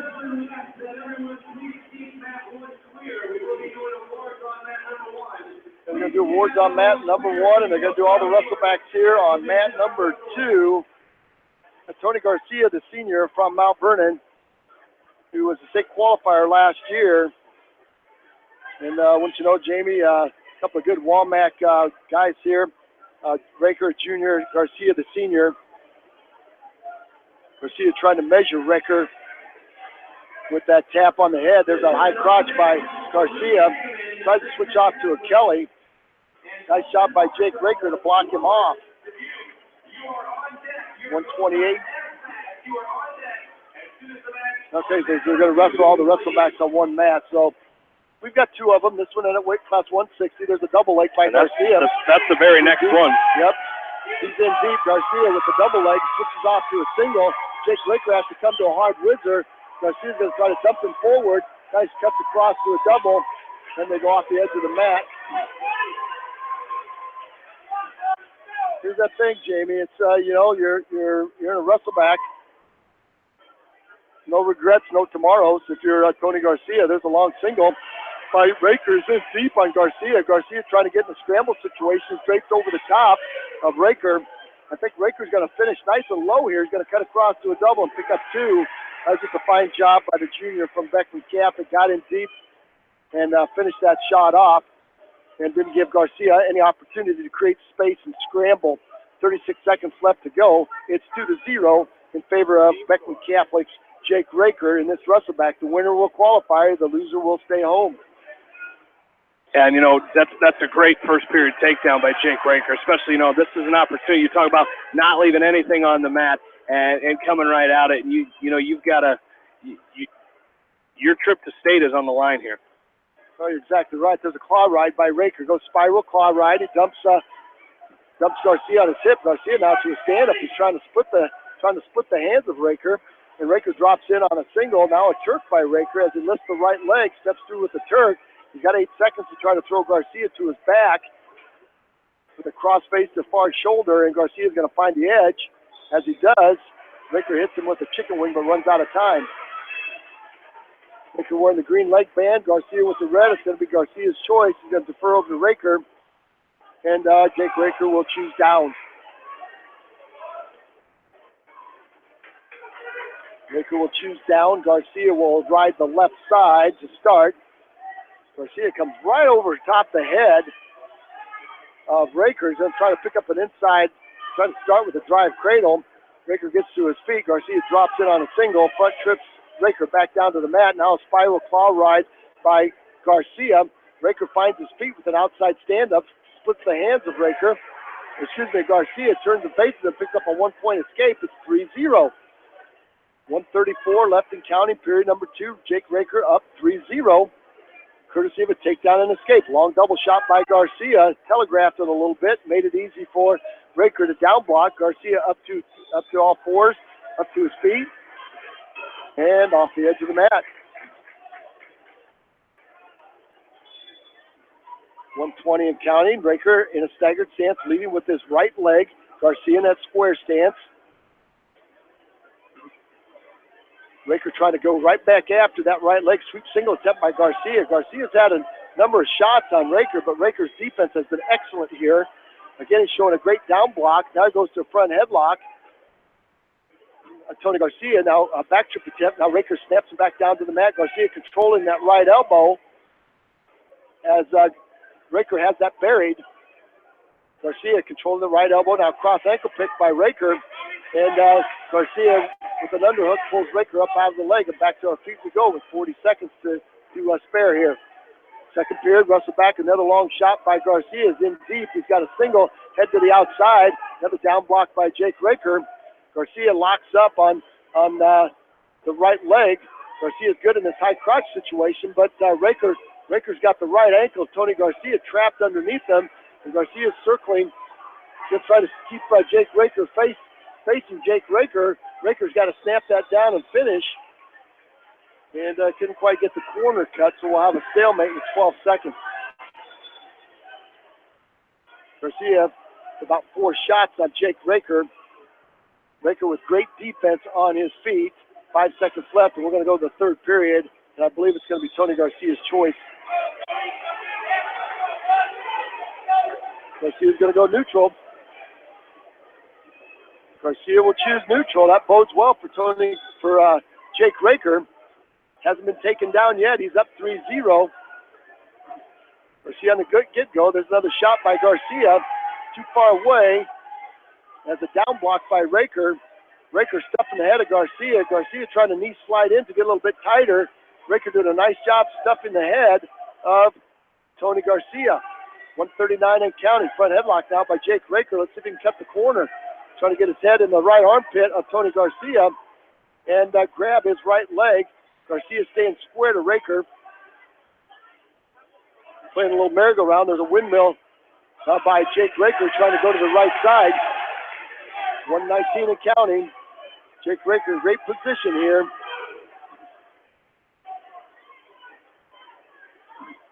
Jake Raker in great position. He's had one good shot. He made it count here that first period for a takedown.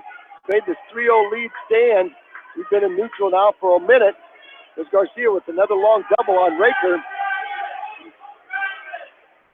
Garcia trying to knee slide into that double. Raker in a great block position. Laces down, hips on top of the head of Tony Garcia. Now he's got a quarter Nelson in. Let's see if he can dump Garcia to his left shoulder and pick up the 2-point. Now front headlock, and we'll get a stalemate with 39. 39 seconds. Again, you go back to what you've said. One thing can beat you here, and that's a 4 or 5 point move. So you got to be very technical here if you're Jake Raker. Yeah, and I think he's content to give up a stalling call as he's back in that same position. Might pick up a 2-point takedown here. There's a long shot by Garcia. Now Raker drops in on a single on the right side, and it might be a Jake Raker takedown for 2. It is. And Jake Raker will win the wrestle back by a score of 5-0. So Jake Raker will join his Beckman Catholic teammates and punch his ticket to the well. That's number 4 for Beckman Catholic, having a great tournament here. Trying to qualify number 5 coming up in the next wrestle back in weight class 160. Where Colton Bartow for Waller Catholic will take on Luke Hageman from Beckman Catholic. And this thing was a brawl last week. Well, no ill effects of that loss in the championship, Jamie, by Jake Raker there. He came back and wrestled a solid match and didn't get himself out of position at all, did what he had to do. He really did, and a great job by Jake Raker qualifying at 138 pounds for the Blazers. Again, number 4, looking for number 5 right here. Well, we've got previously undefeated Luke Hageman for Beckman Catholic. Lost in that finals to Julian Broderson, number 3 ranked from Assumption, 10-5. So here we go. At 140 and counting. There's a long single by Hageman. Boy, almost got shot down to his right hip as Bartow came with a down block. Hageman was momentarily on his left hip, and he quickly had to regain his knees underneath. Front headlock by Bartow pulls Hageman off the mat, so back to the middle we go. Neutral position. Wrestle back at 160. Arm drag by Bartow. Got in on the single. Got the right leg of Hageman picked up. He's going to drop across to a double. He's going to pick up a 2-point takedown. Colton Bartow will pick up a 2-point takedown on Luke Hageman. Bartow's going to cut him loose. So we're going to go right back to neutral. And that short arm drag by Colton Bartow gets him a 2-point takedown. He takes the early lead here, 2-1. So Luke Hageman's got to get on his offense from his feet. Bartow working that 2-on-1 Russian tie. He's got the left arm of Luke Hageman tied up. Hageman latched around with a collar tie, the head of Bartow. Bartow tries to lift that 2-on-1 up and dive underneath of it. Comes up short. Nice block off by Hagman. Now fireman's carry by Bartow. He might have a 2-point takedown here. He does. He comes out the back door for a 2-point takedown with the fireman's carry, and off the edge of the mat they go. It's 4-1. Yeah, now Hageman, you got to get moving here. You're down 4-1. You got 30 seconds left to go in this first period. Got to try to come up with something here. I'm sure the Bethlehem Catholic fans are a little bit uneasy here as their undefeated wrestler. He finds himself in a bit of a hole right here with 24 seconds left. Got some uneasiness over in the Bethlehem Catholic camp across the way. 4-1, although he was down by 5 in the Walmart Conference Final and came back to win by 1. So he knows how to score a lot of points in a hurry. Again, you can't dig yourself a hole here, Jamie. There's a nice stand-up, tripod stand-up by Hageman, gets to his feet. Bartow's going to try to lift and return, drive Hageman forward, he does. Hageman on all fours, hard, tight waist by Bartow. Hageman back to his feet. Bartow's going to run Hageman off. Off the edge of the mat they go, no escape. Texas Catholic fans wanted 1 point here. Not going to do it as both of their feet were off the mat. If we were college wrestling, that would have been easily won, but not college wrestling today, still high school wrestling. Nice stand up by Hageman. Bartow's going to pick that ankle up. Now switch attempt. That's going to be one right there. With 2 seconds left as Hageman turns and faces Bartow. 2 juniors here. 1 senior in weight class 160. 2 juniors and 1 sophomore. Broderson, the sophomore. Let's see whose choice it's going to be. It's going to be Bartow's choice. He's going to defer over to Hageman. Hageman's going to choose down.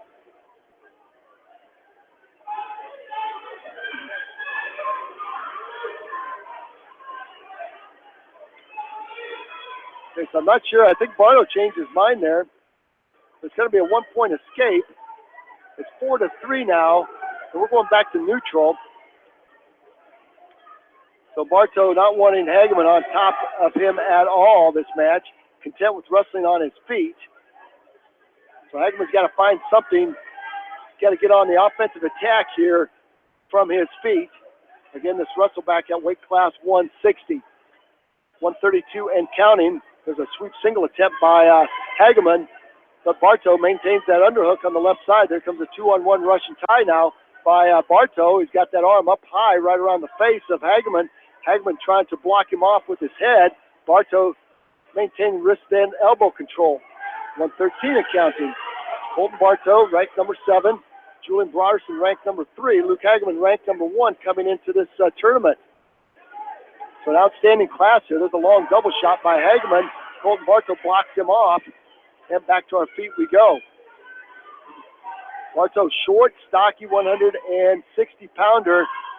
Hageman a long, lean 160-pounder, and it's found it a little bit difficult to get underneath Bartow with the shot. Bartow working those underhooks and overhooks. Now he's got an underhook on the right side of Hageman. Hageman has to push him free. This match started out in a just an unbelievable flurry of action, and it has slowed down as both wrestlers. There's a sweep single attempt by Hageman. Misses its mark on the right side of Bartow, so Bartow has to come back to his feet and squares off Hageman. Hageman now with an underhook on the right side of Bartow. 16 seconds left. Here comes that bewitching hour right here. Short time. If you're Luke Hageman, now would be a great time to spring to action and blast a double shot here. And Bartow's going to back up, and this match went scoreless. The whole 2 minutes of hand fighting, and nothing serious happening. Let's see whose choice it's going to be. Bartow's choice. Well, do you go underneath of him if you're Bartow? No, I don't think so. Oh, they're going to put him down. That's good for Luke Hageman, Jamie. Are the Waller Catholic fans upset about that? I don't know. It's an opportunity. This is where Hageman's real good, and this is an opportunity for him to really pull something off here and work a turn here for some points. Yeah, he's just absolutely phenomenal on top. So, but there's a stand-up. There's a quick stand-up by Bartow. I'll tell you what he did. He played the turtle right there and made himself very, very small, and Hageman tried to come around the top, and when he did, Bartow just sprung from his feet, sprung from his base underneath and split the hands And that was a quick 1-point escape. Now it's 5-3. Bartow up on top of Luke Hageman, so Hageman's got some work to do. Bartow content. There's a sweet single by Hageman, and Bartow fights it off. Front headlock now by Bartow. Back to the feet they go. This thing has turned into some strategy. Bartow has slowed this match down to a snail's pace. Hageman's got to pick up the tempo here. You're down by 2. You got 1:13 left in this wrestleback. You certainly, there's a long, now we're going to get stalling against Bartow as Hageman has taken another long shot. Now a 2-on-1 by Hageman. Bartow's got a down block. Let's see if Hageman drops in again. He's doing what he's supposed to do, and that's take shot after shot. It hasn't hit its mark yet. He hasn't hit his mark with any shots, but it's made the official give Bartow a stalling call. There's another long single shot by Hageman. Now Hageman in again. Shot, reshot. Might get stalling now against Bartow. He's backing up. Hageman pressuring Bartow. Bartow, there's another long single shot by Hageman. Might get another stalling call here. 31 seconds. 5-3. Hageman trying to do everything he can to convince that official he's working. He's got to clear those arms. Bartow's done a good job keeping the head of Hageman down. Stalling now against Bartow. 1 for Hageman. 5-4. 17 seconds left. Hageman in on a deep shot. 13 seconds left. Same situation as last week. These two were in. And Hageman with a late takedown last week. Well, we'll see if he can hit his mark here. 11 seconds. Hageman drops down to his knees. Keep shooting. Bartow, Keep shooting. There's another long shot by Hageman. 5 seconds left. Hageman now underhook on Bartow. 1, and that's going to do it right there.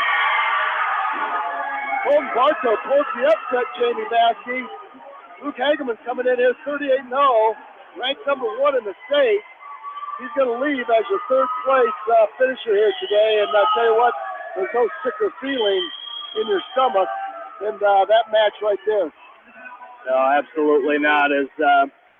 What we'll do is, real quick, we'll take a short break. We are done with our coverage here, but we're going to want to add up and get our last of our area qualifiers that are done right now. So we'll take one more check of the area qualifiers, and we'll come back and announce those here in just a little bit. So stay with us. You're listening to Postseason Wrestling on Mix 94.7 KMCH.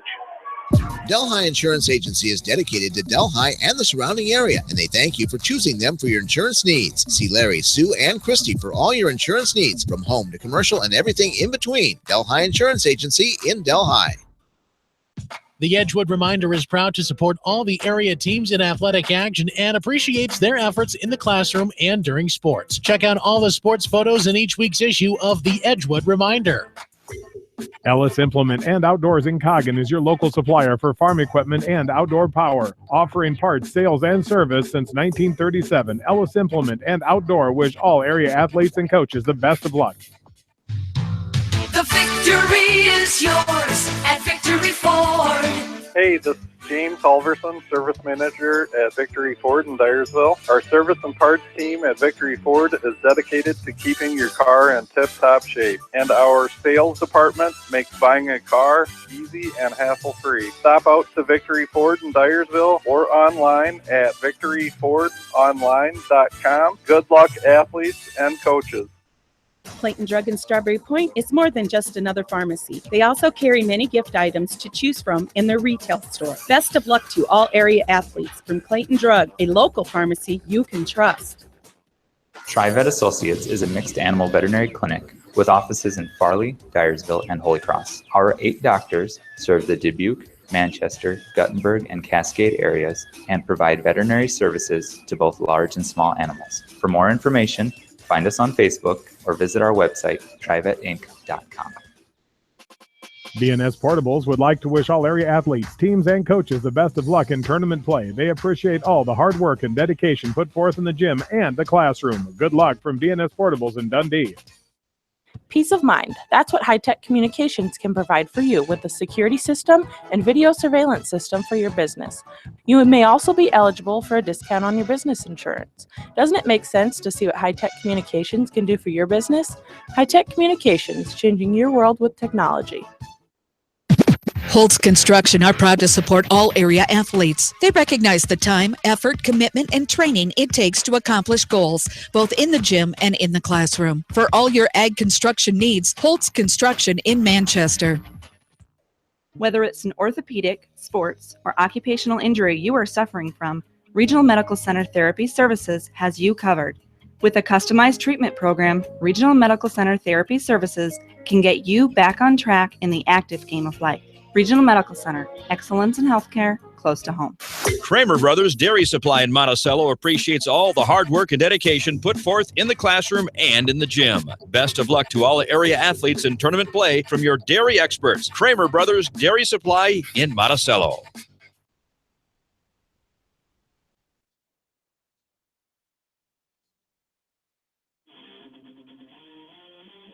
Welcome back in to Maquoketa as we have a few more area state qualifiers. Let me run down through so far what we have.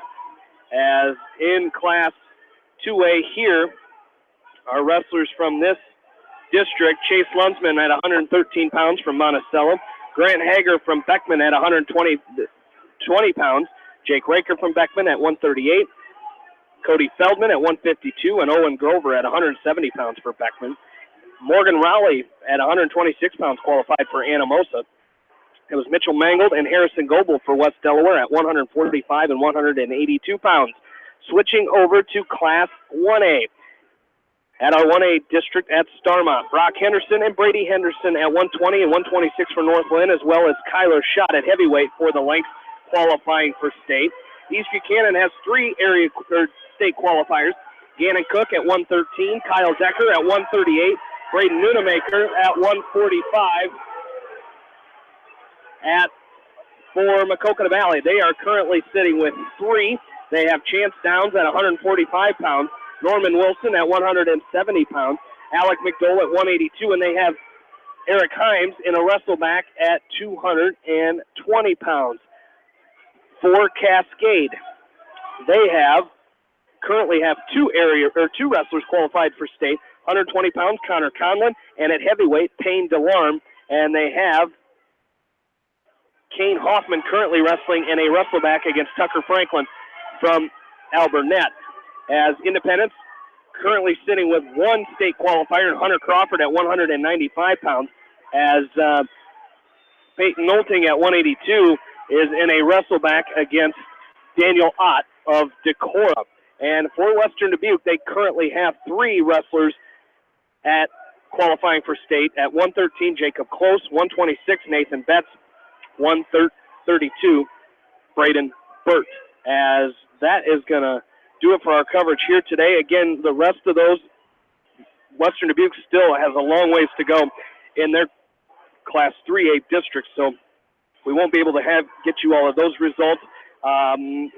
There's still currently a couple wrestlebacks as Tucker Franklin defeated Kane Hoffman from Cascade by fall in 5:07. So Kane Hoffman will not qualify. Cascade will finish with two state qualifiers. Eric Himes from Maquoketa Valley up right now against Brock Meyer from Sumner Fredericksburg in a wrestleback. So the rest of these, we will then that one is done. Our area wrestlers are done at that 1A. But then, of course, Peyton Nolting at 182 for independents will be in a wrestleback as well. So we'll have all those area wrestlers for you tomorrow morning on the sports report, on KMCH.com. You'll hear all of the area qualifiers on the Monday morning sports report on KMCH. So stay tuned for that. We'll have all those area qualifiers. And then, Roger, we're at state wrestling next week, first with Western Dubuque, Wednesday at the duels, and then the state tournament next Thursday through Saturday. That's exactly right. It's going to be just a great time. We saw a lot of excitement, a lot of enthusiasm today. We saw wrestlers going for broke. They're going to punch their ticket here. Now that they're there, now they can refocus this week, Monday, Tuesday, Wednesday, and then light it up on Thursday. Their dual tournament on Wednesday is going to be very, very exciting. 3A style. Western Dubuque has an outstanding team. That's going to be a good duel. It looked like a duel between. It looks like it turned into a duel between Waverly Shell Rock and Western Dubuque at that 3A. There was a lot of matchups. I think we're going to see that on Wednesday again. Absolutely. Well, that's going to do it for us, as we've got a lot more coming your way yet tonight here on KMCH. It's coming up now just shortly. We're going to have the pregame show of the Iowa men's basketball. They're at Michigan State in East Lansing tonight, as that is a 5 o'clock tip-off with the Iowa Hawkeyes taking on Michigan State. So we'll join that pregame in progress when we wrap up here. And then later tonight, we've got West Delaware girls basketball postseason West Delaware girls basketball at 7 o'clock as they take on Anamosa. Join John Swisher and Dan Cassett with the call of that one. That's going to do it for us. Want to thank the sponsors of postseason wrestling, high school wrestling, and of course postseason wrestling here on KMCH as our normal sports boosters and our extra tournament sponsors. We got to thank them for all of their support of high school wrestling here on KMCH. Want to thank Janelle Tucker for running the board for us this afternoon. And most of all, thank you, the listeners. For my partner, Roger Reed, this is Jamie Vasky saying have yourselves a great night from Maquoketa. Once again, area qualifiers, Monticello and Anamosa with 1, West Delaware with 2. Beckman finishes with 4 area state qualifiers. Maquoketa Valley with 3, East Buchanan with 3, North Lynn with 3, Cascade currently with 2, Western Dubuque currently with 3, Independence currently with 1. You've been listening to District Wrestling Tournament action on Eastern Iowa Sports Station, Mix 94.7 KMCH. Have yourselves a great night, everybody. Beck's, the largest family-owned retail seed company in the United States, is dedicated to the needs and profitability of farmers. With access to the most diverse genetic and trait offerings in the world, Beck's provides farmers with the right products for their farm. To place a Beck's seed order today or to inquire about a dealership opportunity, contact John McMillan, your